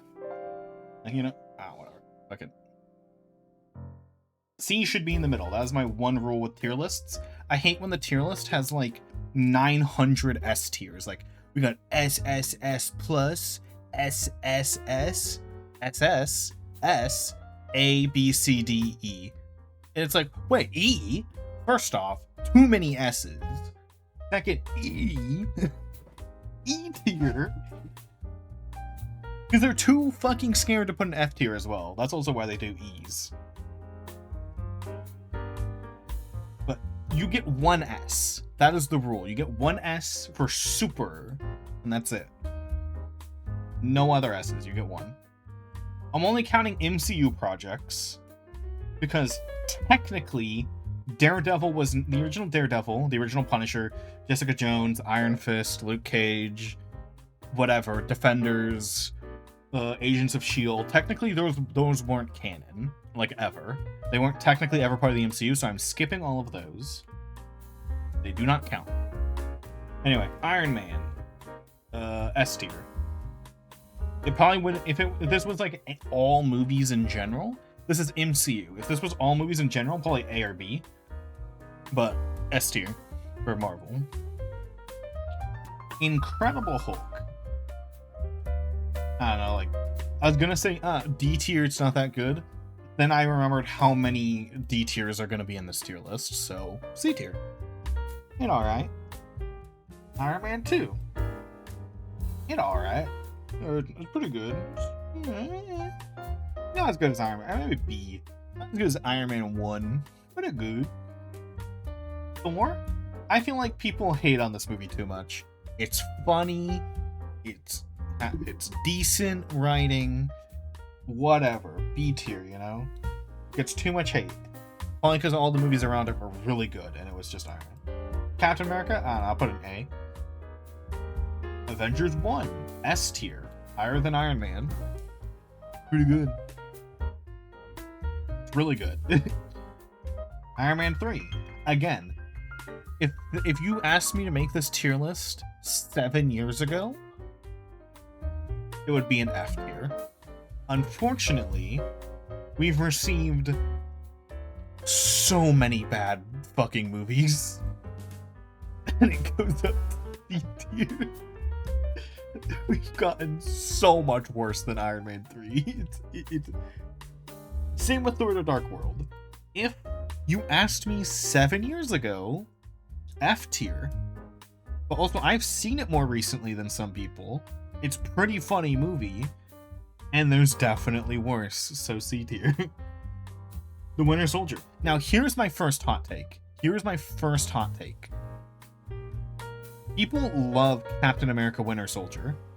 I think on an average tier list, I'd see Captain America Winter Soldier in S tier.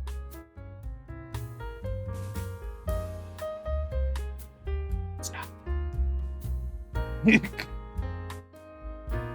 The whole movie is them forgetting Iron Man exists. And I don't want to hear, because people will make this argument for all of the movies that have this problem, was it's a solo movie. You can't expect every Avenger to show up.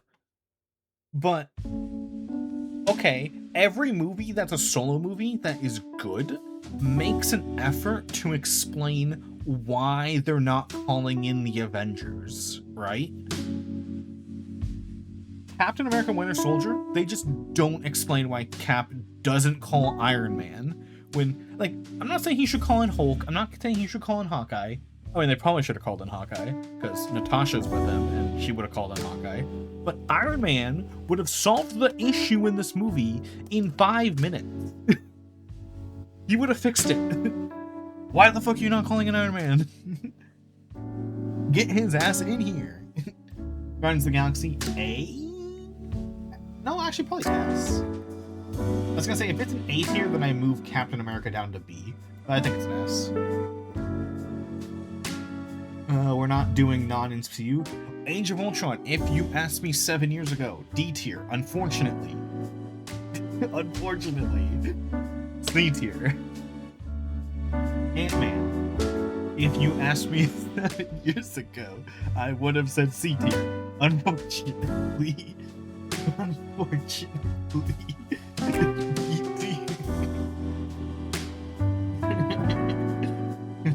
Civil War, literally peak cinema, S tier.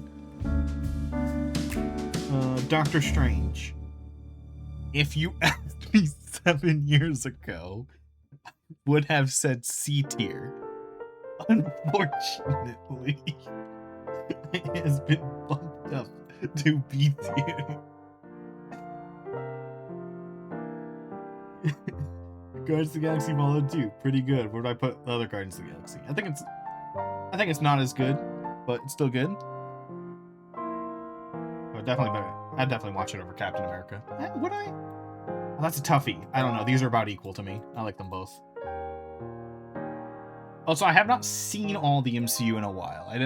This isn't me after a binge watch where I probably have a tier list from the last time I binge watched everything. So this is memory. So if I'm missing like a massive plot hole in Captain America First Avenger, it's because I haven't seen it in a while. So my bad if that movie actually sucks. Spider-Man Homecoming. A or S? I don't want to dilute A or S too much. It's really good, but it's not an S. A tier. Ragnarok. A tier. Might be an S. Not A tier. Well, we'll adjust the rankings later. Maybe bump things up to S that belong in S, whatever. Pennyworth? Really fucking good. I'm not sure if it's an S tier. I'm not sure. So we'll do A. I'm not sure. Not entirely sure. Ant-Man and the Wasp. It kind of sucks, dog. Dude, this movie is so forgettable. Ant-Man, like, people forget Ragnarok happened, or not Ragnarok, sorry. The people forget the Dark World happened. Dark World's down here, sorry. But the writers forgot Ant-Man and the Wasp happened. Because a character dies at the end of Ant-Man and the Wasp, and that character is in a future movie because the writers forgot this movie happened. I will get to that character when we get to the movie they appear in next. Not that good. I'd rather it D probably. Nah, C. It gets bumped up by virtue of not being completely awful. Captain Marvel, if you asked me 7 years ago, F tier, unfortunately. ID, probably? ID. Let's do ID. Endgame. Now, here is my next hot take. Endgame's not as good as you remember. In fact, it's really bad in terms of writing. It's mostly just aura and hype. I'm sorry. F tier. I was gonna say might get bumped up to D tier, but no. This literally breaks all rules of reality. And yes, I'm talking about the time travel. First off, the time travel, they explain time travel 3 different times in the movie. They explain it 3 different times, but act like it's the same explanation. It's not. And then the time travel that happens falls under 0 of the explanations they gave.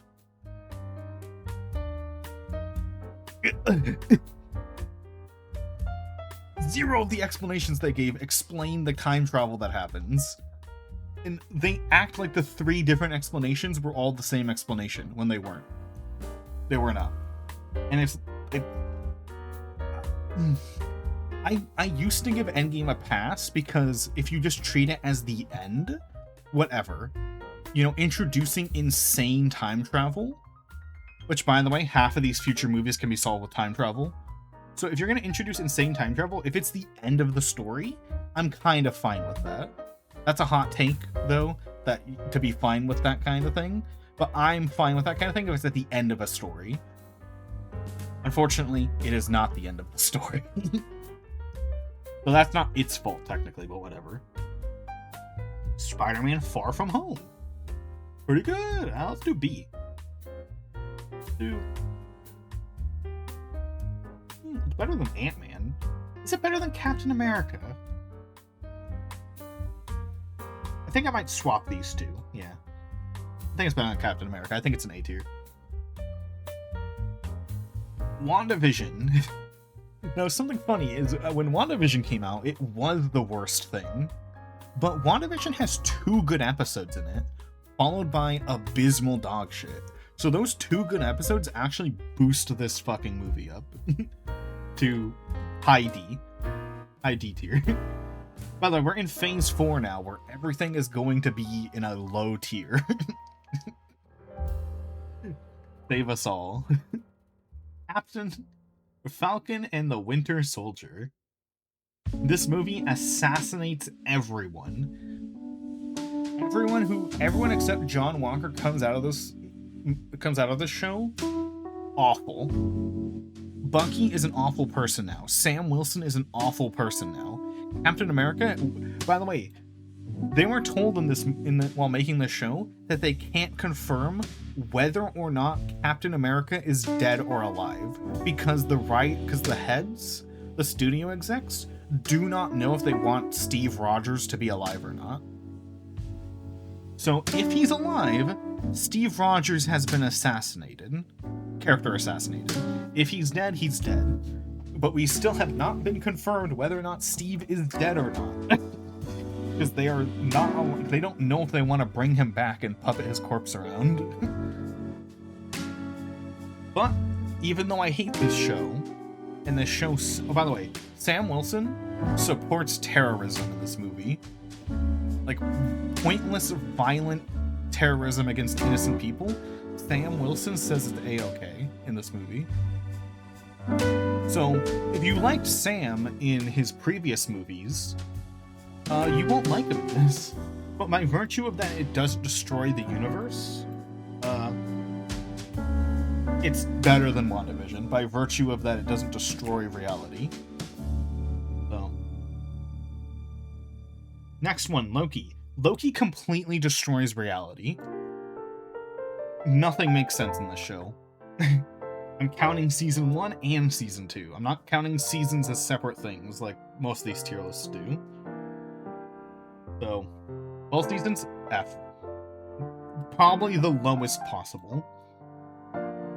Black Widow. By virtue that it doesn't destroy the universe, it only destroys Black Widow. Oh, I'm gonna have a mini rant about the villain in Black Widow. Okay. So the villain of Black Widow is the leader of the Black Widows, right? Natasha defected, and then 5 years later, or like whatever, however many years later, I forget how many, becomes an Avenger. That's her story, right? So on the back, I can mind control people, by the way. Perfect mind control, by the way.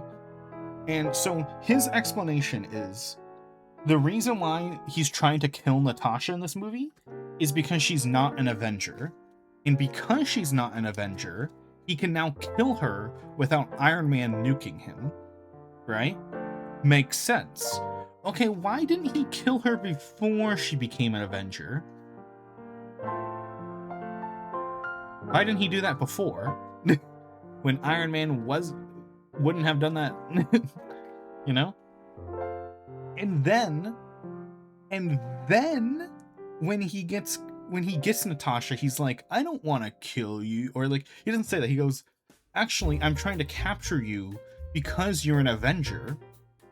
And because you're an Avenger, if I mind control you, I have an inside man on the Avengers. It's like, wait, we just established she's not an Avenger right now.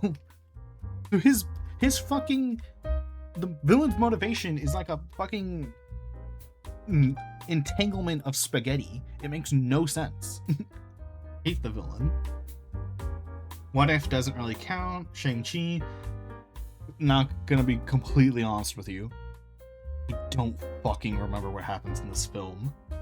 But it's probably better than Black Widow. And it's probably worse than Ant-Man and the Wasp. Probably. I don't remember. Eternals. Same thing, but I'm pretty sure it was bad. Pretty sure it was worse. So there? Literally no one watched Hawkeye. No one watched Hawkeye. No Way Home. Doctor Strange is assassinated in this movie, but it's a movie with a bad opening 30 minutes but then like okay, it's like 15 to 20 minutes. But it's a movie with a really bad 15 to 20 minute opening. Like I would say like D tier. It's like a D tier 15 minutes, and then but then the rest is really good. So you push through a like bad opening to get to like a really good movie. So I'm gonna say like a B tier. Oh, like right here. Here. The latter half of the movie carries so hard. Moon Knight. It had one good episode. That puts it above most things. One good episode. And mind you, I'm a big comic Moon Knight fan. And while you might think there's bias there, it's just a bad show, even if you're not a Moon Knight fan. But if you're a Moon Knight fan, it's even worse of a show. Doctor Strange in the Multiverse of Madness. As I said before, there is a 1 out of 10 movie. Here it is. This is a 1 out of 10 movie. I'm not kidding. The plot is incomprehensible. The plot makes no sense. It's awful. Nothing about this movie is good. There is not a single minute of this film that you cannot criticize. But...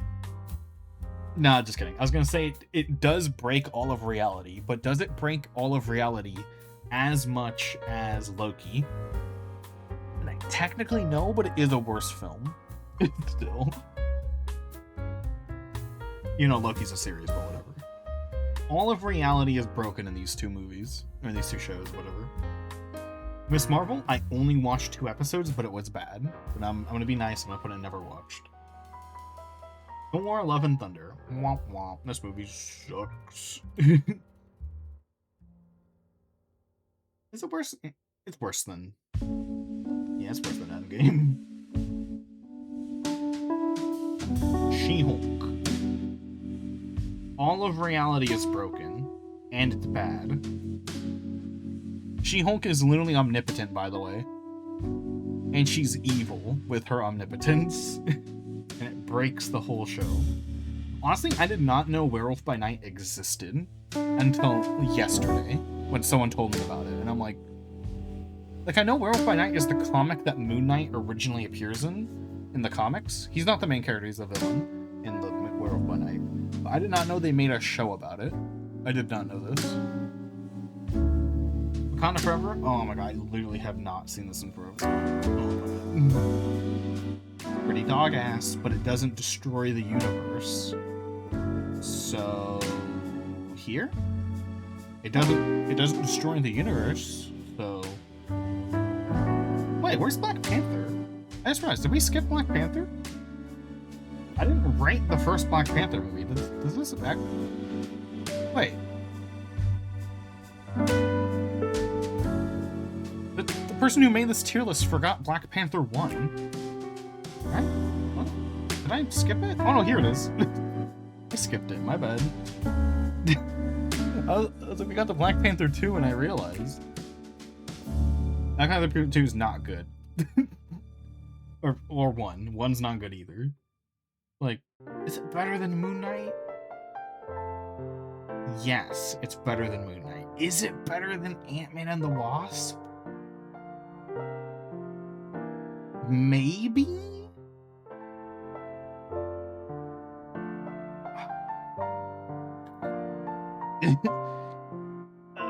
Let's say it is better than Ant-Man and the Wasp. Let's say it's better. Let's go with that. Ant-Man, Quantumania, abysmal. Is it worse than this? No, it's better than Love and Thunder. Guardians of the Galaxy Volume 3. I did not watch it. TBH. Gonna be honest. TBH did not watch. I've heard conflicting reports on how good this is, and it made me not even want to bother watching it.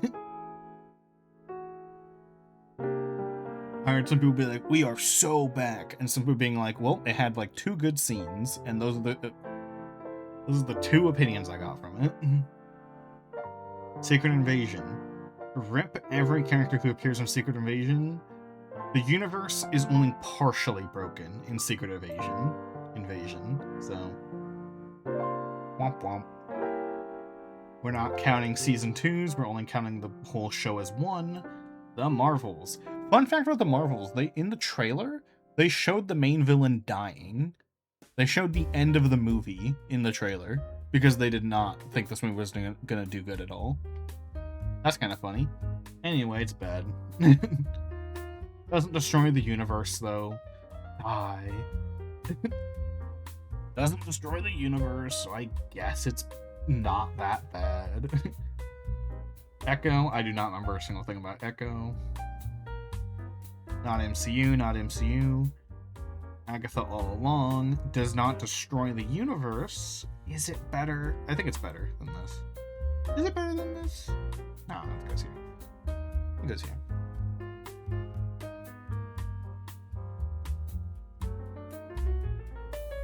Not MCU, Brave New World.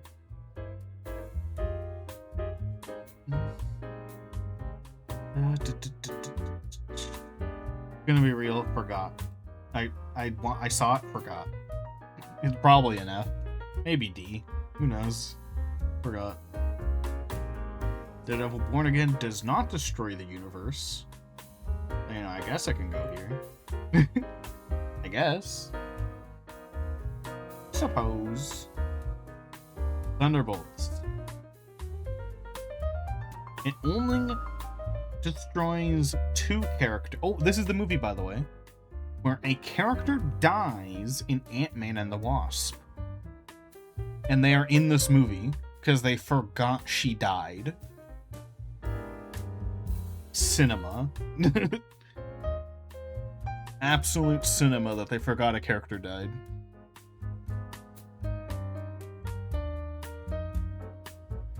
Ironheart. This plot is completely incomprehensible, but it doesn't destroy the universe, so I guess it just goes at the bottom before the universe is imploded in these movies. By the way, what I mean with the universe being destroyed is that they do something with the world building that just... it makes it so that no future movie can exist without there being plot holes. Everything below this line, the incomprehensible destruction of the universe line. Oh, why'd I put Love and Thunder this low? It doesn't destroy the universe, I suppose. But it's still really bad, even when it doesn't destroy the... it's just how bad it is. It doesn't destroy the universe, but it's still bad.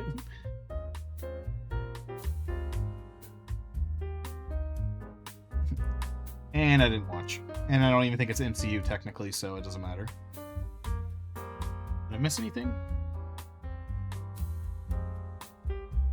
Also, I know technically because the new Daredevil is MCU, that technically the original Daredevil seasons are MCU.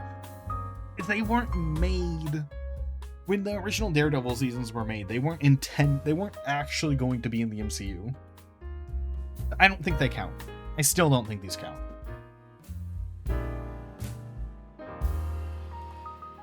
So, like, it's complicated. You know, it's like, fucking No Way Home, right? The Tobey Maguire and Andrew Garfield movies aren't MCU, but they appear in No Way Home. So do they get to go on the tier list too? No, right? Just because something new brought them in. And I think Deadpool and Wolverine, how it's not MCU, but they're gonna technically be MCU soon. Does that mean both the Deadpool movies and all the X-Men films are MCU? No. No. Just because they get retroactively yanked in, I don't think they count. Because if if Daredevil counts, then Deadpool and Wolverine counts. And if Deadpool and Wolverine counts, then we have to put all of the X-Men movies in here. and then that is absurd, though, now.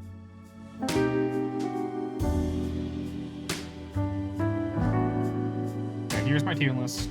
I guess we can start shuffling them. See if I see any discrepancies. Do I like this movie more than Guardians 2? I think I do. I think I like Spider-Man more than Ragnarok.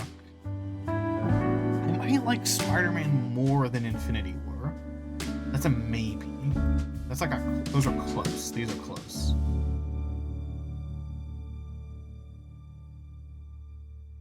Oh, I like Guardians of the Galaxy more than Infinity War. I don't think I do. I think I like Infinity War more. Do I like Homecoming more than Guardians? Yes, I do. Do I like Ragnarok more than Guardians? Yes. At this point, I'm also not doing it by quality. I'm doing it also by what I like more. At first, the general layout is quality, but now I'm deciding who goes higher based on what I like more. No, that's staying there. I don't like that one there. Do I like Ultron or Doctor Strange more? I think I like Age of Ultron more. Iron Man 2, I think yeah. Yeah, no. Yeah. Ant-Man? I feel like Ant-Man should not be this high. There you go. That's better. Incredible Hulk.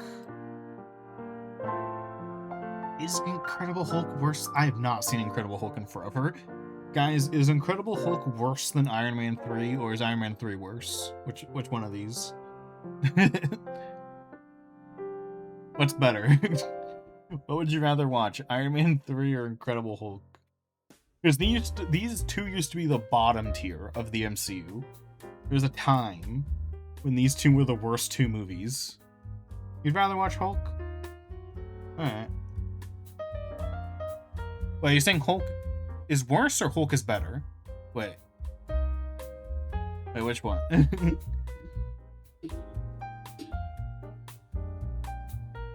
Hulk is better, okay.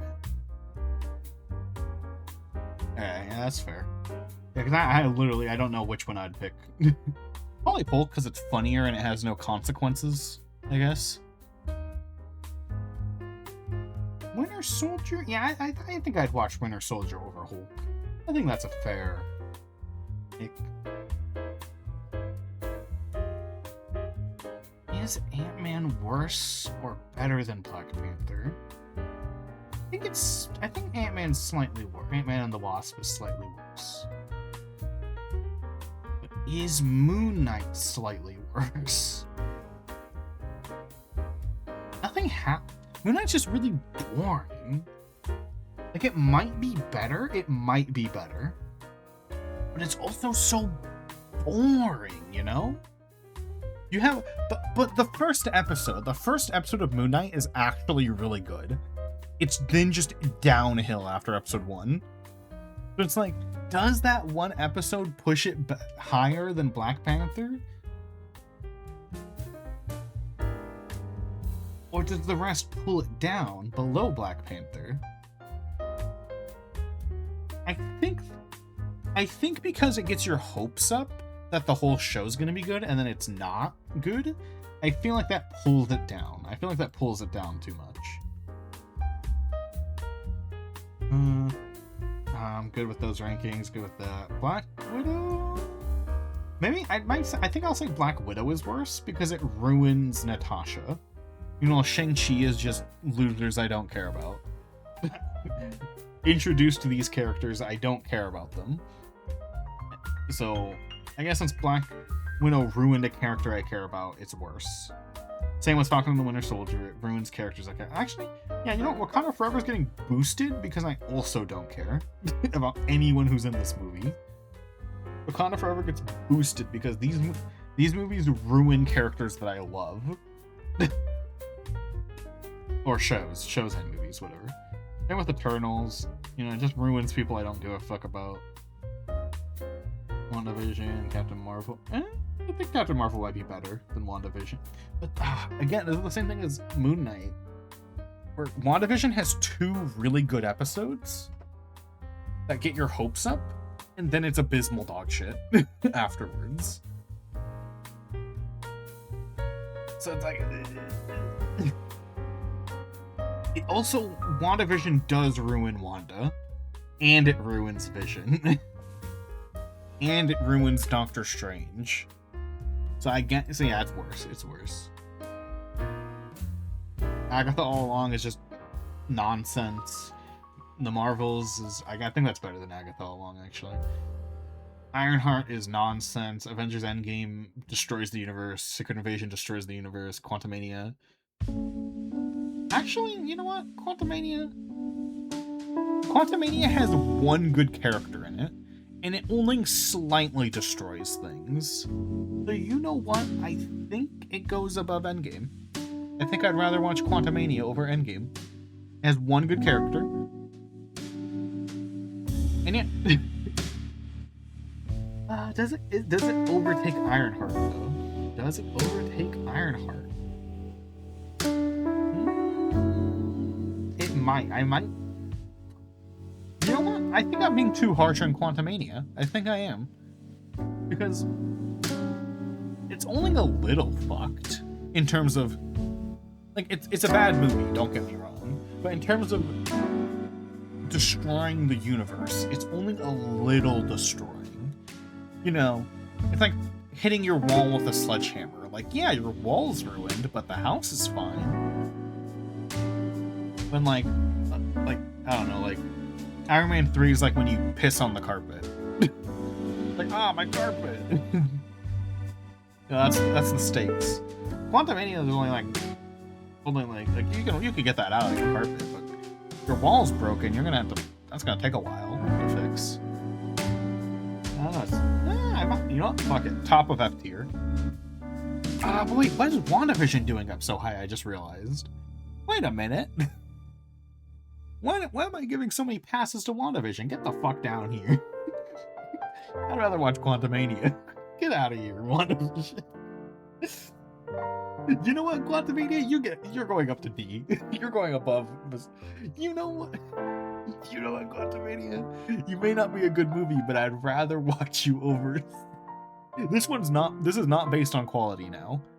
Quantumania is an awful movie. But I'd rather watch it over anything in D tier, honestly. Get back down, watch it. Am I being too crazy with this? Am I just getting tired? Am I just getting tired at the end of stream that I'm fucking putting Quantumania in C tier? Because on one hand, it's so bad, but I'd rather watch it.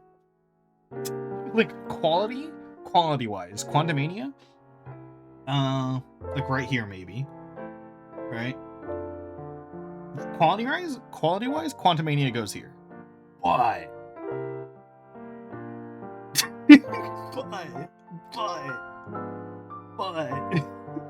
I'd rather watch it. So much of this shit. I'm gonna keep it down here. I gotta keep it down here. I'm gonna put it above WandaVision though. I gotta. Okay.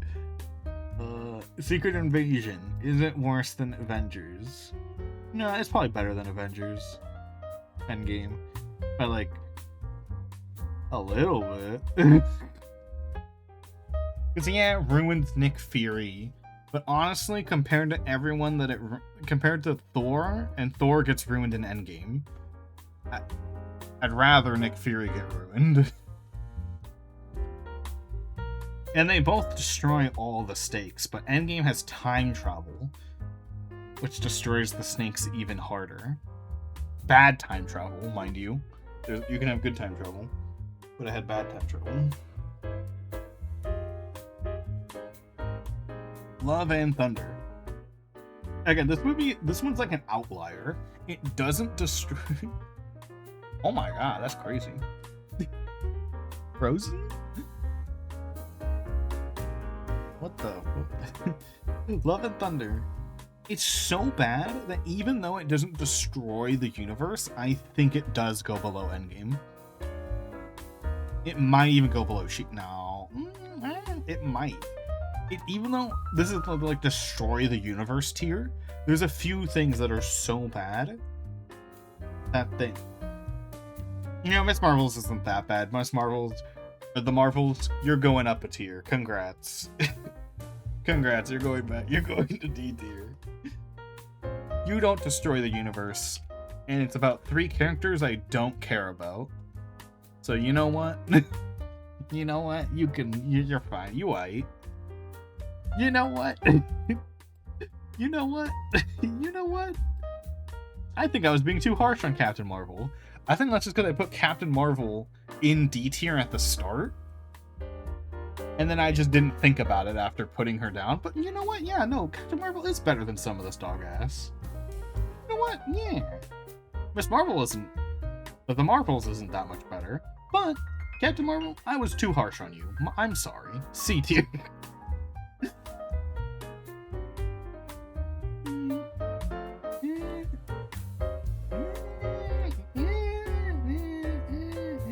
Probably worse than Thunderbolts, honestly, but there you go. You've been elevated out of F tier. She-Hulk, she becomes omnipotent at the end. What the fuck? Loki destroys the whole universe, all the stakes, and then in season 2, Loki becomes omnipotent. And apparently, there's been leaks that Loki from the Loki show is going to appear in Doomsday, and I'm like, fucking excuse me? He's omnipotent. He's gonna show up and say, fuck you, Dr. Doom, and erase him from reality. What do you mean he's gonna be in Doomsday? He's gonna end the movie. If he's anything less than omnipotent, because he's omnipotent at the end of season 2, then they have to nerf him by forgetting that he's omnipotent. Which... they've forgotten crazier things. In Multiverse of Madness, which is a 1 out of 10 movie, by the way, dog-ass movie, they forget how everything works. By the way, Loki was written by the same people as Multiverse of Madness. The same writer in both of these movies, or both of these shows and movies, right? He forgot what happened in Loki because Multiverse of Madness directly contradicts Loki. Directly. He wrote them both. He wrote both of them. And he forgot what happened in Loki.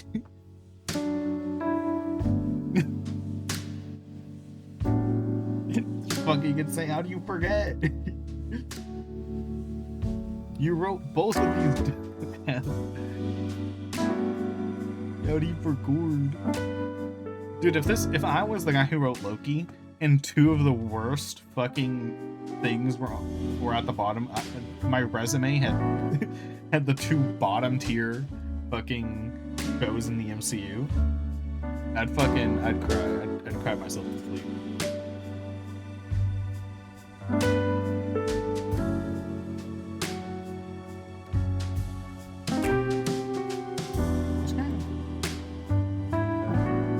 Well, at least I've been told this. If I'm wrong, I'm crazy. I thought it was a guy who wrote it. Am I wrong? Did I get told the wrong thing that he wrote? The same guy? I could have sworn it was a guy that wrote it. Am I crazy? Am I crazy? Well, this is the head writer. Maybe there's no director. It says director, not writer.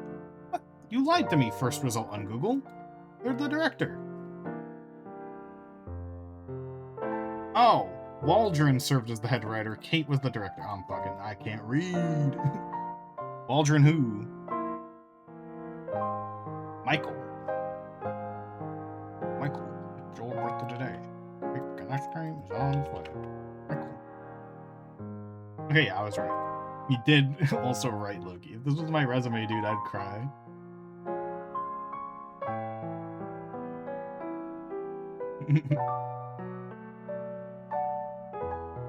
The fact that wait, he was also a producer. he also produced Loki. Yeah, this is his resume.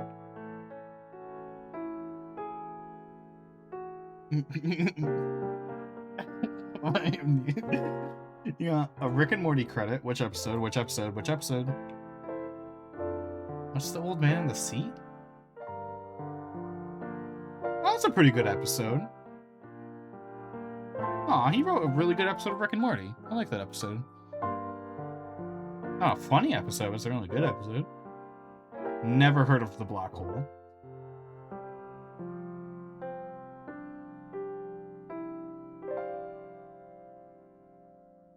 Doctor Strange. Also, I find it so crazy because something that they were doing in Phase 4 for some reason is that they were only hiring writers with minimal experience and giving them massive budgets. And so I kind of almost don't blame him for how bad Loki is, because why on earth did we give this guy who had 2 credits, by the way, who had 2 writing credits ever, and we give him like $1 billion? Why do we do that? Like, I'm not saying they shouldn't have hired him, but give him like smaller budgets. Like, I don't know, fucking hire him to write like the new fucking like something tiny. Like, I don't know. Anything that's small. Like, we don't have to give everyone a massive budget and all the important characters. You give this guy 2 writing credits in his life. Fucking nothing. Or you gave him $1 billion and you said, all right, now go do what you will. And then this happened. Like, why? Like, I don't know, you could have given him Ironheart. No one knows or cares about Ironheart. Oh, do you know what the biggest crime with Ironheart is? It's not even in the show. But the fact that they changed who Ironheart is. Ironheart was going to be Tony Stark's daughter. Because remember how he had a daughter in Endgame? Yeah, people forgot about that. But she was going to be Ironheart. Because, you know, she's Iron Man's daughter. Like, they literally said that they planned for her to be Ironheart, and then they changed it to, well, the fuck this person is. Like, why? Why would we do that?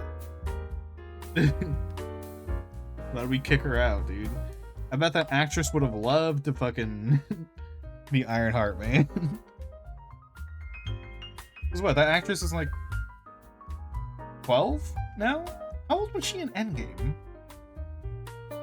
20, daughter, Endgame.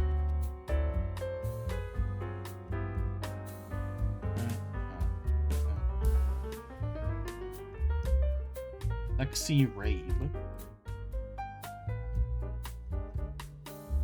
Math on fingers.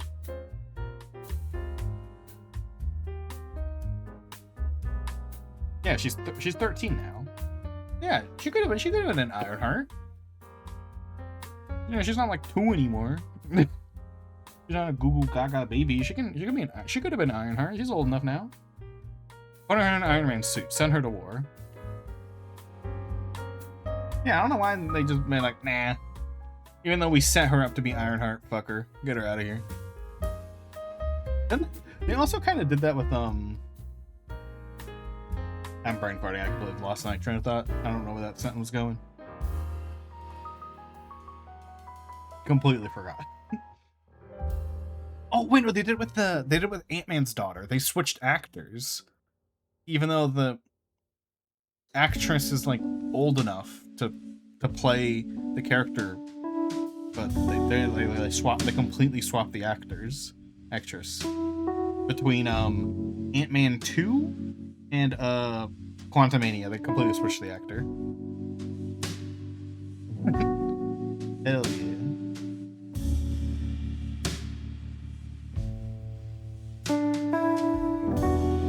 Any others that I want to change around? I think this is fine.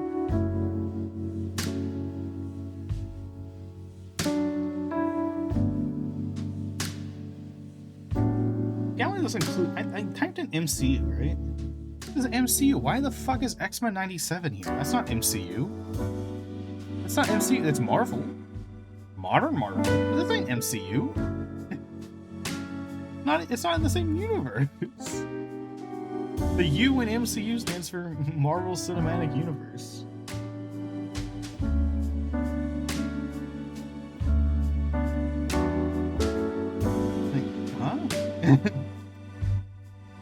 You can't get points off of this MCU. Is there like a mode where you can like look at other people's ones? Oh, green here. Is this it?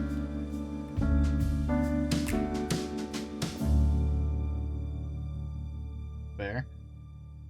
Wait, hold on. Love and Thunder got B from the community?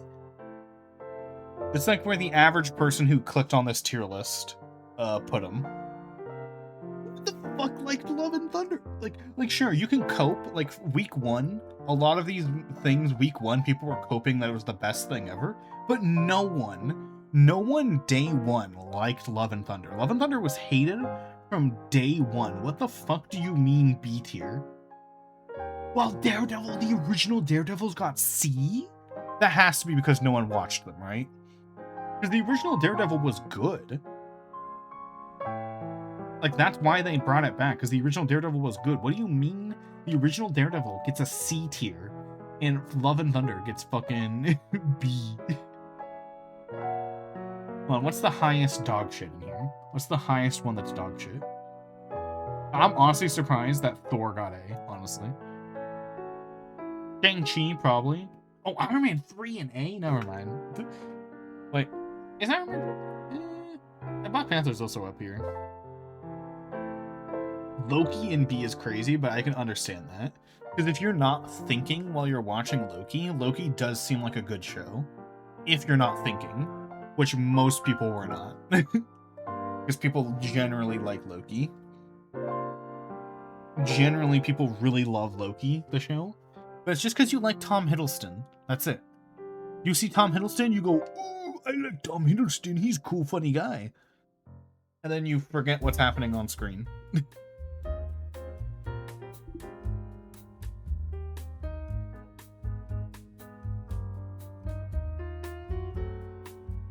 Like, that makes sense why Loki's up so high. I'll admit that. Okay, who on earth put, like, so, like, I'm trying to think, like, I'm not trying to examine them based on how accurate this is. I'm examining it by, like, how accurate it is to, like, the conscious of the people, right?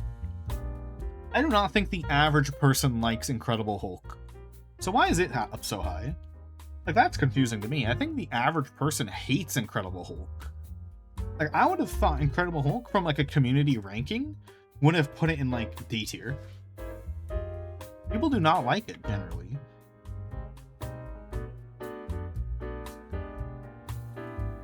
What else am I surprised about? Now, that's really... No one liked Quantumania on release, either. So I don't know why this one's up so high.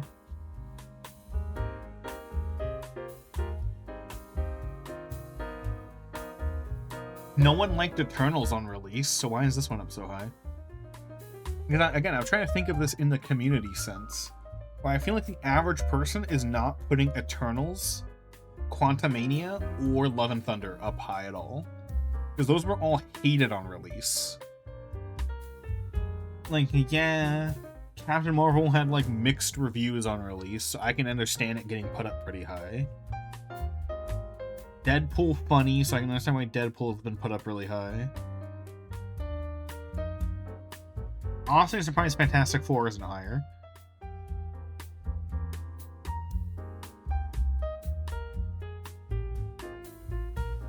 Crazy.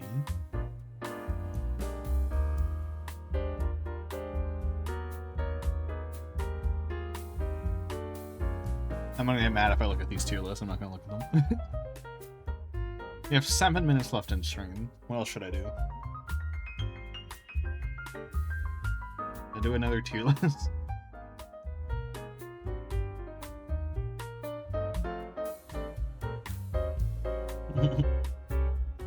So many NFL tier lists on this site, I swear. Shonen anime. There's only 28 though. Damn, I do not watch that much shonen. I only know like half of these.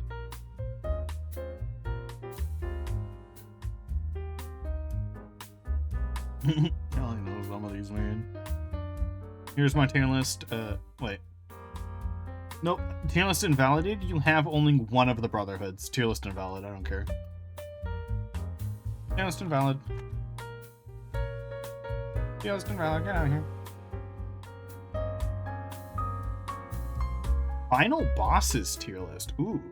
For Xenoblade? Oh, how I love Xenoblade. Now, how am I going to rank this? Am I going to rank this by... Should I rank this by the character or the... how good the boss fight is? Like the gameplay?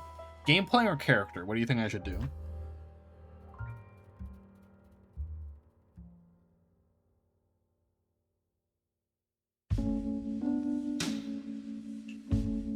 Because I can do this really fast. There's only 9 guys. And I've played all but 2 of these.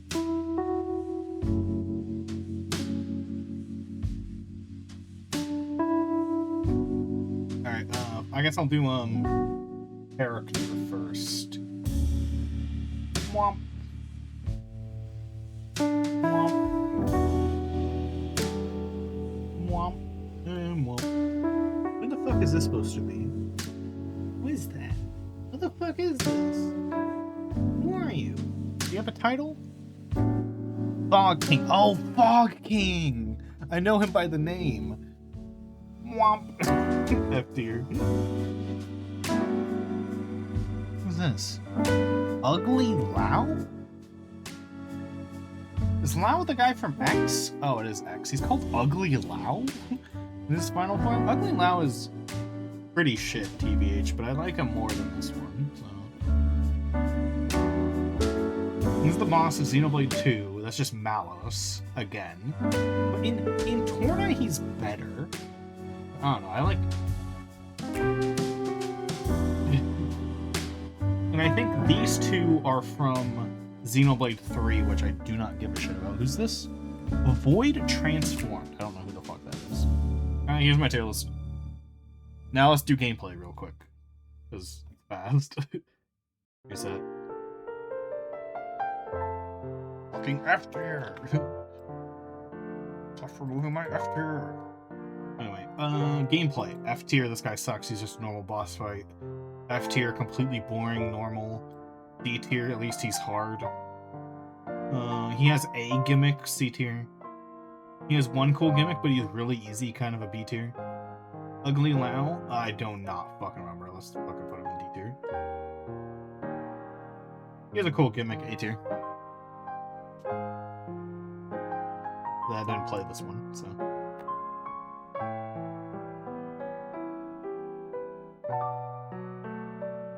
Trilogy? Only the girls. And then only the guys one. Crazy.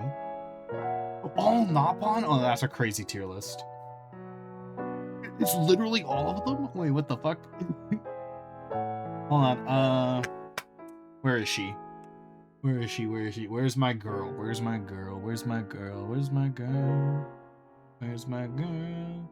Where's my girl? I forgot her name, but it'll come to me when I read her name. It'll come to me when I read her name. Where is she? Where is she? Where is she? Where is she?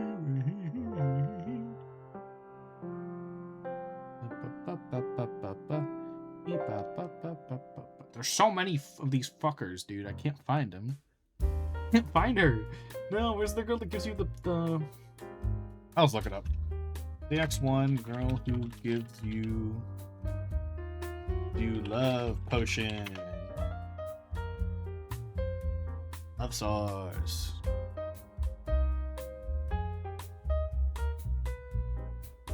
Jirel. Where's Jirel at?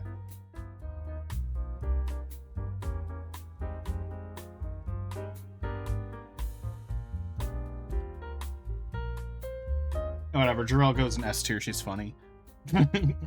That's my tier list.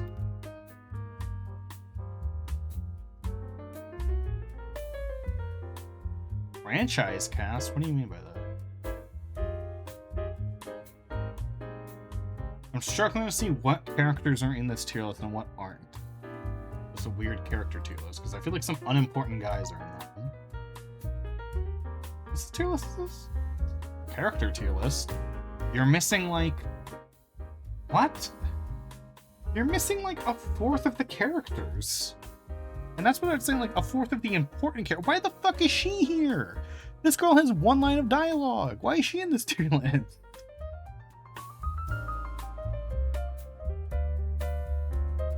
Fuck.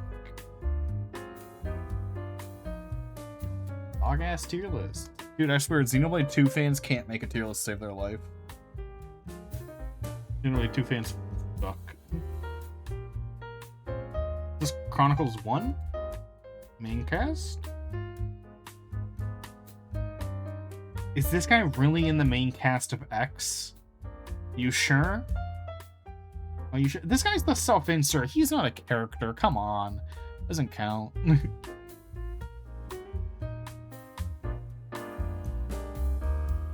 Anyway, let's do this. Rock is not in the main cast. I do not know why. Who invited Rock? Who invited him? A Gion? Who invited a Gion? Just showed up. Alright, all the characters who are actually main characters, I'll do. Laura, you get an A tier. You're pretty good. Taylor says spoilers on, I just realized. There's a spoiler character in there that I should not be in there. You fucked up, Xenoblade 2 player. And no, the Xenoblade 2 player made it, because... Ooh, ship tier list. Yeah. Who the fuck ships these two? What? That's a shit-ass bottom tier... You know, that's the point of this tier list, actually. Bottom tier ship, that one. Dog-ass ship. Bottom tier ship. Oh my god. You know what?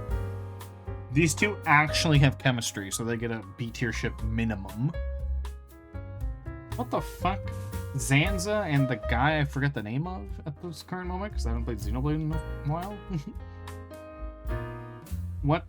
There's 5 people on this ship. Who's shipping? Who's being shipped? All of them? Is this an orgy ship? There's 4 people in this picture.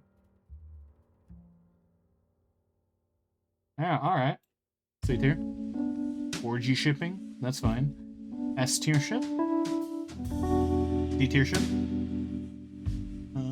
Crazy ship. You know what? Fucking F tier ship. You're not getting any points for Yuri. That's just a bottom tier ship.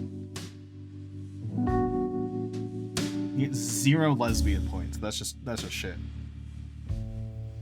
Oh, that's 1B. You know what? You know what? That's tier ship. I like that one.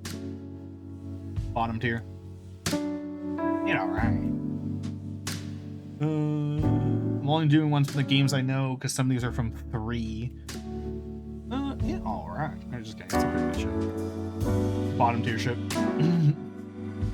Any ship with Mithra in it is an F tier ship because Mithra is a piece of shit who deserves loneliness and sadness.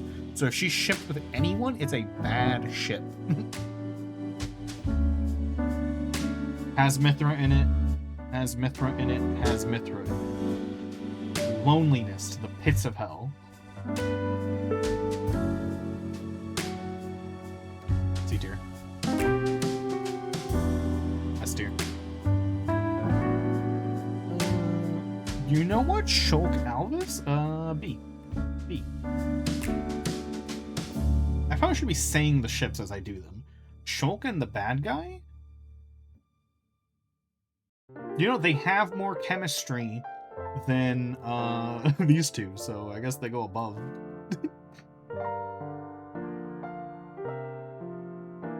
S tier? Just a cannon ship, it's a good ship. Three-way ship. Okay. I don't think Ryan likes that kind of girl, so I don't think he'd do the three-way. S tier ship. Shulk and Melia. S tier. For real. Ryan and Shulk?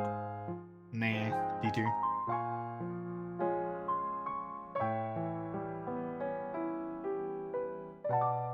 Is this just... Oh, dude, this one took me a moment. This is such a bad image of these two characters together because the guy in the relationship is so short, I can't even tell he was in the image. And because this is the best image you can find of these two characters being near each other, by virtue of that, it's a bad ship. Because if this is the best image you could find of these two characters standing near each other, then it's not a good sign for their ship. Here's my ship tier list.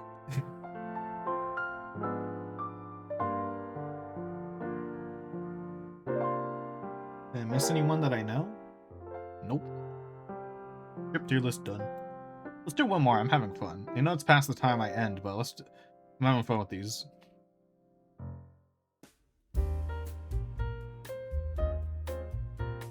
Can I do a Xenoblade 2 tier list? By the way, 2 is the game that I hate, by the way, if anyone forgot.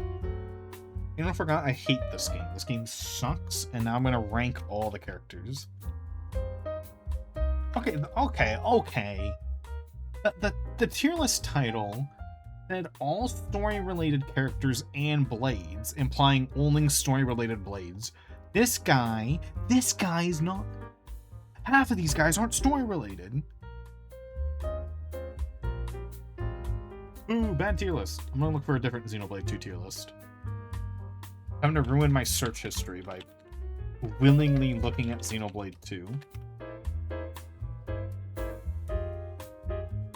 Just the 2 ones, please. Just two. I just want the 2s. Okay, this is the best one, I guess. I guess we'll just have to ignore all the characters who aren't actually story-related. He's alright. Give him a B. Aegeon is a nothing burger.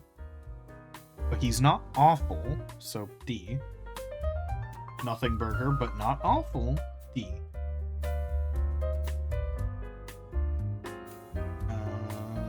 You're kind of funny. You know, he's well characterized, but he's also nothing. So C, or just average. Average tier character. Absolutely dog shit. F. He's technically in the story, I guess. D. For existing, I guess. You existed and didn't suck. D.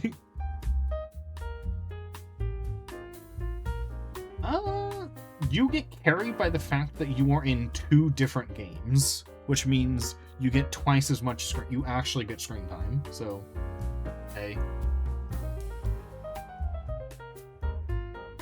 You have maybe 2 lines of dialogue in the whole game, but you're not awful. C tier.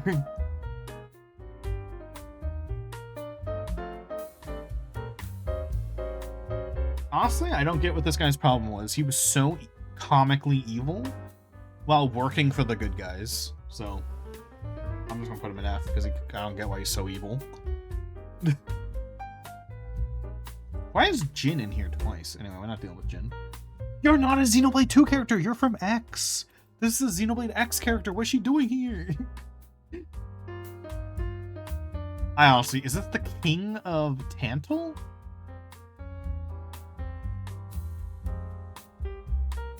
Is it the king of Tantal? What is he? Is this him? I don't remember what he looks like.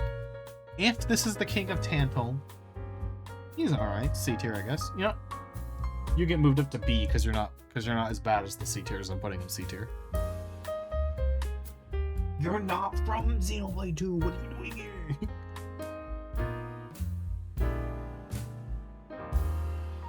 Honestly, he makes no sense, F. Little girl with one line of dialogue, C. Jin? Oh, you know what? This is why they put Jin in twice. Because he's a completely different character in both games. Like, for real. Like, he's a decent character in one of the games, and he's dog-ass in the other game. So that's why he's in here twice. The good version of you, which I'm assuming is this one, gets an A. The dog-ass version of you gets an F. That's why he's in here twice.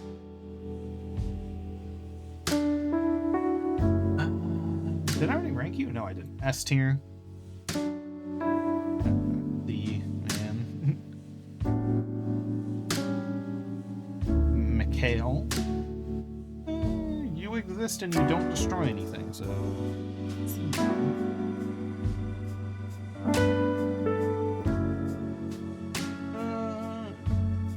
I guess you're good.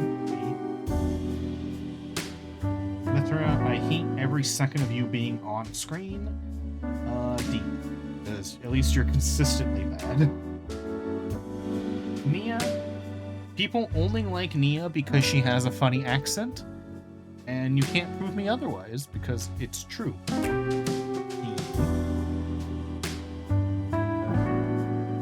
Oh, here she is. I love this character.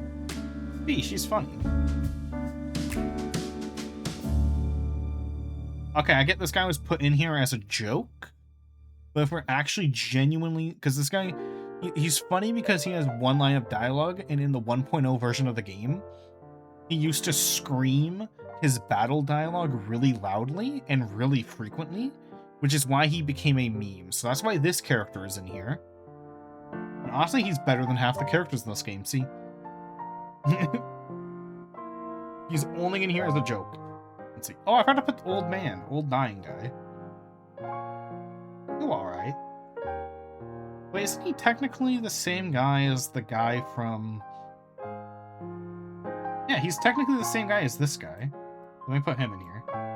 And this one, this version of him goes in C. He's alright.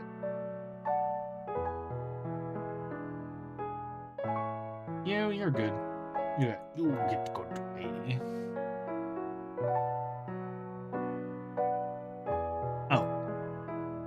Prototype sex robot has no character, F. Regular sex robot has some character, B.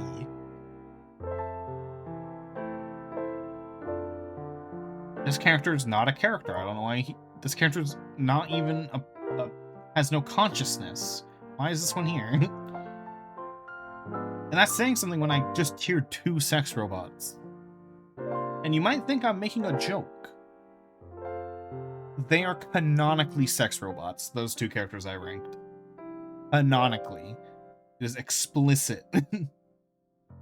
Bro, this guy, 2 scenes in the DLC. Nothing. You get D. Not a character. You're alright. You get a B, I guess.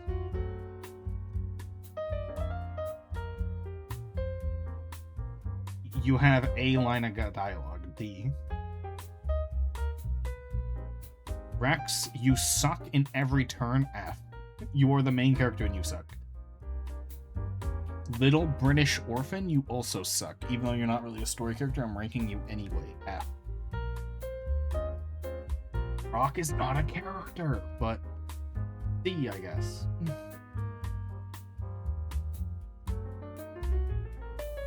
Creepy priest guy. You know what? He aight. Let's see. Dude, it's a little orphan that deserves to be executed by your character, but your character doesn't execute them. This suck. Hate the little British orphan.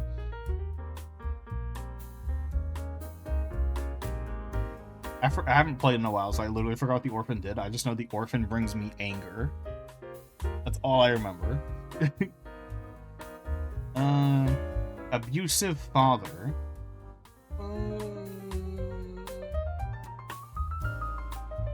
I mean, for being an abusive father, he's a good character. He portrays an abusive father quite well. But then he kind of goes kind of insane in a weird way, so I guess I'm going to drop him to C. Or, does he even have a character? C. Laura's dad. No, I'm not even counting Tora's dad. Fuck you, Tora's dad. You're not getting ranked. That guy even have a character? I don't fucking remember. I'm not even gonna rank him.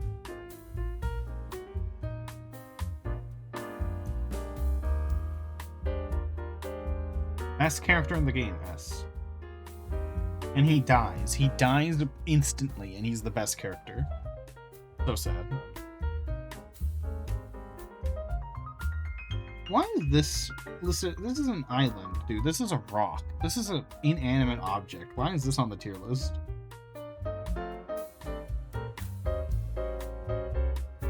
Small child. D.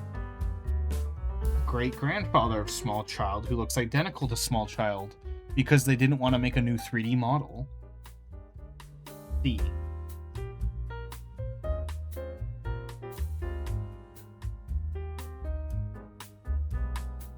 Now here's Zeke.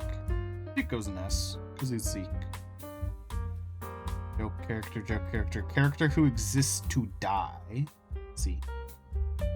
I think that's pretty much it, right? Oh, I forgot you.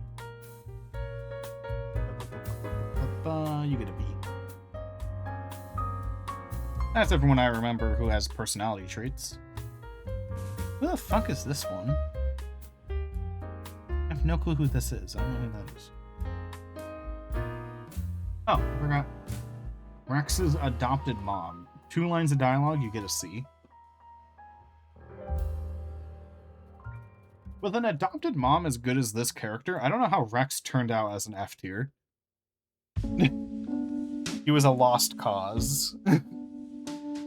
She did her best.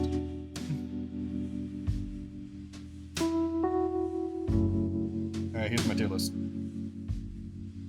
I'm gonna put Rock in C. Probably not, whatever. Questioning my own choices.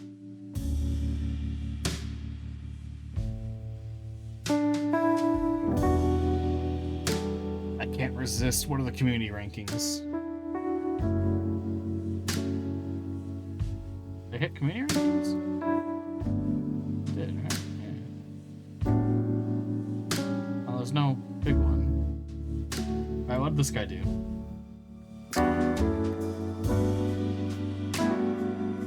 I'm judging. Oh, I forgot to rank this girl. Whoops.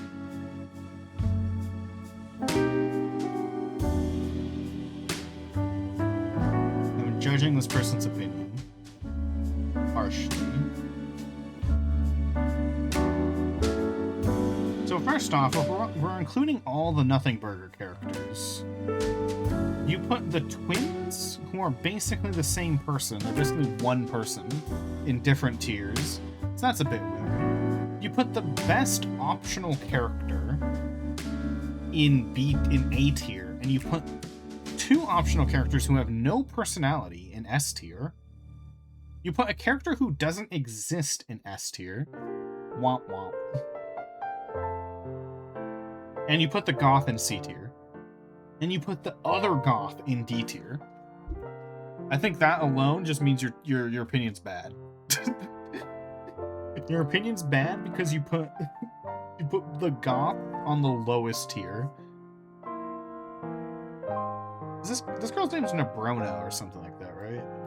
You put Nebrona in B? Bad opinion, bad opinion.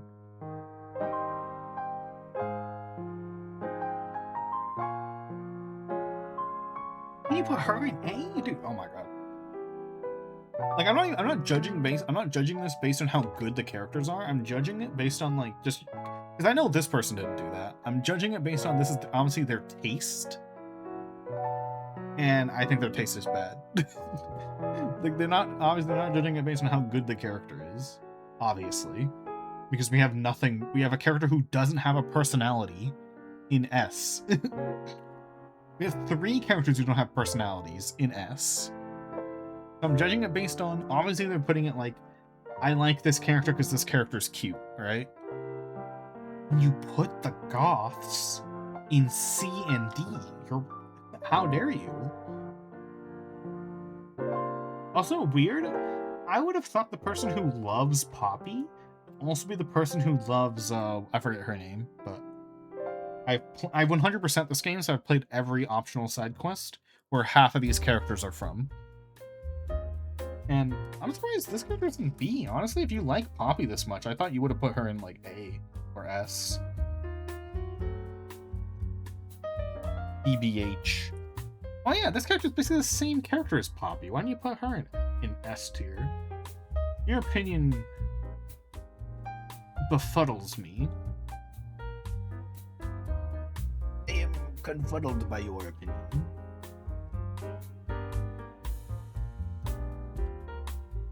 I'm like actually baffled by this tier list. Because like I can't find a rhyme or reason, you know? Like you know, like a tier list like this, I feel like it would be easy to find a rhyme and reason. Like, oh, this is your type, you know? Can't figure out what this person's type is.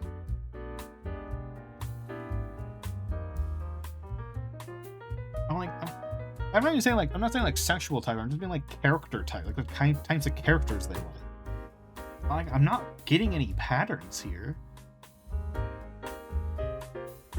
You put 2 of the muscle mommies in B tier, but you put another muscle mommy in S tier.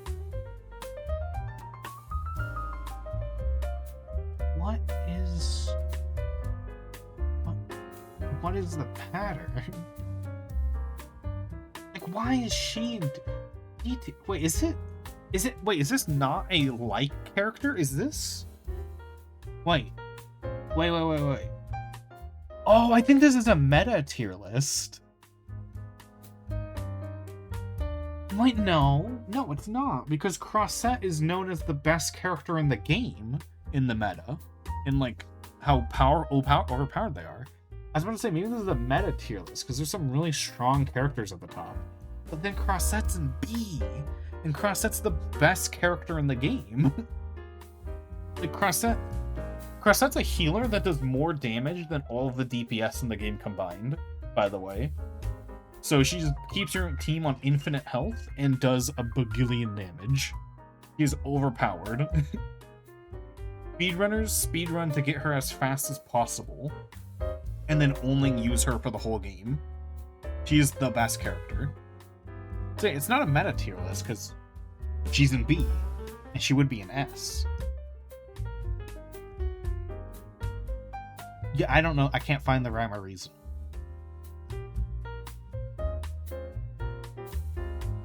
Like, you put, like, 2 horny bait characters up here, but you left the most horny bait character in A tier. I'm overanalyzing this random person's fucking tier list.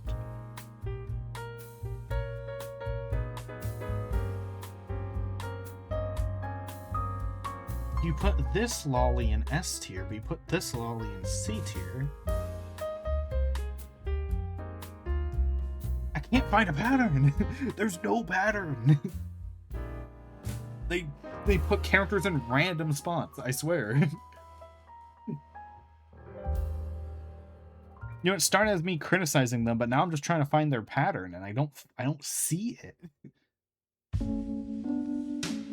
Maybe it's side quests. Maybe it's side quests. Maybe it's I think it might be who has the better side quests.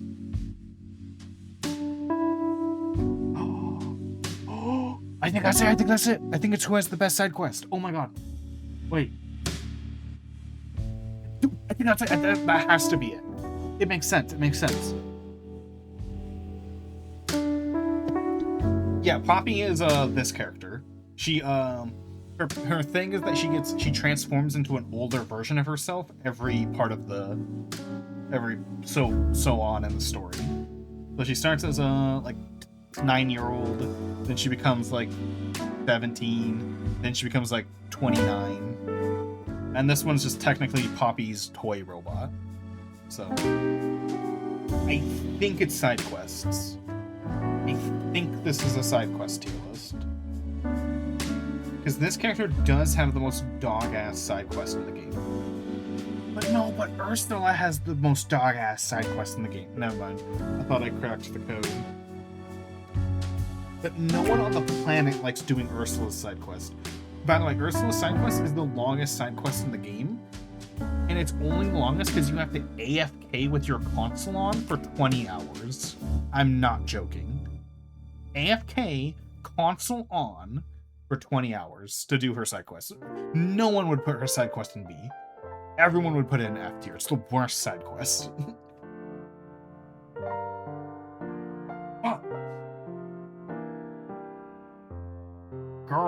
Girl tier list. That's all I have here.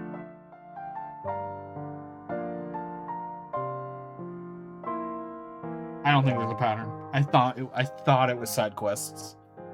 I thought it was side quests.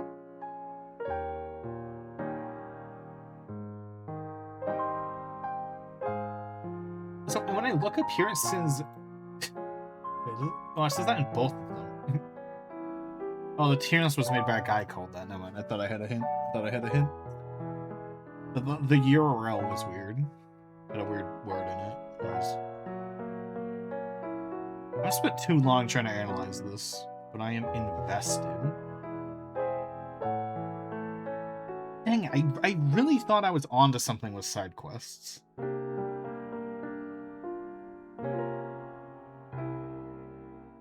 This guy either has the most...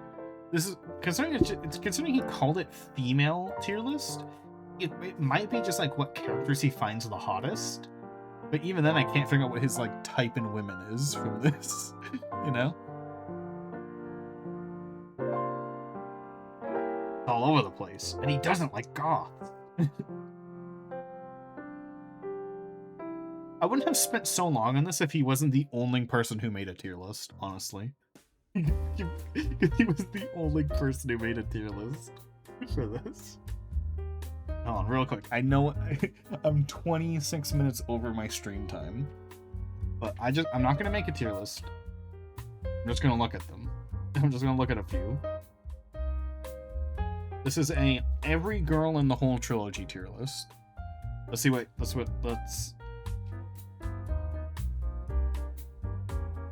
people do E tier. You coward, put them in F. You put Vinaya in E?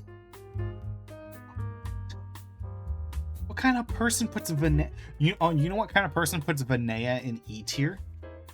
People who haven't played the first game. I've psychoanalyzed you. No one who's played Xenoblade 1 would put Vinaya in E tier. Whether it's an attractiveness tier list, whether it's a character tier list, whether it's like how, I don't know, any tier list, I think Vinaya at least gets C. No matter what kind of tier list you're doing.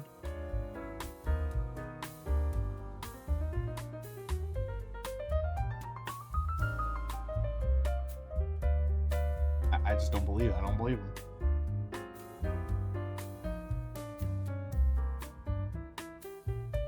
I'm looking at people's tier lists now. I'm judging.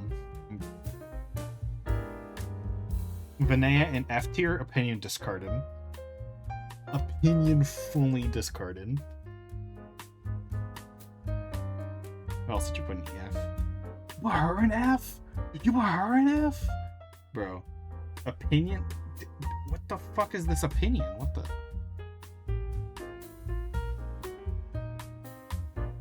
Bro. Bro. Wait, you put... Wait, what? You put her in S, but Vinaya in F? That's That's not just weird, that's like insane. It's like, this character has no personality compared to Vinaya, and they are about of equal attractiveness. So if you're doing character, Vinaya should be higher. If you're doing attractiveness, they should be on like the same tier, you know? You know? Because they basically look the same. So, why? Why the discrepancy?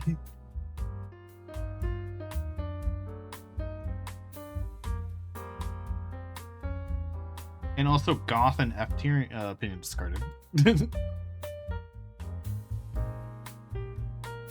Wait, this Tanos might be based. Wait.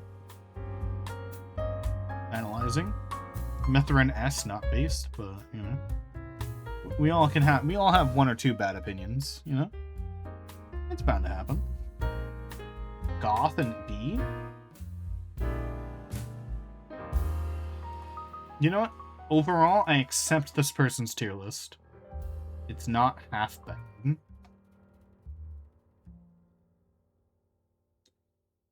See, no goths were put in low tiers. That's pretty good.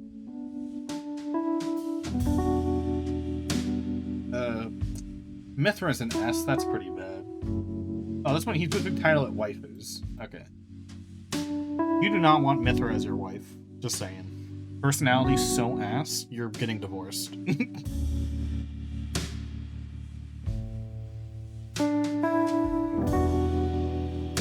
Honestly, if you put Mithra in S, I forgot her name, but this girl right here should be an S as well. Because her whole gimmick, this girl's whole gimmick, is that she is madly in love with you. To the point where she will, like, skin someone alive if it would make you happy. But, like, you gotta put that in S. Like, she wouldn't do it if it would make you sad. But she would. She would do anything. So, I don't know. I feel like that's an S right there. It's her whole gimmick. I don't know, I feel like just by virtue of you have to put her in S. And she's goth. So, you know, points. Okay, just one more. Just one more, I must. Wait, this one might be based.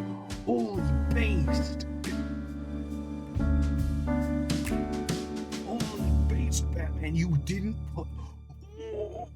So first off, he said attractiveness, so we know what he's ranking this off of, right? And the reason why I'm saying this is based, because I feel like the average Xenoblade 2 fan would put Mithra and Pyra in S tier just because they have massive tits. And he resisted only A and B? Insane.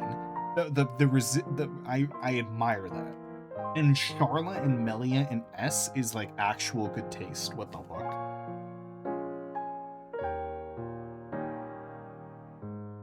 Okay, but her in D, that's a bad opinion. F tier opinion, putting her in D.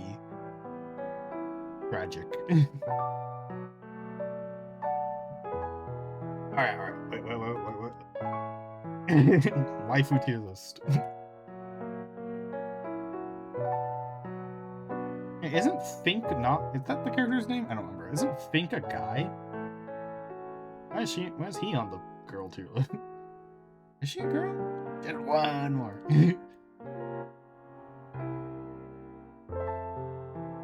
Ugly? Okay, bad opinion. Putting these two in ugly, awful opinion. Putting her... Okay. I think her name's Peru? Perun. Putting Perun in such a low tier? Look at her. Skiff, look at this woman and tell me you're putting her in, like, what tier did he put her in? He put her in not hot tier. In not hot tier? What the fuck?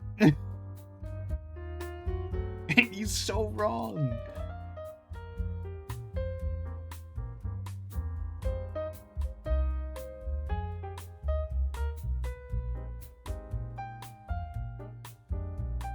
Interesting. Interesting. I see 4 lollies in neutral, yet hot goth, hot nerd, and muscle mommy in not hot. Oh, and other goth in not hot. Interesting. Interesting. That is my assessment. Interesting. Alright, I should stop. Hot top. Wait, hold on. Back. We're going back. Yeah, did he put any tall characters up high? Oh, he put no tall characters up high. He does not like a woman who's taller than him. None of the tall characters are up high. It's only the short people who are up top. We cracked the code. We cracked it. He doesn't like tall women. There's not a single woman over 5'5" in the higher tiers. Not a single one. 5'5", 5'2", 5'4", 5'5", 5'5", 5'1", 5... Okay, she's like 5'6". 5'4", 5'5". And then we scroll all the way down to the not hot tier. We have like 5'8". We have like 5'9". We have like 5'9". We have like 5'11". We have 5'11". We have 6 feet. Another 6-footer. 5'10". Like 7 feet. 6 foot. 5'10". 5'10". None of the tall women are in the higher tier. He hates tall women. I mean, it's fine to have a taste. It's just really funny. 4 feet up at the top tier. No one who's tall is up high. I think the tallest person he has who's in the higher ranks is a Poppy Cutie Pie. That's her real name. I did not make that up. Q, P, and then Pie.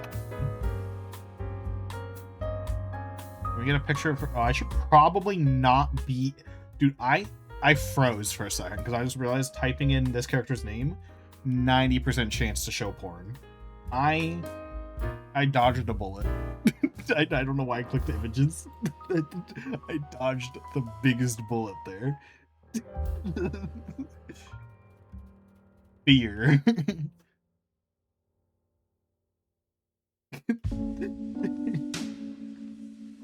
Fear. I was trying to get a picture of her standing next to someone so I can show you how tall she is. There's like no pictures. What the fuck? This guy's like 2 feet tall, so this isn't a good... This is not a good, like, scale. He's like 2 feet tall. I could boot up the game. You know what? Dude, I'm gonna do a tangent. One last tangent. Final... Ah, never mind. It's too much effort. I'd have to dig the game out. Never mind. I was gonna dig the game out and boot it up. Boot up my save file. From the last time we streamed it. Just to show how tall that character is. Alright, let's find someone to raid.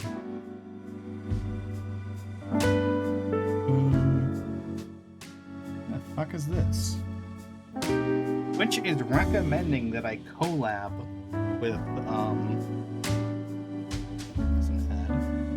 with this woman who has 150 viewers and 11,000 followers and is partnered. And doesn't speak English. Yeah, Twitch? Recommended collab partner. Recommended collab partner, right? Yeah. Oh, dude, you get away with that on... I'm so glad I'm not screen sharing this. Dude, their Twitch? You can't show that. Oh, you... Whoa. How are you getting away with that? That's a whole woman's pussy. on twitch.tv.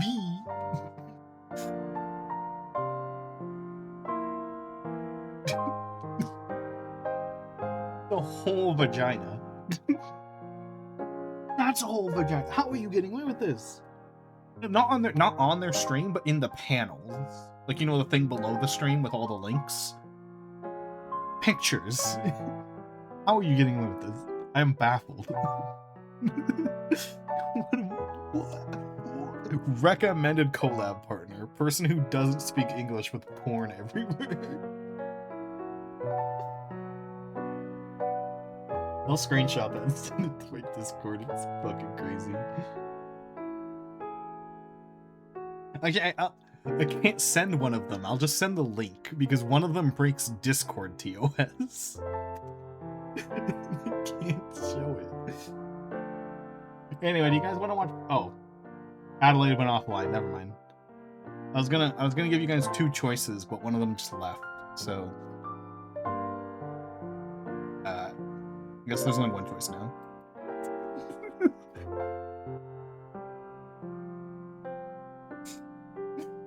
Funny as hell. Anyway, after you show it today, here's the message. Here's the description on Discord. Remember the emote you need for the raid message is that one. 80 points, as cheap as I can make it.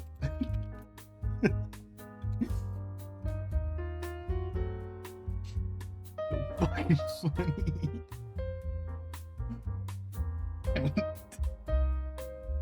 Partnered streamer. Anyway. That was a good 40 minutes of overtime stream. My throat hurts. I've been talking too much. Not my throat. My mouth is dry. It's not my throat. Anyway. Bye-bye.